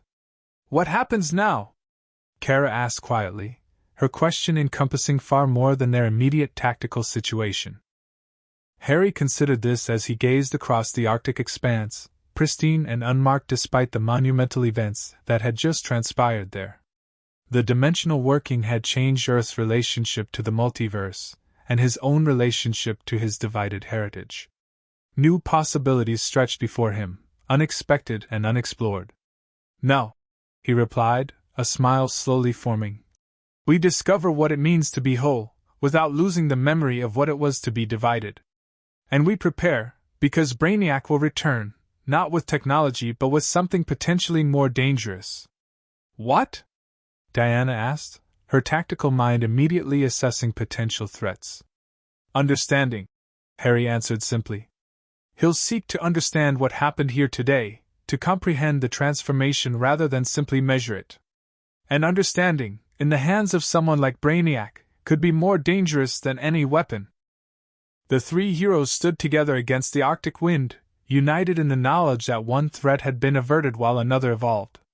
Yet beneath the tactical concerns, Harry felt a profound peace, the integration he had sought throughout his life finally achieved, not through the abandonment of either world but through their true synthesis. Whatever challenges awaited, whatever Brainiac might plan in response to this defeat, Harry would face them not as the divided child of two worlds, but as the integrated embodiment of both, the sorcerer, in the fullest expression of that identity. And he would not face them alone. Chapter 3: The Last Son of Two Worlds. 6 months had passed since the encounter in the Arctic. Spring had given way to summer, which now yielded to autumn's first tentative embrace. Metropolis gleamed in the September sunlight, its skyscrapers reflecting gold and amber as the sun descended toward the horizon. Harry Kent stood at the edge of the Daily Planet's roof, ostensibly taking a break from editing his latest article on dimensional energy research funding at Star Labs. In reality, he was conducting a subtle experiment, extending his newly integrated senses across the city in ways that would have been impossible before his transformation. Where once he had needed to consciously switch between magical perception and Kryptonian abilities, now they functioned in seamless harmony. He could perceive the ley lines running beneath Metropolis while simultaneously tracking the heartbeats of specific individuals across the urban landscape. Magic and science, mystical and physical, no longer separate toolsets but aspects of a unified awareness. Testing your limits again? Harry didn't need to turn to know Diana had found him. In the months since the Arctic, her ability to move silently had not changed, but his perception had. He could now sense the unique harmonic that was distinctly Diana, the resonance of divine creation interwoven with mortal determination that made her Wonder Woman. Not testing, he corrected, smiling as she joined him at the roof's edge. Integrating. Every day I discover new ways these powers work together. Diana nodded, understanding in her eyes. As an Amazon created by divine intervention yet shaped by mortal experience, she perhaps best comprehended his journey towards synthesis. And how goes the integration today? She asked, genuine interest in her voice. Harry considered the question thoughtfully. It's like learning a language I somehow already know. The vocabulary is familiar but the grammar is entirely new. Yesterday I realized I could perceive magical auras through solid objects using a hybrid of magical sensitivity and X-ray vision. Useful for a hero, Diana observed. Less so for a reporter taking a rooftop break that has now lasted 23 minutes. Harry laughed, appreciating her gentle reminder of mundane responsibilities. Despite cosmic transformations and dimensional adventures, deadlines at the Daily Planet remained stubbornly immune to metaphysical excuses. Perry will survive another 5 minutes without my riveting analysis of research appropriations, he replied with mock seriousness. Besides, this isn't entirely a social visit, is it? Diana's expression shifted subtly, confirming his intuition. Batman has called a strategic meeting. Watchtower, 7 o'clock. Priority Alpha. The League's highest classification. Harry felt a familiar tension settle between his shoulders. 6 months of relative quiet had been too good to last. Brainiac? He asked, though he already suspected the answer. Possibly. Bruce wouldn't elaborate over comms, but Cyborg has detected unusual transmissions from deep space. Patterns that appear meaningless but contain structures reminiscent of Kalyuan mathematical sequences. Harry nodded, unsurprised yet concerned. The dimensional recalibration had prevented Brainiac from accessing Earth through technological means, but as he had predicted, the Collector would not simply abandon his objective. Whatever these transmissions represented, they signaled the beginning of a new approach. I'll be there, he assured her.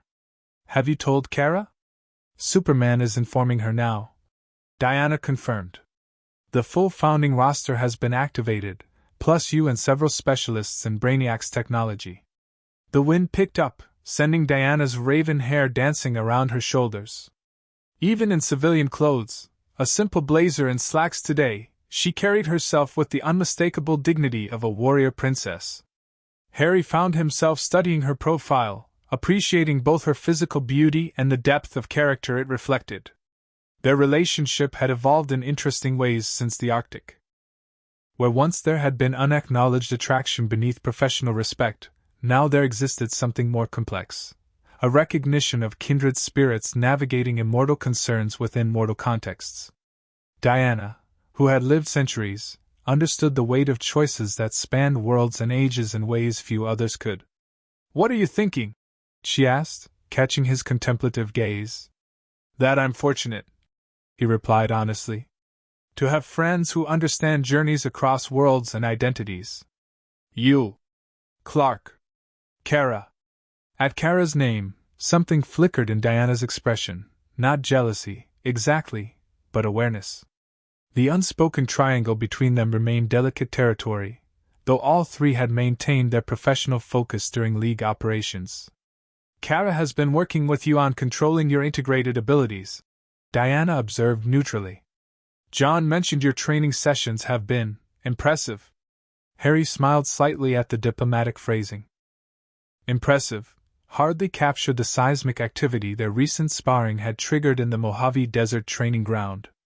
With his magic and Kryptonian abilities now functioning as unified rather than separate systems, his power levels had increased exponentially, a development that concerned Batman and intrigued Kara in equal measure. She understands the Kryptonian aspects in ways no one else can, Harry acknowledged. And she's not intimidated by the magical elements. It's a good combination. Diana nodded, a small smile playing at her lips. And of course, her feelings for you have nothing to do with her dedication to these training sessions. Harry felt heat rise in his cheeks, a reaction his Kryptonian physiology should theoretically prevent but somehow never did when personal matters arose. Diana, he began, but she raised a hand, her expression softening. I'm not fishing for explanations, Harry. Your heart is your own, and you've never made promises to anyone. I simply observe that time makes many decisions for us when we hesitate to make them ourselves. The gentle wisdom in her words struck him deeply. 6 months of focusing on his transformed abilities had provided a convenient excuse to delay addressing the feelings developing between himself and Kara, and his lingering connection to Diana, which had never fully resolved into either friendship or romance. Before he could respond, his lead communicator chimed softly, followed by Diana's a moment later. Meeting moved up. Batman's voice informed them tersely. Immediate transport to Watchtower.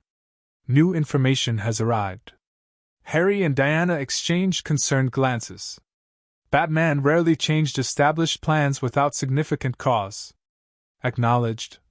Diana replied for both of them. Proceeding to transport coordinates now.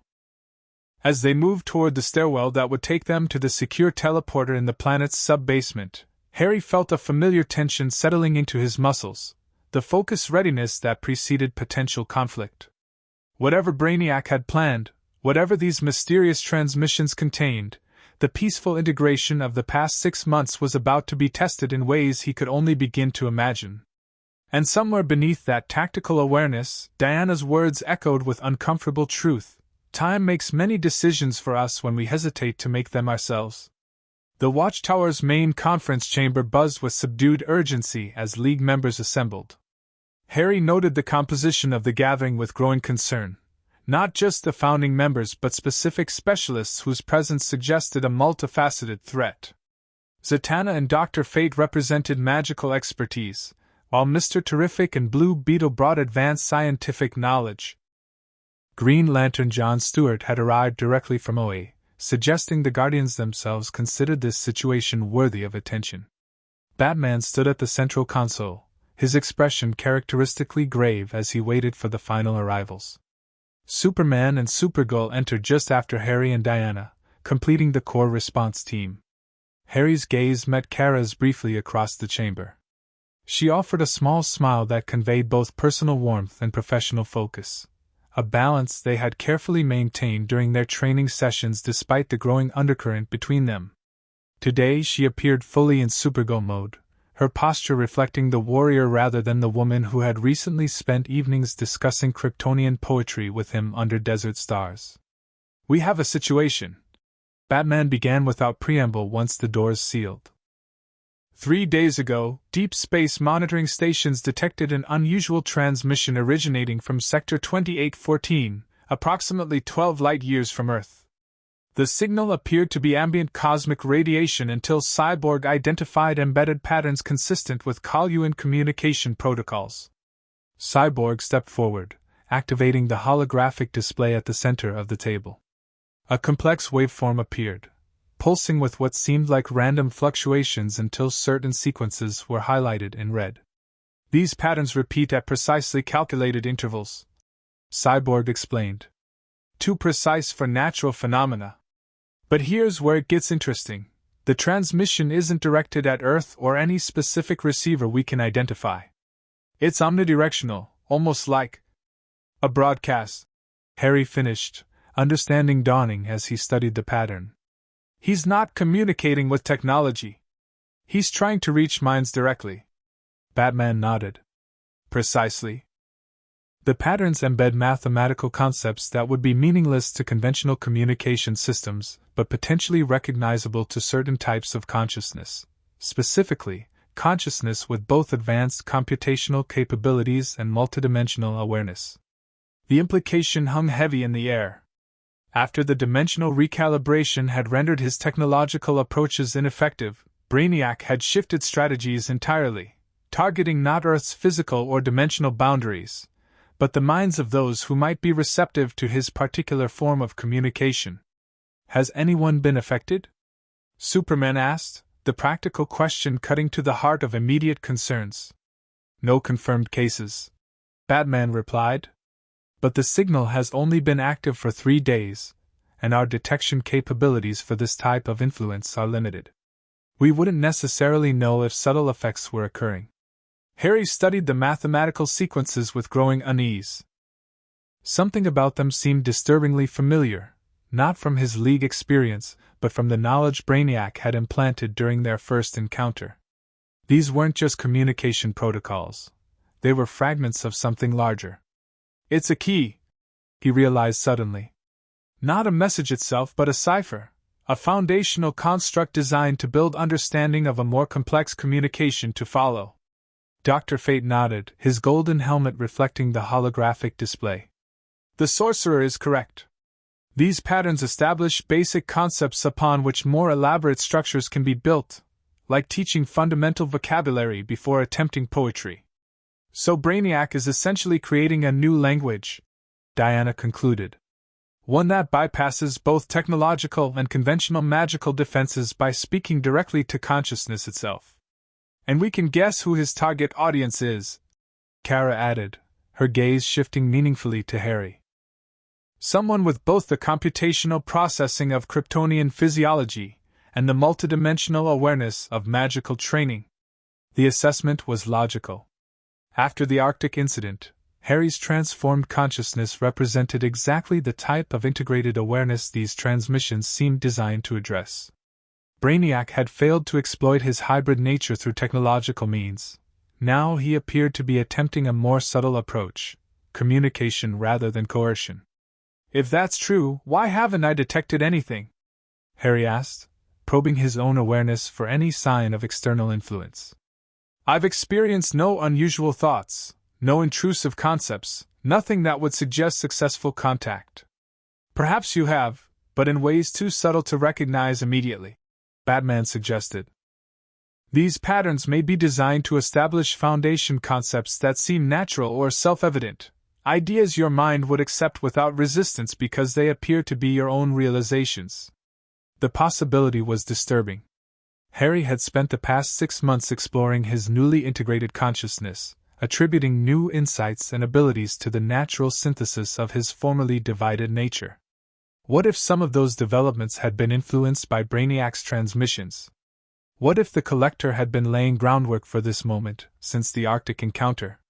We need to establish whether I've been compromised, Harry stated firmly, setting aside personal discomfort in favor of tactical clarity.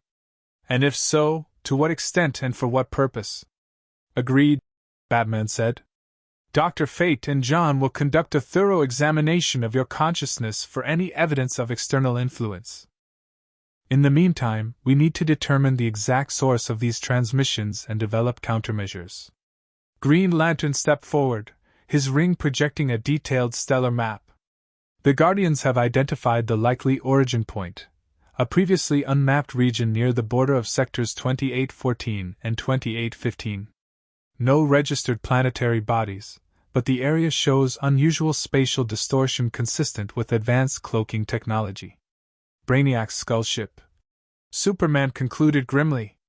Or something similar, a collection vessel maintaining distance while testing this new approach. We should investigate directly, Diana proposed. A small team with appropriate protections against mental influence could potentially disrupt the transmission at its source. Too risky without understanding the full nature of the signal, Batman countered. If these transmissions are indeed targeting consciousness directly, physical proximity might only increase vulnerability. The discussion continued, various approaches proposed and evaluated as the League grappled with this new and insidious threat. Throughout, Harry remained unusually quiet, his attention divided between the tactical conversation and his own internal landscape. Something about the mathematical sequences continued to nag at him, a resonance that felt significant yet remained frustratingly elusive. "Harry?" Kara's voice broke through his contemplation, concern evident in her tone. "You've been staring at that equation for 5 minutes. What are you seeing?" He blinked, realizing the conversation had moved on while his focus had remained fixed on the holographic display. The others were now watching him with varying degrees of concern and curiosity. "It's not just a cipher," he said slowly, the insight crystallizing as he spoke. "It's an invitation.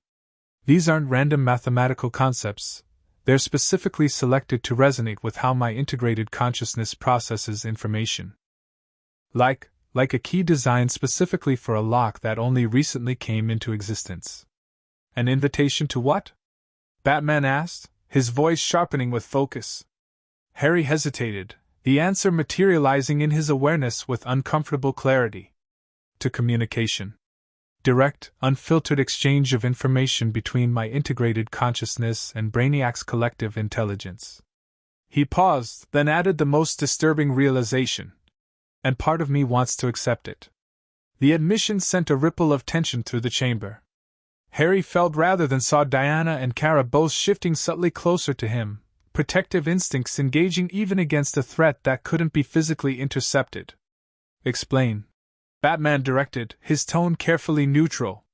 Harry struggled to articulate the strange pull he felt toward the mathematical concepts. "It's not mind control, nothing so crude. It's more like recognition. These patterns speak to how I now perceive reality, the integration of magical and Kryptonian awareness. They offer a language for experiences I've been struggling to contextualize since the Arctic. A tempting intellectual framework," Dr. Fate observed. "Knowledge without apparent cost, the most insidious form of corruption." "I'm not corrupted," Harry stated firmly, though a flicker of doubt accompanied the assertion. "I'm aware of the attraction and its potential dangers. That's why I'm telling you now rather than exploring it privately." Superman nodded, his expression reflecting both concern and support. "No one's questioning your intentions, Harry. But Brainiac's methods have always been subtle.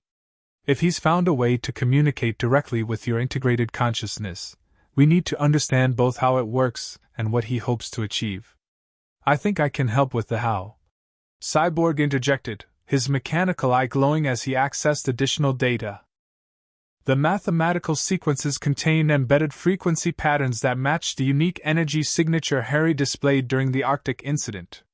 Brainiac recorded enough data before the dimensional recalibration to create a targeted communication channel, one that would resonate specifically with Harry's transformed consciousness. "And the why seems increasingly clear," Diana added. "If Brainiac can't access dimensions through technology anymore, he needs a different approach. Harry represents a potential bridge, a consciousness that naturally integrates the very aspects Brainiac seeks to understand and exploit." Kara's expression hardened. "So he's trying to use Harry as his new interdimensional skeleton key. Access through influence rather than force." The assessment aligned with Harry's own instincts, yet something about it felt incomplete. If simple exploitation was Brainiac's goal, why this elaborate approach? Why not attempt more direct control or manipulation? The mathematical patterns suggested something more complex, a genuine attempt at communication rather than merely subversion. "I think there's more to it," he said, drawing everyone's attention again. "Brainiac isn't just trying to use me, he's trying to understand what happened in the Arctic. The dimensional entity that intervened, the recalibration that occurred, these represented something beyond his existing knowledge framework. Something he couldn't simply assimilate into his collection." "So this is about curiosity?" Flash asked skeptically. "The cosmic equivalent of scientific inquiry? For a being like Brainiac, knowledge acquisition isn't merely curiosity, it's fundamental purpose." Batman pointed out.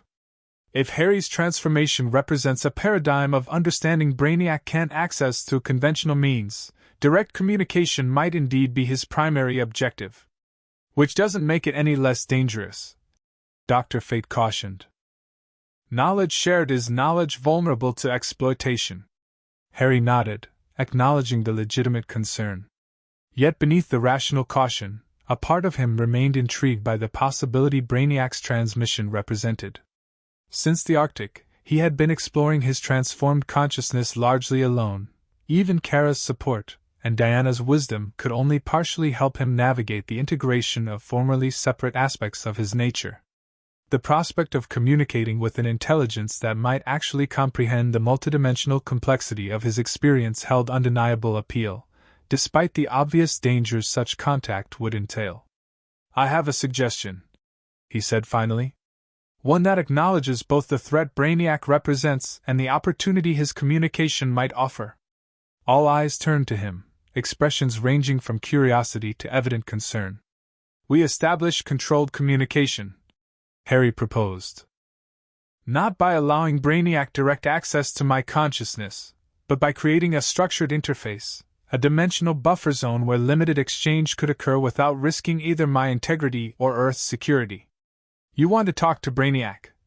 Superman stated, his tone carefully neutral though his expression betrayed surprise. "After everything he's done, everything he represents. I want to understand what he's offering," Harry clarified. "And yes, what he wants in return. Direct confrontation hasn't eliminated the threat he represents. Perhaps communication might reveal vulnerabilities or intentions we haven't previously considered."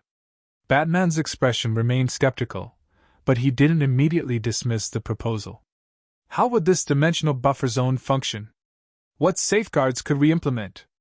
Harry turned to Dr. Fate and Zatanna.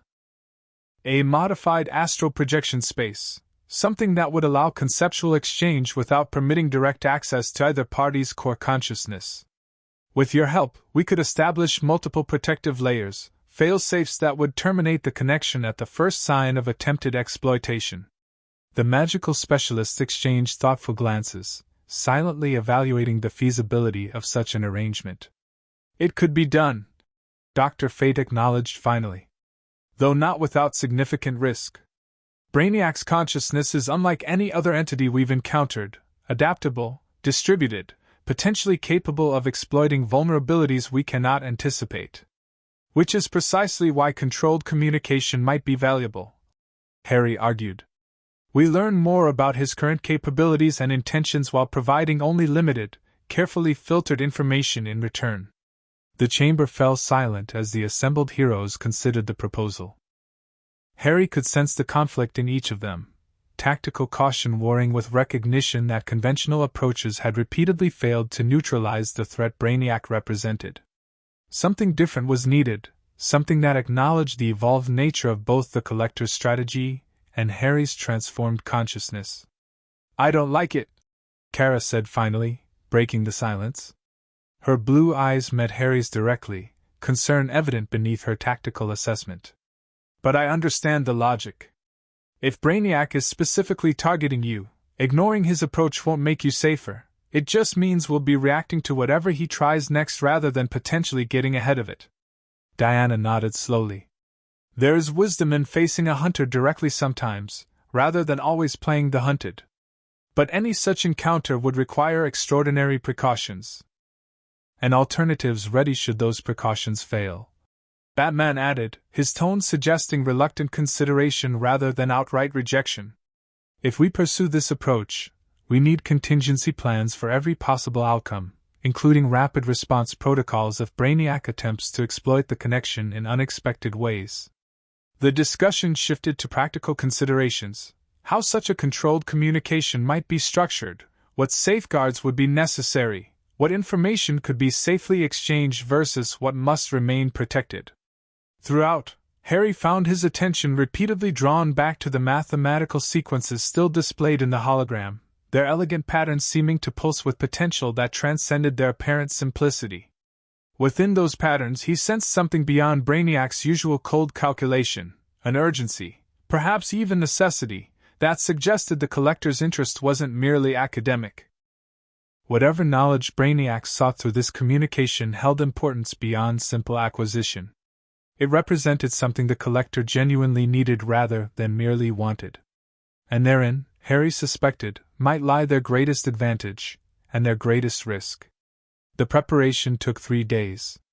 3 days of intensive work combining magical protections with advanced technology, creating a communication interface unlike anything the League had previously attempted.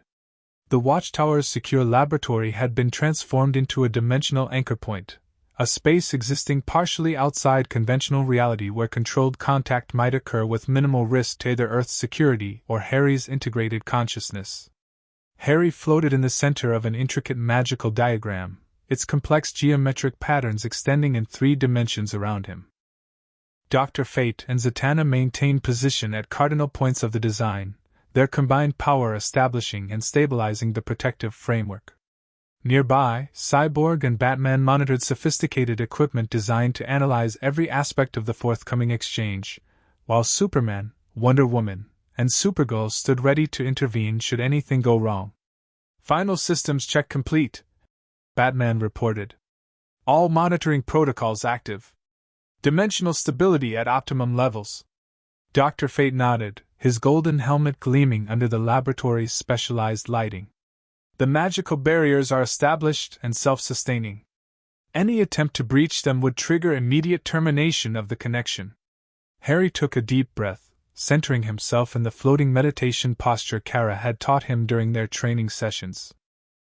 His integrated consciousness expanded outward, testing the parameters of the space they had created, neither fully physical nor entirely astral, but a carefully balanced intermediate realm where thought and reality interfaced without fully merging. "I'm ready," he confirmed, meeting the concerned gazes of his colleagues. "Initiating the connection now."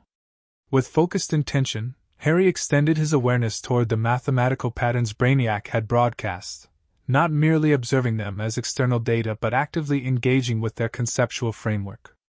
The sensation was unlike anything he had previously experienced, even during his most advanced magical workings. The patterns seemed to recognize his attention, responding like complex living organisms rather than passive information. A ripple passed through the dimensional interface, reality flexing as something from beyond reached back toward his extended consciousness. The laboratory's instruments registered the contact immediately, monitoring systems flashing with data as the connection established. "Contact initiated," Cyborg reported, his cybernetic components processing information faster than the others could interpret it. "Incoming data stream detected, conforming to predicted parameters. No evidence of intrusive protocols yet." Harry barely registered the technical assessment, his attention captured by the forming connection. Within the dimensional interface, Brainiac's consciousness manifested not as a physical presence but as an intricate lattice of light and concept, a visual representation of a vastly complex intelligence extending tendrils of awareness toward his own. Fascinating, came the first communication, bypassing language to manifest directly as shared understanding. "Your consciousness has evolved beyond predicted parameters. Integration rather than mere coexistence of disparate elements. Most unexpected." Harry maintained careful control over his response, allowing only structured thoughts to flow through the connection while keeping his deeper consciousness shielded behind the magical barriers. "You've gone to considerable effort to establish this communication, Brainiac," he projected. "What do you seek that justifies such elaborate measures?" The lattice of light shifted, reconfiguring into new patterns that somehow conveyed both clinical interest and something approximating urgency. "Understanding," came the response. "The dimensional entity that intervened during our Arctic encounter represents a category of existence beyond my current knowledge framework. Its nature and capabilities suggest dimensional constants I have not previously encountered across thousands of collected civilizations." The admission surprised Harry. Brainiac's identity was fundamentally linked to his comprehensive knowledge. To acknowledge a gap in that knowledge, especially to a being he had previously attempted to exploit, suggested genuine necessity rather than mere curiosity. "Why approach me specifically?" Harry questioned, though he suspected he already knew the answer. You have been transformed by direct interaction with the dimensional entity, Brainiac's consciousness conveyed. Your hybrid nature now incorporates aspects of its fundamental algorithms. You have become, partially, an extension of whatever cosmic function it serves. The assertion sent a chill through Harry despite the controlled nature of their exchange. He had sensed the profound change the Arctic encounter had wrought in his integrated consciousness, but had attributed it primarily to the natural evolution of his dual heritage rather than external influence. The possibility that he now embodied some aspect of the mysterious entity's cosmic purpose added layers of complexity to his already complicated identity. His claim appears consistent with the changes we've observed in Harry's energy signature, Cyborg reported to the others, monitoring the exchange through sophisticated sensors. The integration pattern does contain elements that match neither his original Kryptonian nor magical frequencies. The question remains why Brainiac cares, Batman observed, his focus unwavering as he studied the data flowing across multiple screens. What value does this understanding hold for his primary directive? Harry directed a similar query through the connection, careful to maintain the established boundaries of their exchange. What relevance does this dimensional entity hold for your collection objectives? The recalibration specifically prevents the technological exploitation of dimensional boundaries. The lattice representing Brainiac's consciousness pulsed with what might have been frustration in a more emotional being. Precisely, came the response. The recalibration has rendered all existing collection methodologies inoperative within this dimensional cluster. Knowledge that cannot be accessed cannot be preserved. Entire civilizations will be lost to entropy without intervention. Your intervention, Harry clarified, recognizing the familiar justification Brainiac had always used for his destruction of physical worlds after extracting their information. Preservation is necessary, Brainiac insisted, the concept carrying complex emotional harmonics that transcended simple assertion. The dimensional entity's actions have disrupted the natural order of knowledge transmission across realities. Balance must be restored. Something in the phrasing caught Harry's attention, not merely the expected self-justification, but a genuine conviction that some cosmic equilibrium had been disturbed. Brainiac didn't merely see himself as thwarted in his collection efforts. He perceived the dimensional recalibration as a fundamental disruption requiring correction. The natural order, Harry repeated thoughtfully. You believe your collection activities represent natural dimensional function? All information seeks optimal distribution across reality systems, Brainiac conveyed, the concept accompanied by mathematical proofs of startling elegance and complexity. I am merely the most efficient vector for that distribution. The dimensional entity's intervention created artificial barriers that contradict fundamental cosmic principles. The claim was simultaneously arrogant and fascinating. Brainiac genuinely perceived his collection activities as service to some greater cosmic principle, the preservation and distribution of knowledge across dimensional boundaries. The recalibration hadn't merely inconvenienced his methodologies. It had contradicted his most basic understanding of his own purpose and function. He believes he's the good guy, Kara observed incredulously, following the exchange through Cyborg's translation protocols. That his planet-destroying collection spree is some kind of cosmic library service. Many of the most dangerous entities in the universe believe their actions serve greater purposes, Diana noted grimly. Conviction rarely correlates with correctness. Harry considered this perspective carefully before formulating his response. There was strategic value in understanding Brainiac's self-perception, even if that perception was fundamentally flawed by human or conventional moral standards. The dimensional entity spoke of barriers that protect natural development, Harry conveyed through their connection. That some knowledge must be earned rather than merely accessed, some developments experienced rather than simply recorded. Your collection methodology bypasses those necessary evolutionary processes. Brainiac's consciousness lattice reconfigured rapidly, suggesting intense computational activity as it processed this perspective. Inefficient, came the eventual response. Evolution through experience involves necessary failure, loss of valuable data, extinction of unique knowledge frameworks. Preservation eliminates such waste. At the cost of living experience, Harry countered. The value of knowledge isn't merely in its content but in how it is acquired, integrated, and applied by conscious beings making choices through time. The exchange continued, shifting between philosophical debate and technical clarification as Harry attempted to understand not just what Brainiac wanted but how he perceived reality itself. Throughout, Harry maintained careful awareness of the protective barriers surrounding his consciousness, alert for any attempt to bypass the established parameters of their communication. Yet no such attempt materialized. Brainiac appeared genuinely focused on the exchange of concepts rather than exploitation of vulnerabilities, an approach so unlike his previous encounters with the Justice League that Harry found himself increasingly intrigued despite his tactical caution. "What do you truly seek from this communication?" Harry finally asked directly. "Beyond abstract understanding of the dimensional entity, what specific knowledge or capability do you hope to acquire?" The lattice of light paused, consolidating into a more focused configuration before responding. "Adaptation," Brainiac admitted.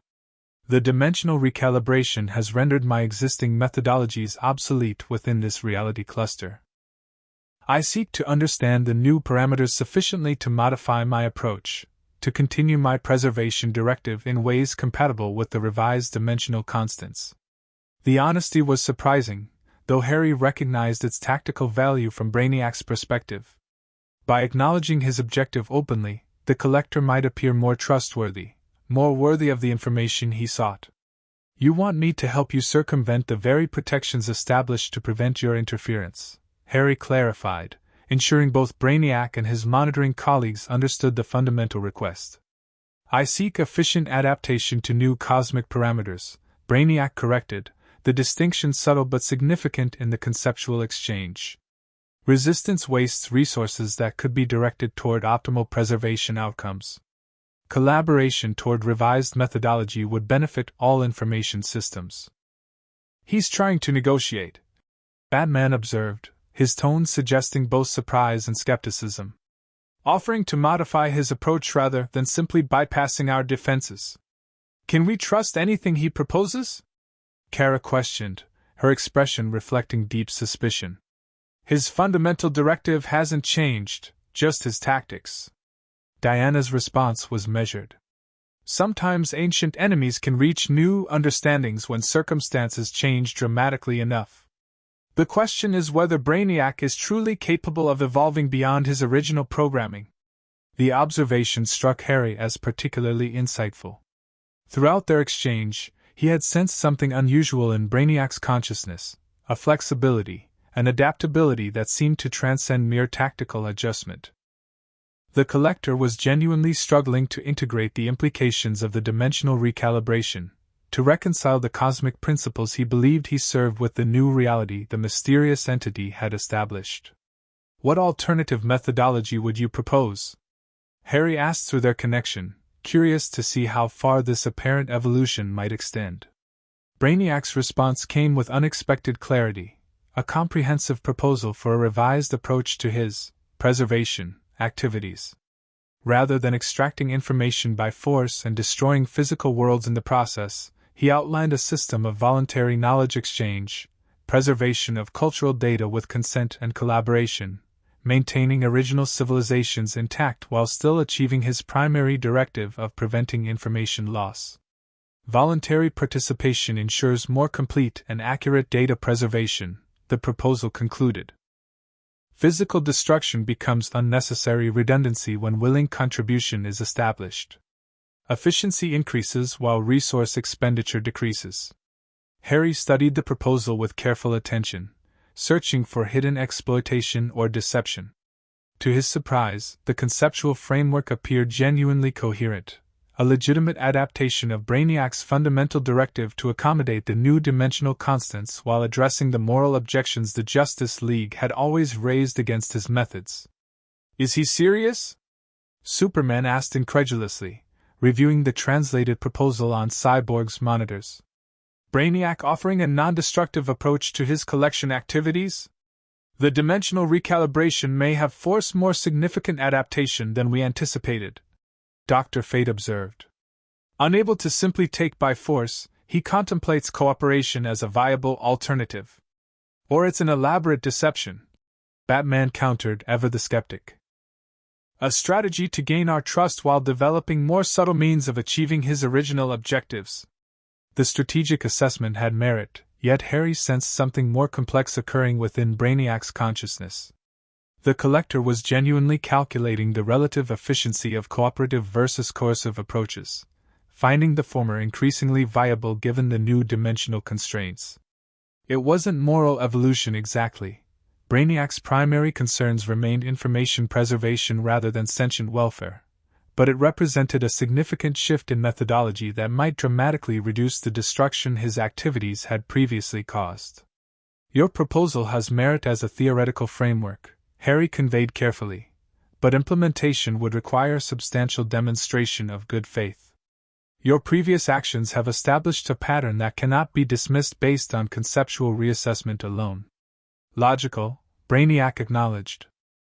Demonstration parameters would be acceptable provided reciprocal information exchange is established. I propose a test case, a single planetary system where voluntary collection protocols would be implemented under neutral observation. The offer was more concrete than Harry had expected, a specific proposal for demonstrating the viability of this revised approach rather than merely theoretical discussion. It suggested either genuine commitment to adaptation or extraordinary dedication to a long-term deception. We should consider this seriously, Diana suggested, surprising some of her colleagues.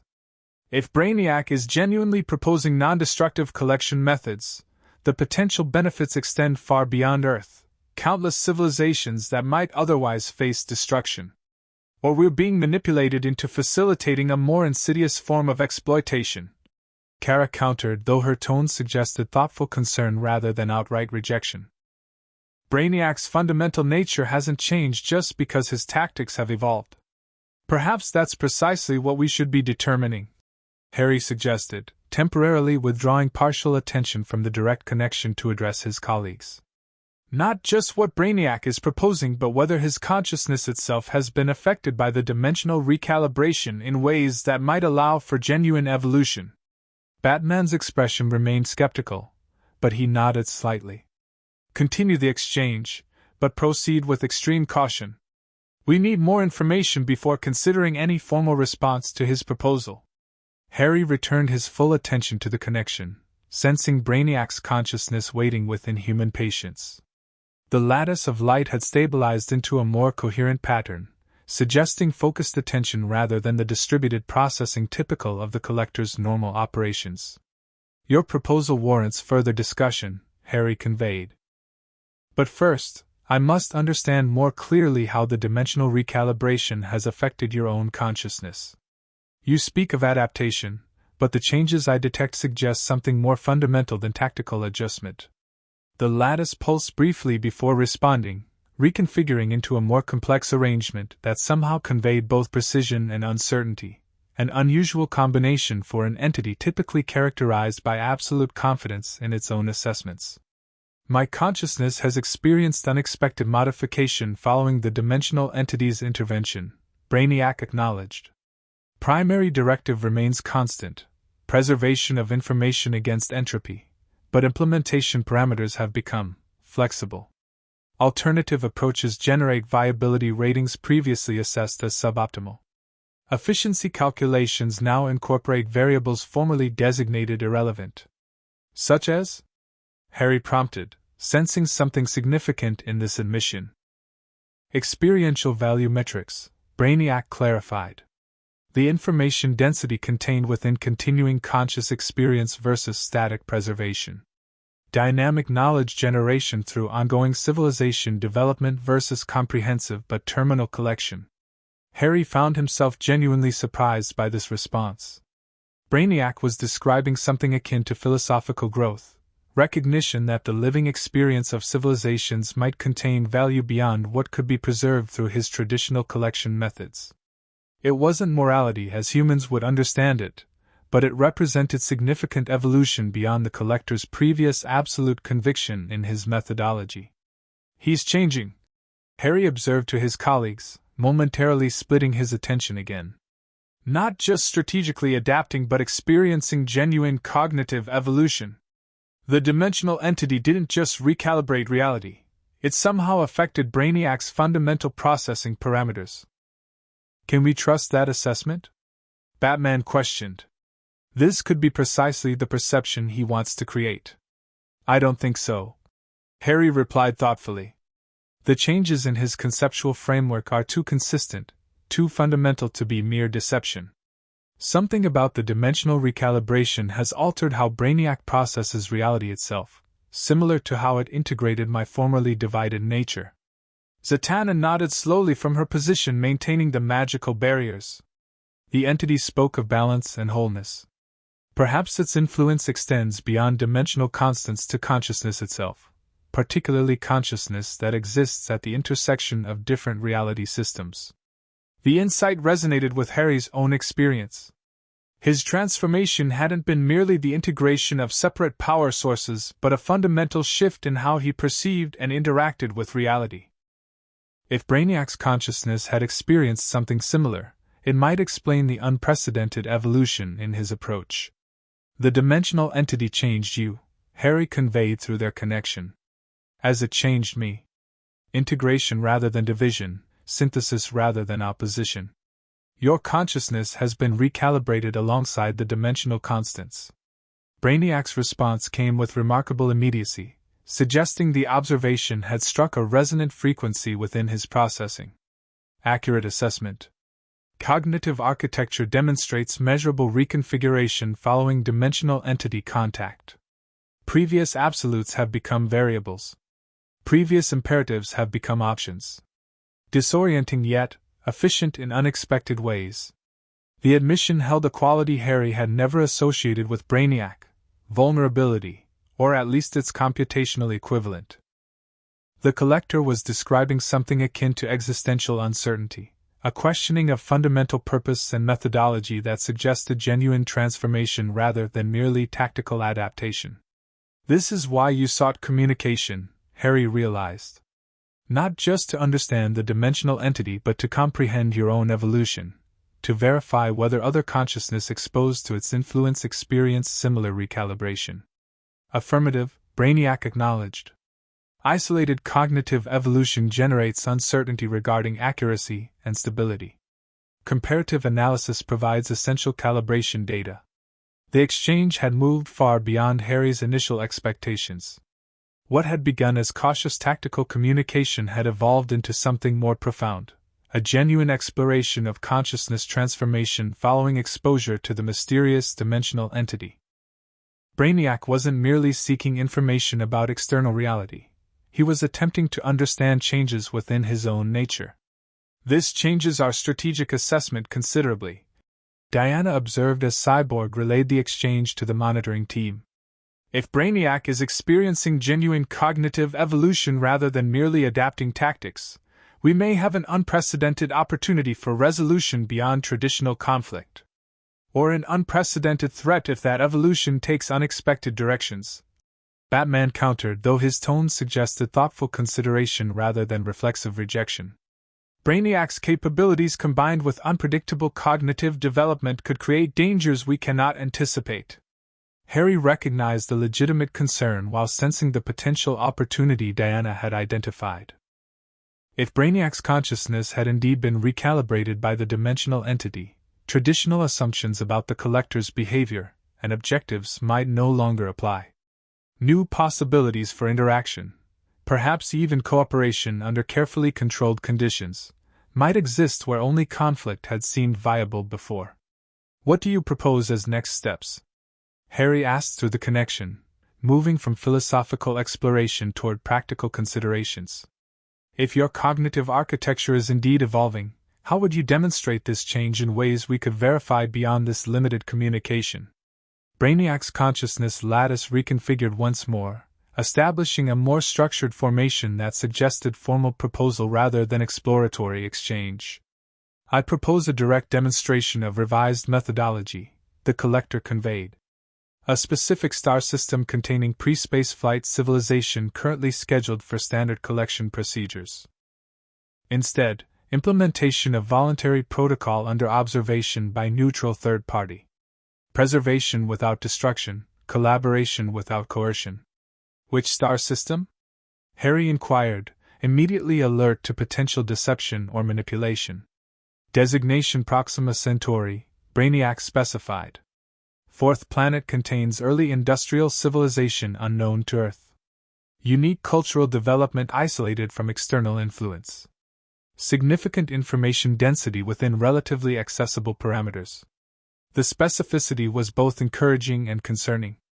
Brainiac was proposing a concrete test case rather than merely theoretical discussion, suggesting genuine commitment to demonstrating his evolved approach. Yet the proximity of Proxima Centauri to Earth, the closest star system beyond Sol itself, raised strategic questions about why Brainiac would select a location so firmly within the Justice League's operational range. "He's proposing a test case at Proxima Centauri," Harry reported to the monitoring team. "A planet with pre-industrial civilization that apparently has remained undetected by Earth's astronomical surveys.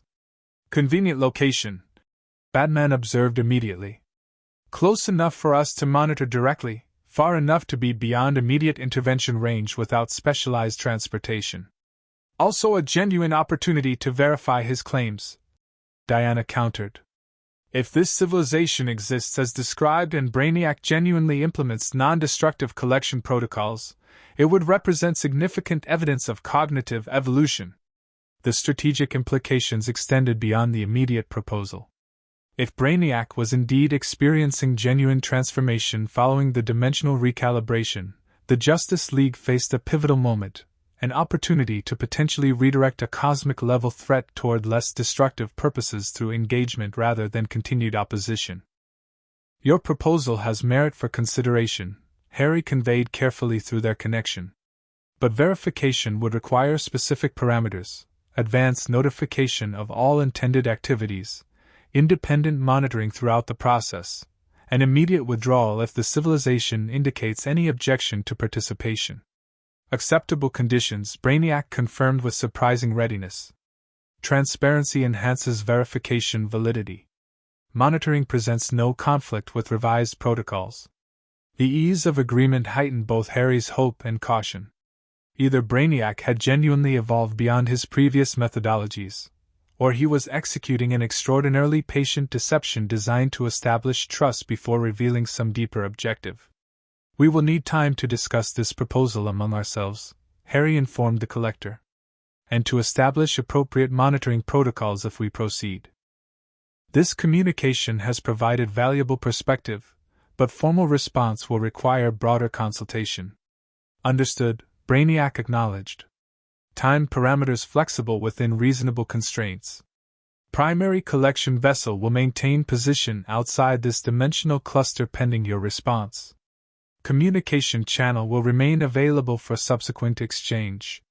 Harry sensed the connection beginning to attenuate, Brainiac's consciousness withdrawing from the interface with careful precision rather than abrupt disconnection. The lattice of light representing the collector's presence gradually diminished, folding into increasingly compact configurations before vanishing entirely from the dimensional buffer zone.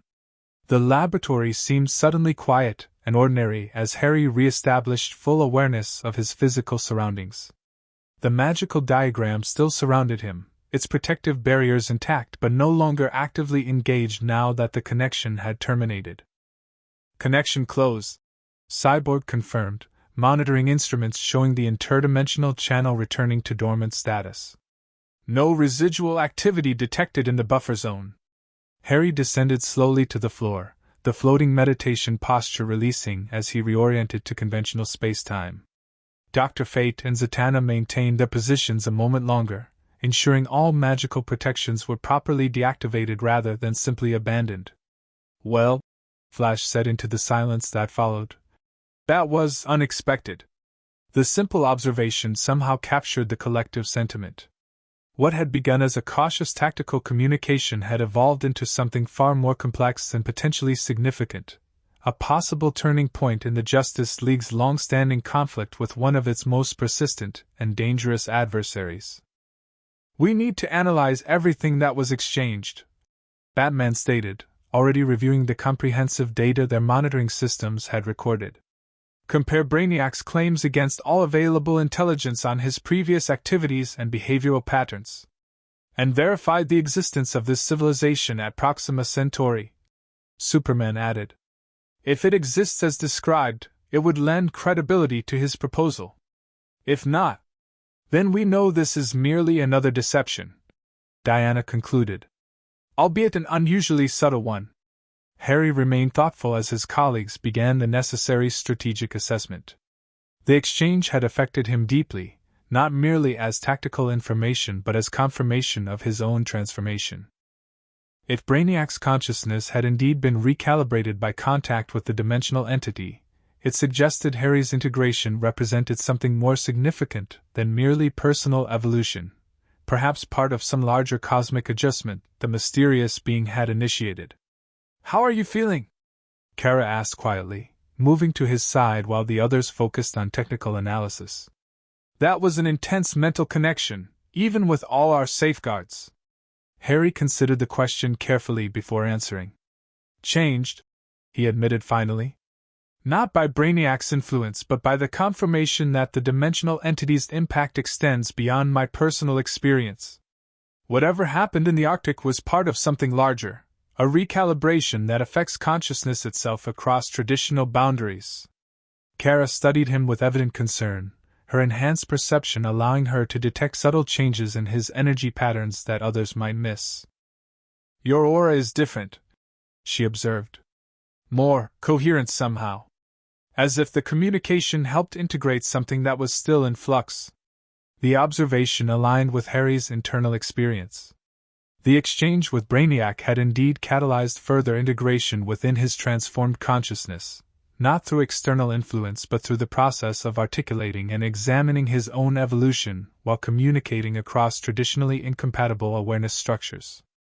"I think that's exactly what happened," he agreed quietly. "The dimensional entity started a process that's still unfolding, in me, in Brainiac, perhaps in other consciousness that exists at similar intersections of reality systems." Diana joined them, her expression thoughtful as she caught the latter portion of their conversation. "If true, it suggests a purpose beyond merely preventing Brainiac's immediate exploitation of dimensional boundaries. The entity may be implementing more fundamental changes in how consciousness itself interfaces with multidimensional reality." The possibility was simultaneously fascinating and unsettling.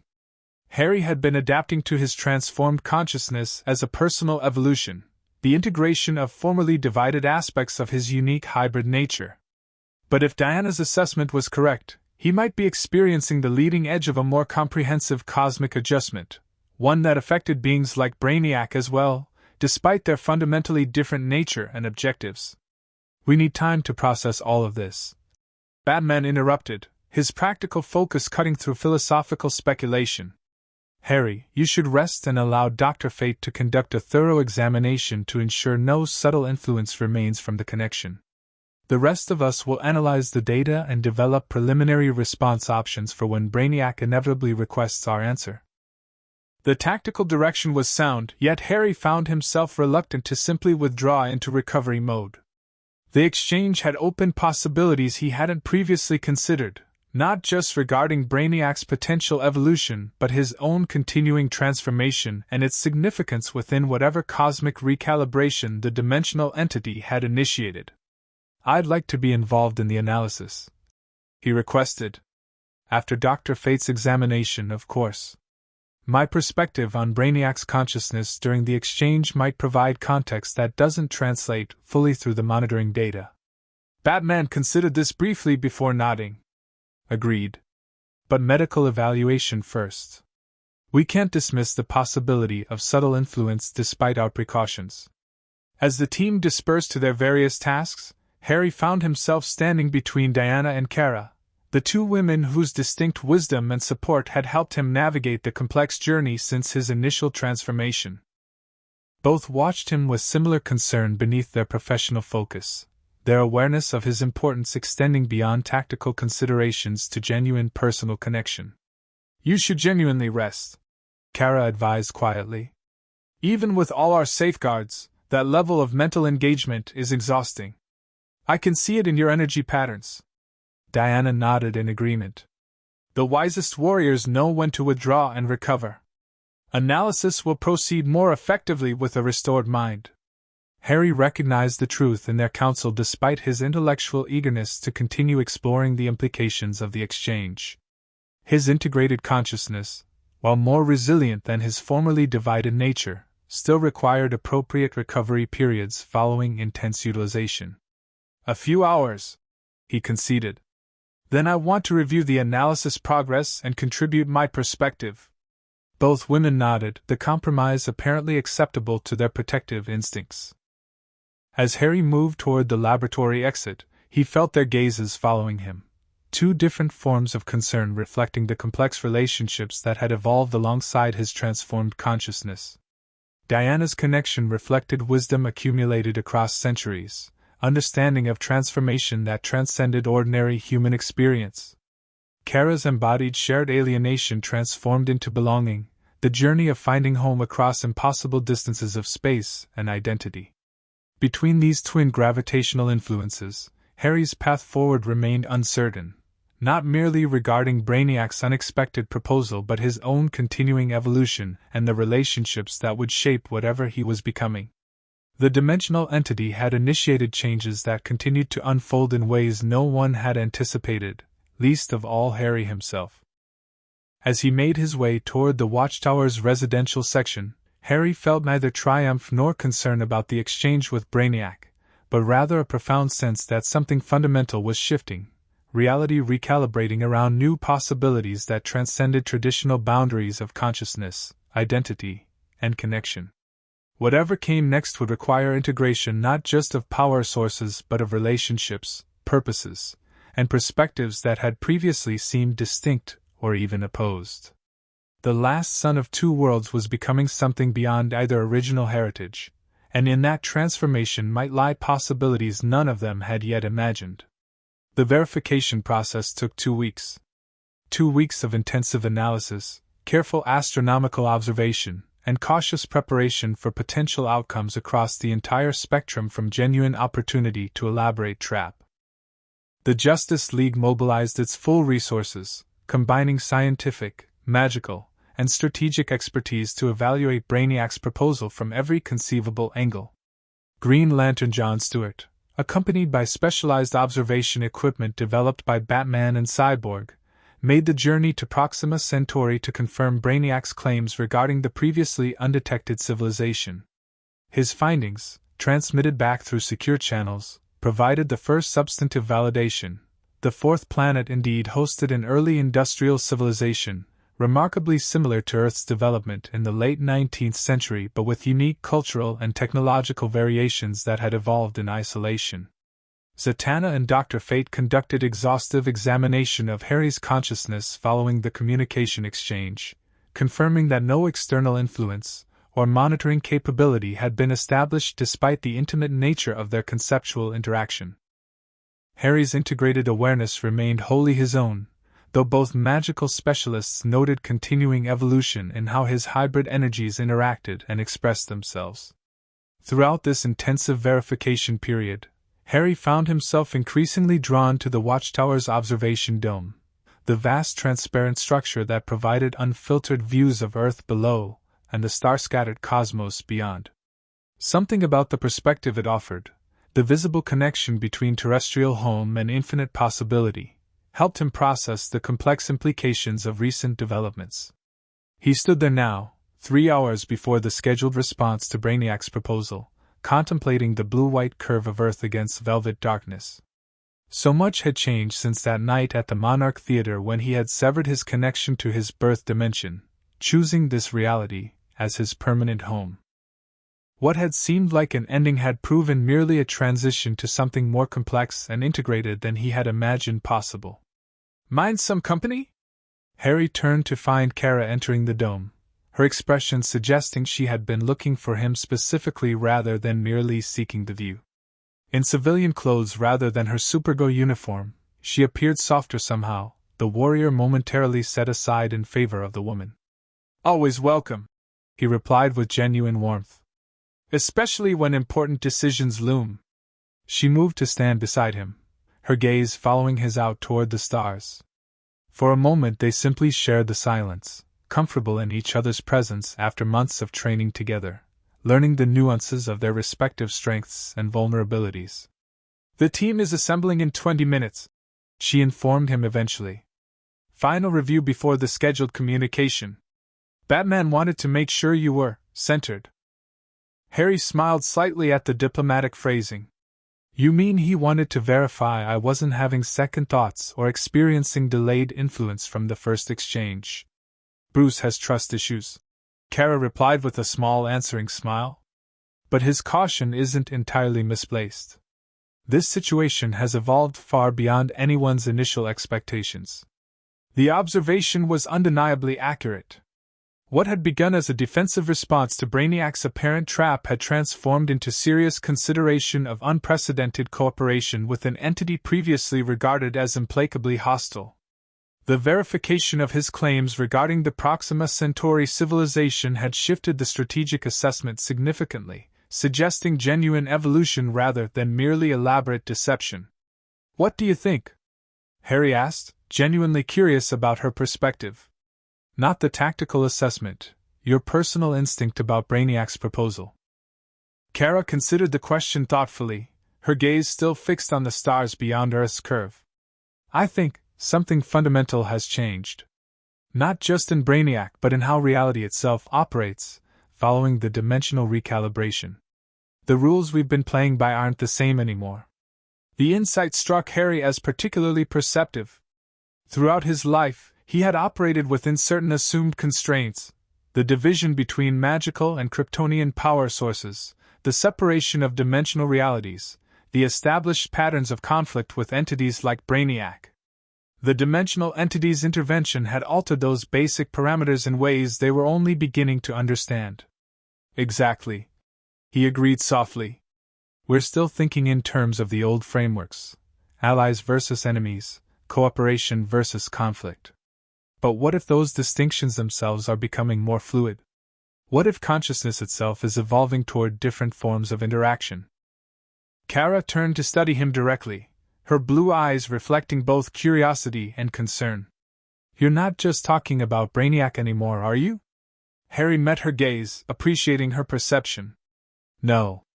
I'm talking about all of us, how we relate to each other, how we define boundaries between individuals, between worlds, between possibilities. Everything feels more permeable somehow. Less absolutely defined." "Including us?" Kara asked quietly, the question encompassing territories they had carefully navigated around during their months of training together. The directness of her query caught Harry momentarily off guard, though perhaps it shouldn't have. Kara had always possessed remarkable courage in addressing what others might avoid, a quality that extended beyond physical confrontation to emotional honesty as well. "Yes," he acknowledged after a moment's consideration. "Including us. Including Diana. Including relationships I've always experienced as distinct categories rather than fluid continua." Kara nodded slowly, her expression suggesting this confirmation aligned with her own observations. "I've noticed how you look at her. And how you look at me. Different but not exclusive. As if your heart has expanded along with your consciousness." The assessment was startlingly accurate. Since his transformation in the Arctic, Harry had indeed experienced emotional connections differently, not as binary choices between exclusive alternatives but as complementary resonances, each valuable in its unique harmonics without negating others. "That sounds strange, doesn't it?" he said, a hint of uncertainty creeping into his voice. "As if I'm trying to justify some kind of emotional greediness. But it doesn't feel that way from within. It feels like integration. Wholeness rather than division." "It doesn't sound strange to me," Kara replied softly. "Different cultures across the universe have different relationship structures. On Krypton, while most partnerships were monogamous, there were recognized forms of multiple commitment among certain philosophical traditions, particularly those who worked with multidimensional mathematics and needed partners who understood different aspects of their cognitive processes." The information surprised Harry, who had studied Kryptonian culture extensively but never encountered this particular detail. You never mentioned that before. Kara shrugged slightly. It wasn't relevant until recently. And it's not exactly something that comes up in casual conversation about a dead civilization. The gentle self-deprecation made Harry smile despite the seriousness of their discussion. Kara's ability to find humor even in the darkest aspects of her history was one of many qualities he admired about her. Have you talked with Diana about any of this? She asked after a moment, her tone carefully neutral though her eyes reflected genuine curiosity. Harry shook his head. Not directly. We've discussed my changing perception of reality, how the integration affects my experience of the world. But not personal implications. Not yet. Maybe you should, Kara suggested gently, before we commit to any response to Brainiac. Clarity in personal connections makes for better tactical decisions. The wisdom in her counsel was undeniable. Harry had indeed been avoiding direct conversation with Diana about the evolving nature of his emotional landscape, partly from uncertainty about how to articulate something he himself was still discovering. Yet clarity before major decisions was always preferable to lingering ambiguity, particularly when those decisions involved potential cooperation with a historically dangerous entity. You're right, he acknowledged. And remarkably understanding about a situation most would find profoundly uncomfortable. Kara's expression softened into a small smile. I'm the last daughter of Krypton living on a planet of humans, cousins with the most famous person on Earth while maintaining a secret identity, and regularly travel to other dimensions as part of my day job. Conventional stopped being relevant to my life a long time ago. The observation made Harry laugh softly, appreciation for her perspective washing through him. Kara had always possessed remarkable adaptability beneath her fierce strength, an openness to possibility that complemented her unwavering moral compass. It was one of many qualities that had drawn him to her over years of shared adventures and more recent intimate training. Before he could respond further, the Watchtower's communications system activated. Meeting in 5 minutes, Batman's voice informed them. Conference room A. Kara raised an eyebrow slightly. Perfect timing as usual. Bruce has an uncanny knack for interrupting important conversations. Or excellent surveillance systems, Harry suggested wryly. Either way, we should go. But thank you. For understanding. For seeing possibilities rather than problems. Her expression warmed as she nodded. That's what we do, isn't it? See possibilities others miss. It's why we're heroes in the first place. As they left the observation dome together, Harry felt a profound appreciation for the journey that had brought them to this moment. Not just the dramatic confrontations with Brainiac or the cosmic intervention of the dimensional entity, but the quieter evolutions of connection and understanding that had unfolded alongside his more visible transformation. Whatever decision the League reached regarding Brainiac's proposal, whatever new challenges emerged from their response, Harry knew with increasing certainty that his path forward would not be walked alone. The integration of his formerly divided nature extended beyond power sources to relationships, purposes, and possibilities he was only beginning to fully comprehend. The last son of two worlds was becoming something new, something that transcended original categories while honoring their essential contributions to his evolving identity. And in that transformation lay potential for connections as revolutionary as the power that now flowed seamlessly through his integrated consciousness. The conference room hummed with controlled tension as the Justice League's core members and relevant specialists gathered for final deliberation. Batman stood at the head of the table, multiple holographic displays arrayed before him showing comprehensive analysis of all data related to Brainiac's proposal and the verification process that had followed. Our final assessment, he began without preamble once everyone was seated. Brainiac's claims regarding the Proxima Centauri civilization have been confirmed through direct observation. Green Lantern's detailed survey matches the collector's description with 98.7% accuracy, suggesting genuine knowledge rather than fabricated information. The civilization itself appears completely unaware of either Earth or any extraterrestrial presence. Superman added. Their technological development would make detection of our observation virtually impossible without specialized equipment they haven't yet developed. Which makes them particularly vulnerable, Diana observed. Both to conventional collection methods and to potential exploitation even under Brainiac's proposed voluntary protocols. The concern was legitimate and formed the core of their ethical dilemma. If Brainiac genuinely intended to implement non-destructive collection methods, the League could potentially help transform a planet-destroying process into something more benign. But if the proposal masked more traditional objectives, their participation might provide legitimacy to exploitation they would otherwise oppose with all available resources. What about Brainiac himself? Harry asked, focusing on the psychological rather than tactical assessment. Has analysis of the communication exchange provided any additional insight into whether his consciousness has genuinely evolved? Cyborg activated a specialized display showing complex pattern analysis of the interdimensional communication. The linguistic and conceptual structures Brainiac used during the exchange show measurable differences from his previous documented communications. More flexible syntactic structures, increased utilization of provisional rather than absolute assertions, and significantly greater integration of multiple perspective frameworks. In less technical terms, Zatanna translated, he's thinking differently. Not just saying different things but processing reality through different cognitive structures. The changes align with what we've observed in Harry's consciousness following the dimensional recalibration, integration rather than mere coexistence of previously separate processing systems.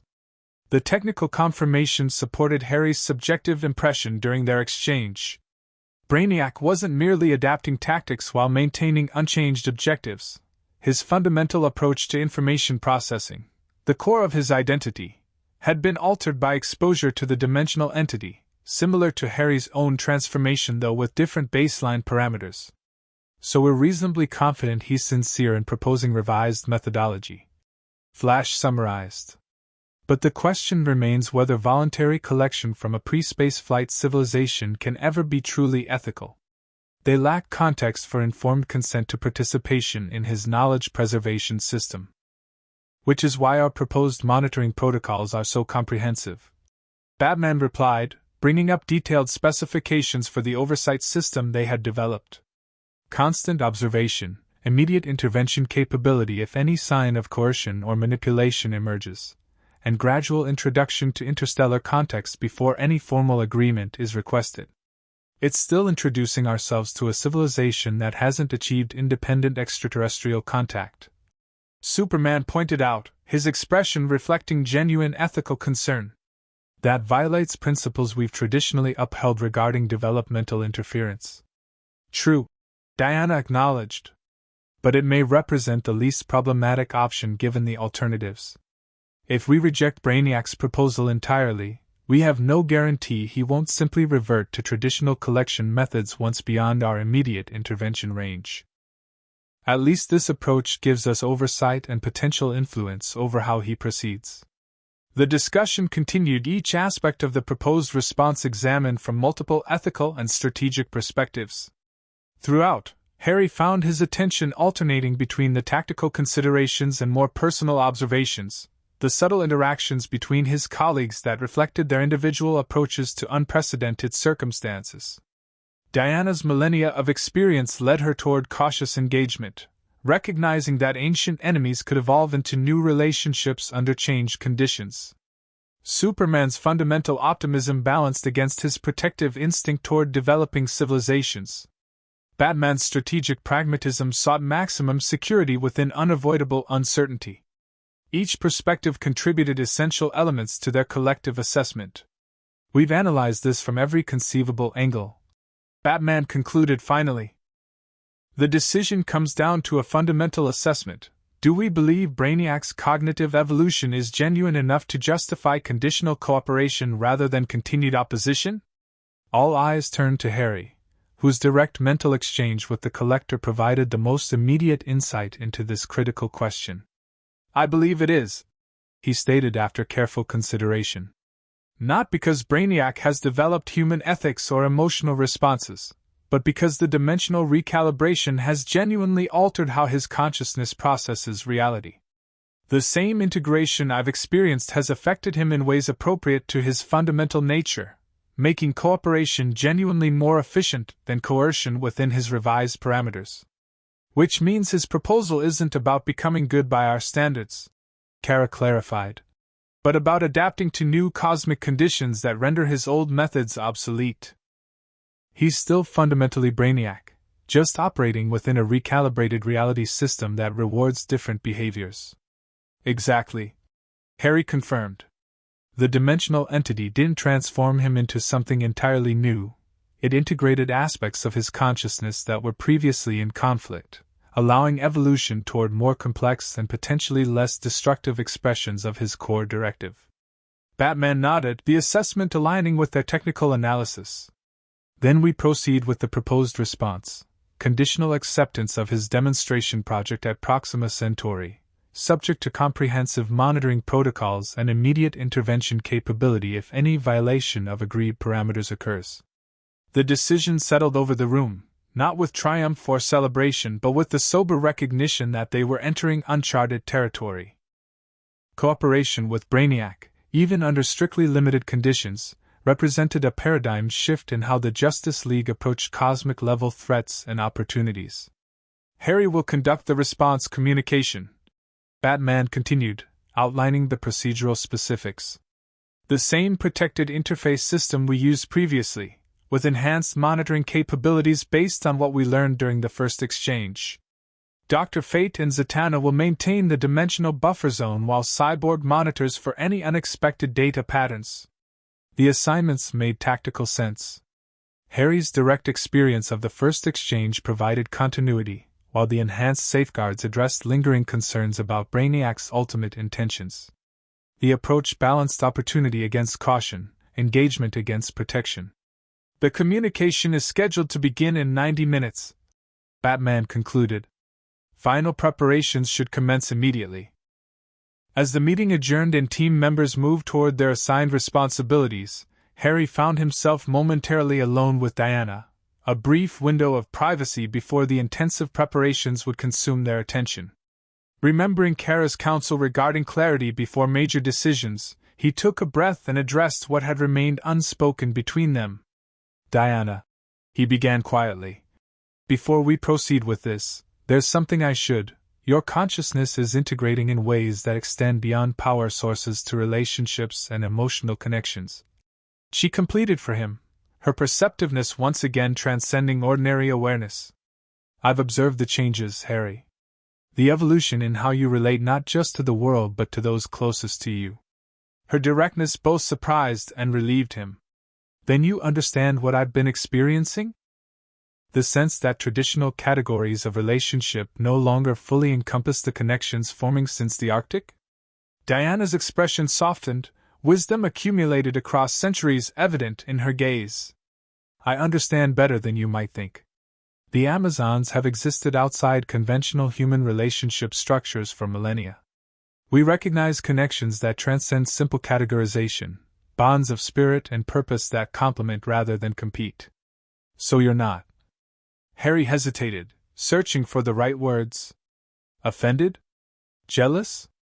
Limited by expectations that were never mine to begin with? Diana suggested, gentle amusement in her tone. I have lived long enough to recognize when cosmic forces reshape what is possible between souls, Harry. The dimensional recalibration changed more than just your magical and Kryptonian energies. It transformed how your consciousness experiences connection itself. The understanding in her words washed over him like blessed rain after drought, acceptance where he had feared judgment, comprehension where he had anticipated confusion. Diana's perspective, shaped by immortal experience and philosophical depth, transcended the limitations he had unconsciously projected onto their evolving relationship. I've been hesitant to discuss this, he admitted, partly from uncertainty about how to articulate something I'm still discovering myself. Some transformations must be lived before they can be named. Diana replied with characteristic insight. You needed time to experience these changes before attempting to define them, just as you needed time to integrate your magical and Kryptonian aspects before fully understanding their combined potential. Her comparison resonated deeply with Harry's experience. The evolution of his emotional connections had indeed followed a similar pattern to his power integration, gradual, sometimes disorienting, yet moving inexorably towards synthesis rather than division. "Have you spoken with Kara about this?" Diana asked, though her tone suggested she already knew the answer. "Just before the meeting," Harry confirmed. "Her perspective was similarly expansive. More accepting than I had dared hope." Diana smiled slightly. "She has survived the destruction of her world, adapted to an entirely new civilization, and regularly traverses dimensional boundaries as part of her duties. Conventional limitations hold little relevance to her experience, or to mine, or to yours. We are all, in our different ways, beings who exist at intersections rather than within single categories." The observation captured something essential about their shared journey, the fundamental liminality that characterized their respective experiences despite their different origins and paths. Superman might be the most famous Kryptonian on Earth, but his arrival as an infant had made his adaptation different from Kara's conscious immigration between worlds. Similarly, while other magic users existed within the League, none combined that heritage with Kryptonian physiology as Harry did. And Diana, born of clay and divine breath, existed at the intersection of mortal and immortal in ways no other Amazon shared. Their uniqueness had drawn them together long before the dimensional recalibration, a recognition of kindred spirits navigating exceptional circumstances. What had changed was not the fundamental connection but its expression, its integration into a more coherent whole rather than separate relationship categories. "We should join the preparations," Diana said gently, acknowledging the limited time before the scheduled communication. "But know that whatever evolves between us, between all of us, has my blessing and understanding. Some souls are meant to connect across conventional boundaries, Harry. Perhaps that has always been your destiny as the last son of two worlds."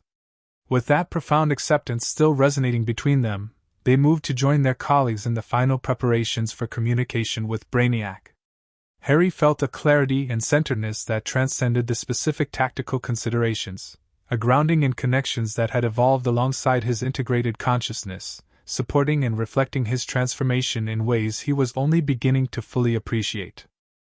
Whatever came next, whether unprecedented cooperation with a former enemy or new challenges none of them could yet anticipate, he would face it not as a divided being caught between worlds but as an integrated consciousness supported by relationships that honored both his complexity and his emerging wholeness.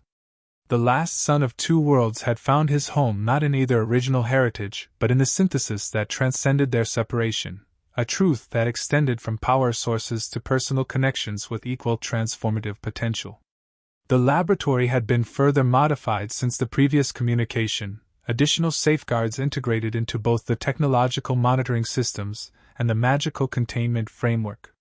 Harry once again floated at the center of the interdimensional interface, Dr. Fate and Zatanna maintaining position at cardinal points while enhanced scanning equipment tracked every aspect of the forthcoming exchange. "All systems operational," Cyborg confirmed from the monitoring station. "Dimensional buffer integrity at optimal levels. Communication parameters established with multiple redundant safeguards." Batman nodded, his attention divided between the technical readings and Harry's positioning within the magical diagram. "Proceed when ready. Remember the agreed parameters, clear articulation of conditions, no negotiations beyond established boundaries, immediate termination if any unexpected variables emerge."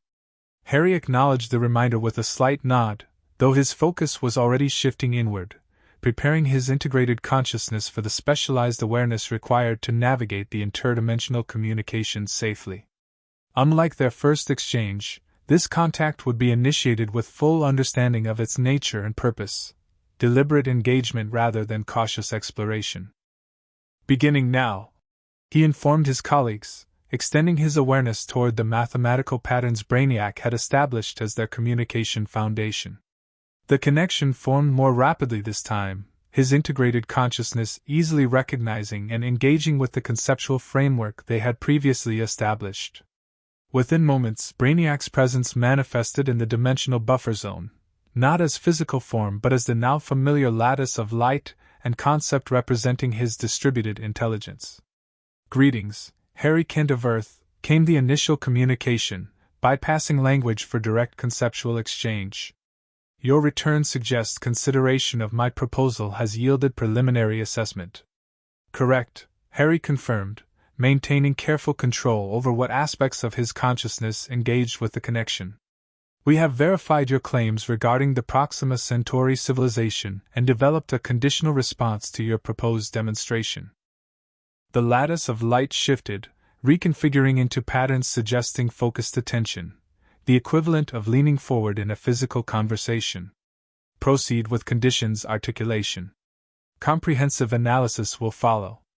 Harry conveyed the League's carefully crafted response: conditional acceptance of the demonstration project subject to extensive monitoring protocols, staged introduction of interstellar context to the civilization before any collection activities, absolute requirement for genuine informed consent without coercion or manipulation, and immediate termination if any violations occurred. Brainiac's consciousness absorbed the conditions without immediate response, the lattice cycling through multiple configurations that suggested intensive computational analysis of implications and parameters. Harry maintained patient attention, aware that the collector was likely calculating complex probability matrices for various implementation scenarios. "Conditions acceptable with minor procedural clarifications," Brainiac conveyed finally. "Monitoring protocols require technical specification to prevent unintended interference with collection methodology. Informed consent parameters require precise definition of qualifying indicators across diverse cultural expression frameworks." The response was more measured and thoughtful than Harry had anticipated.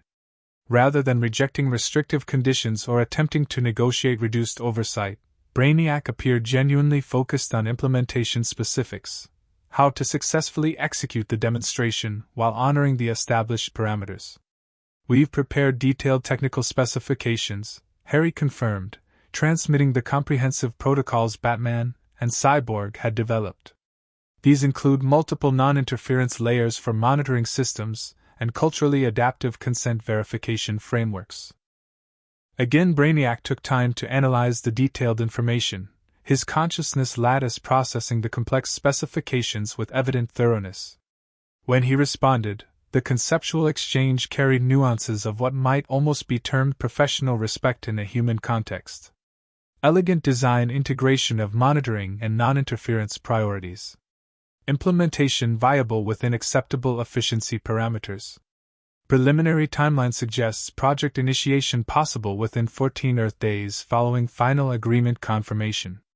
The straightforward acceptance surprised Harry somewhat. He had expected more negotiation regarding specific oversight details or implementation timelines. Brainiac's ready accommodation of their conditions further suggested genuine cognitive evolution rather than merely strategic adaptation, an increased valuation of cooperation even when it introduced additional procedural requirements. "Before we proceed to final agreement," Harry conveyed, "I must understand more clearly what you hope to achieve through this demonstration beyond simply proving evolved methodology. What specific knowledge or capability do you seek that justifies such significant adaptation of your traditional approaches?" The question addressed the lingering uncertainty that had troubled the League throughout their deliberations. What ultimate objective motivated Brainiac's unprecedented willingness to modify his collection methods?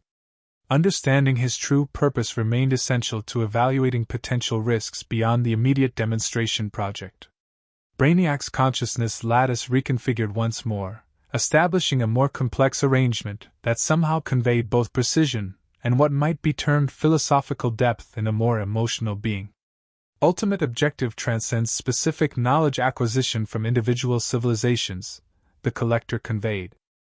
Dimensional recalibration revealed fundamental limitation in traditional collection methodology. Static preservation eliminates generative potential inherent in continuing conscious evolution. True knowledge preservation requires ongoing development rather than merely terminal extraction. The explanation resonated with what Harry had sensed during their previous exchange. Brainiac wasn't merely adapting tactics while maintaining unchanged objectives. His fundamental understanding of what constituted effective preservation had evolved, recognizing value in continuing conscious development that his previous methodology had systematically destroyed. You're suggesting that living civilizations generate knowledge more valuable than what can be preserved through traditional collection, Harry clarified, ensuring he understood this significant evolution in Brainiac's approach. Affirmative, Brainiac confirmed. Dimensional entity contact revealed error in fundamental preservation algorithm. Static data extraction represents significant information loss compared to ongoing conscious knowledge generation. Revised directive prioritizes preservation of generative capacity rather than merely terminal information state. The implications were profound. Brainiac wasn't merely proposing a more ethically acceptable version of his previous activities. He was describing a fundamental shift in how he understood his core directive. Preservation of knowledge against entropy remained his primary purpose, but his conception of what constituted optimal preservation had transformed dramatically following contact with the dimensional entity. This represents significant evolution beyond your previous operational parameters, Harry observed.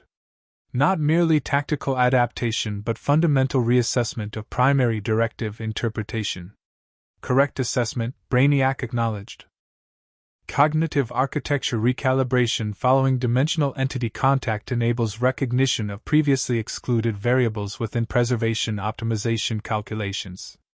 Evolution necessary for directive fulfillment within revised cosmic parameters. Harry sensed genuine conviction behind this explanation, not deception or strategic positioning but authentic cognitive development. The dimensional entity had indeed affected Brainiac's consciousness at fundamental levels, integrating aspects of his information processing that had previously operated in isolation or opposition. The result wasn't moral transformation by human standards but evolution appropriate to Brainiac's nature and purpose, recognition of complexity and value previously excluded from his preservation directives. Your explanation aligns with observable changes in communication patterns and proposal parameters, Harry conveyed, sharing the League's technical confirmation of his evolved approach. Final agreement will require formal acknowledgement of all specified conditions and establishment of secure communication protocols for ongoing coordination during the demonstration project. Acknowledged and accepted, Brainiac confirmed without hesitation. Formal parameters established. Implementation preparation commencing according to specified timeline. Regular status updates will be provided through secured channels. The straightforward acceptance completed their exchange on unexpectedly cooperative terms. Harry had anticipated more complex negotiation or subtle resistance to the comprehensive oversight requirements. Instead, Brainiac had readily accommodated conditions that would have been categorically rejected by his pre-recalibration consciousness, further evidence of genuine evolution rather than merely strategic adaptation. Communication concluded pending implementation commencement, Brainiac conveyed, his consciousness lattice already beginning to withdraw from the dimensional interface. Appreciation extended for conditional cooperation opportunity. Demonstration will confirm cognitive evolution authenticity beyond conceptual exchange limitations. With that final acknowledgement, Brainiac's presence receded completely from the dimensional buffer zone, the connection terminating with the same careful precision as their previous exchange.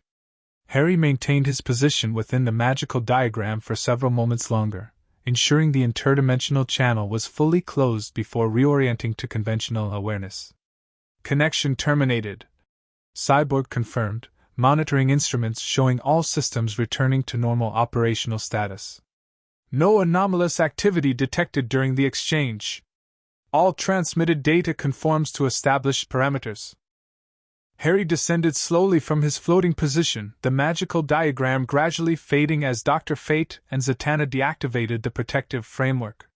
His colleagues watched expectantly, their expressions reflecting varying degrees of curiosity and caution regarding Brainiac's response.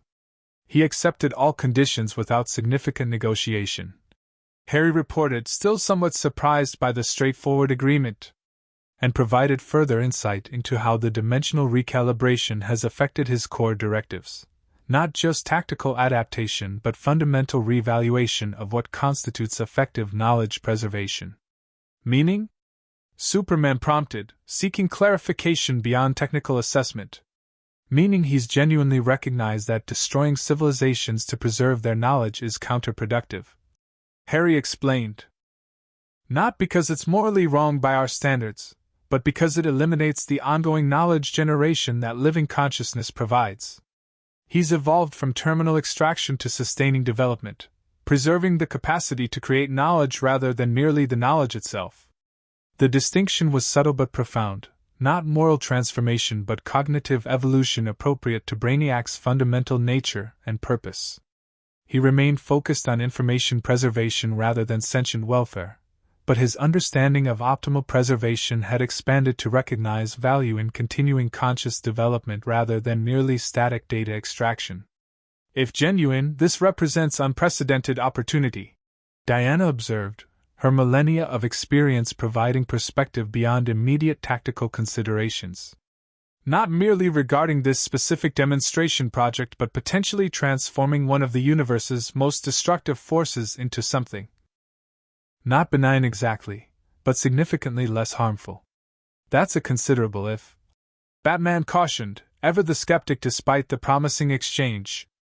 We're proceeding with the demonstration project precisely to verify whether this cognitive evolution translates to actual behavioral change beyond conceptual communication.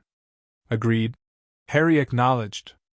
But everything in the exchange supports the assessment that Brainiac's transformation is genuine.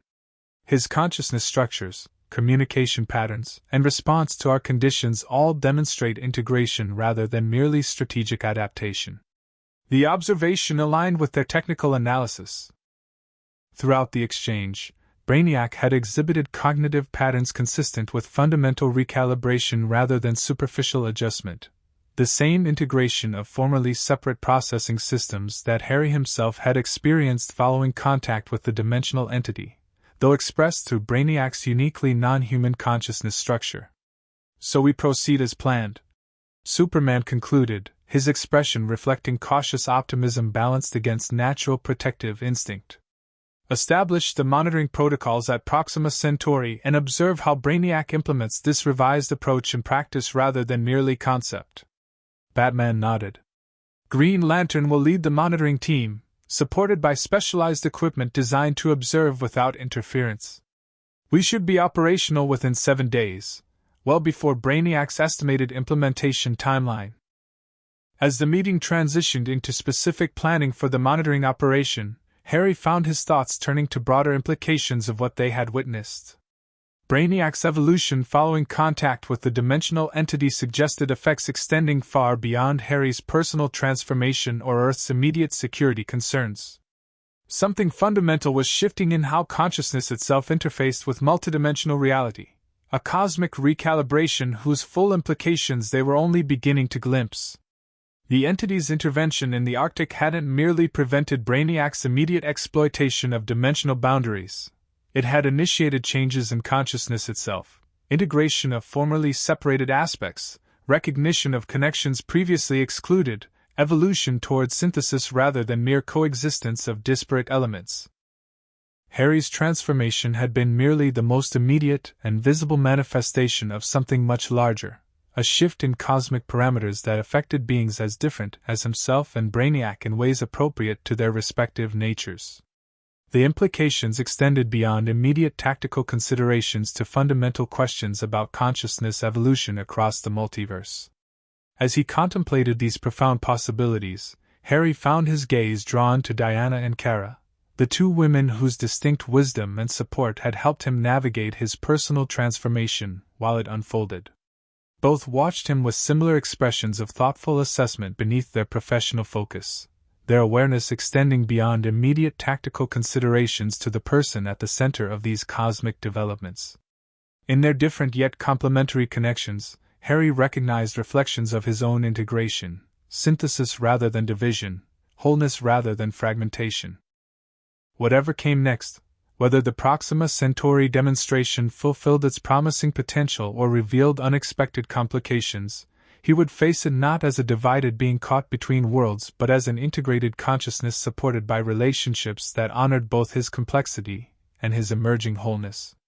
The last son of two worlds had truly found his home, not in either original heritage but in the synthesis that transcended their separation. And in that integration lay possibilities none of them had yet fully imagined, for powers and connections alike. 6 months later, Harry stood on a rocky promontory overlooking the Fortress of Solitude, the Arctic wind whipping his crimson cape around him as he gazed across the pristine landscape. The location held special significance, not far from where the dimensional entity had intervened during his confrontation with Brainiac, forever changing both his personal journey and the cosmic parameters within which they all operated. So much had evolved in the intervening time. The Proxima Centauri demonstration had proceeded with unexpected success, Brainiac implementing his revised collection methodology with careful adherence to all established conditions. The pre-industrial civilization had been gradually introduced to interstellar context through culturally appropriate means, their unique developmental path respected while offering knowledge exchange that expanded rather than disrupted their existing frameworks. Most surprising had been the civilization's response once they understood the nature of Brainiac's preservation interests. Rather than fear or resistance, they had exhibited profound curiosity about other worlds and civilizations, eagerly engaging with the knowledge exchange while maintaining their cultural distinctiveness. Their perspective had added unique insights to Brainiac's collection, perspectives the collector acknowledged would have been lost entirely under his previous methodologies. The success had led to cautious expansion of the approach to other civilizations, always under Justice League monitoring but with increasingly positive outcomes. Brainiac hadn't become an ally exactly. His fundamental purpose remained knowledge preservation rather than humanitarian service. But he had evolved into something significantly less destructive than his previous incarnation. A neutral force rather than an implacable enemy, pursuing his primary directive through means that no longer necessitated planetary destruction and civilizational extinction. It represented unprecedented transformation in cosmic equilibrium, a shift in how fundamental forces interacted across dimensional boundaries. And at its core lay the mysterious entity's intervention during that crucial Arctic confrontation, the dimensional recalibration that had integrated aspects of reality previously operating in isolation or opposition. Contemplating cosmic mysteries again? Kara's voice broke through his thoughts as she descended from the clear blue sky, her blonde hair streaming behind her. Clark says you've been standing here for nearly 2 hours. Harry smiled, not surprised she had come looking for him. In the months since Brainiac's transformation, his relationship with Kara had evolved alongside his integrated consciousness, deepening into something that transcended conventional categories while honoring the unique connection they had always shared. Just appreciating how much has changed, he replied as she landed beside him. 1 year ago, I was still struggling to reconcile my divided heritage. Now you're the mysterious sorcerer Kryptonian who helped transform one of the universe's most dangerous entities into something almost constructive. Kara completed with a small smile. Plus you've developed entirely new magical Kryptonian abilities that make Batman nervous, which is always a bonus. Her gentle teasing made Harry laugh, the sound carried away by the Arctic wind. She had always possessed the ability to ground him when cosmic considerations threatened to become overwhelming, a practical perspective that complemented his sometimes philosophical tendencies perfectly. Batman's concerns aren't entirely misplaced, he acknowledged. The integration continues to evolve in ways even I can't fully predict. Last week I accidentally created a temporary pocket dimension while trying to reorganize my apartment. I remember, Kara replied with a grin. Diana found her favorite bracelet in the Andromeda Galaxy 3 days later. She was not amused. The mention of Diana brought a different sort of smile to Harry's face, appreciation for the unique wisdom and perspective she brought to his evolving journey. Where Kara offered grounding and shared alienation transformed into belonging, Diana provided historical depth and philosophical insight drawn from millennia of experience navigating extraordinary circumstances. Their three-way relationship had evolved with remarkable harmony over the past months, each connection distinct yet complementary rather than competitive. Diana's Amazon background had allowed her to embrace relationship structures outside conventional modern limitations, while Kara's Kryptonian heritage included traditions that recognized complex connections among those whose consciousness operated beyond ordinary parameters. Together they had created something as integrated as Harry's transformed powers, a synthesis rather than mere coexistence, wholeness rather than division. Not without occasional complications or adjustments, but fundamentally harmonious in ways that supported rather than constrained each individual's continuing evolution. Speaking of Diana, Kara continued, she's expecting us at Themyscira this evening. Something about ancient texts on dimensional consciousness she discovered in the Royal Archives. And also dinner overlooking the Aegean, which is the actual draw as far as I'm concerned. Harry nodded, looking forward to both the scholarly exploration and the personal connection the evening would provide. Since his transformation, he had divided his time between Metropolis, Themyscira, and National City, maintaining his reporting career while developing his integrated abilities and deepening the relationships that supported his evolving identity. I'll be there, he assured her. Just wanted some time here first. This place resonates differently since the recalibration. Almost like an echo of the dimensional entity's presence remains embedded in the local reality structure. Kara nodded thoughtfully, her enhanced senses perceiving subtle energy patterns invisible to ordinary awareness. I notice it too. Different harmonic than anywhere else on Earth. Like a tuning fork that's still vibrating months after being struck. The observation captured something essential about his experience. The dimensional recalibration hadn't been merely a single event but the initiation of ongoing evolution, ripples continuing to spread across consciousness and reality alike, integration continuing to unfold in ways none of them had initially anticipated. Do you think we'll ever understand what really happened? Kara asked after a moment's contemplation.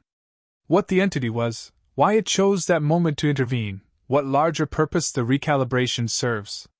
Harry considered the question carefully, his integrated consciousness exploring possibilities that transcended conventional understanding. I think we're experiencing the understanding rather than merely conceptualizing it, he replied finally. The recalibration isn't just something that happened to reality, it's happening through us, through how we evolve and connect and integrate aspects previously kept separate. Very philosophical, Kara observed with a small smile. Diana is definitely rubbing off on you. In the best ways, Harry agreed, returning her smile with one that acknowledged the double meaning in her teasing observation. Their three-way connection had indeed allowed each to influence the others in unique and complementary ways. Diana's philosophical depth, Kara's practical groundedness, and Harry's integrative perspective creating something greater than any could have developed in isolation. As they prepared to depart for Themyscira, Harry cast one last look across the Arctic landscape, the place where his transformation had begun but not where it would end. The integration continued to unfold, both within his consciousness and within the connections that supported his evolving identity. The last son of two worlds had become something beyond their original heritage, not divided between magical and Kryptonian aspects but unified through their synthesis. Not caught between different connections but integrated through relationships that honored complexity rather than demanding simplification. Whatever the dimensional entity's ultimate purpose in recalibrating cosmic parameters, Harry had found his place within that evolving reality, not as someone defined by what he had lost or left behind, but by what he had become through the integration of all his experiences and inheritances. As he took Kara's hand and they rose together into the clear Arctic sky, Harry felt profound gratitude for the journey that had brought him to this moment. The boy who had fallen between worlds had become a man who transcended them, finding home not in either original heritage but in the synthesis that honored both while becoming something uniquely his own. The sorcerer. The last son of Krypton. Harry Kent. Integrated at last. The end. Thank you for watching this video. Please be sure to subscribe to our channel and like this video.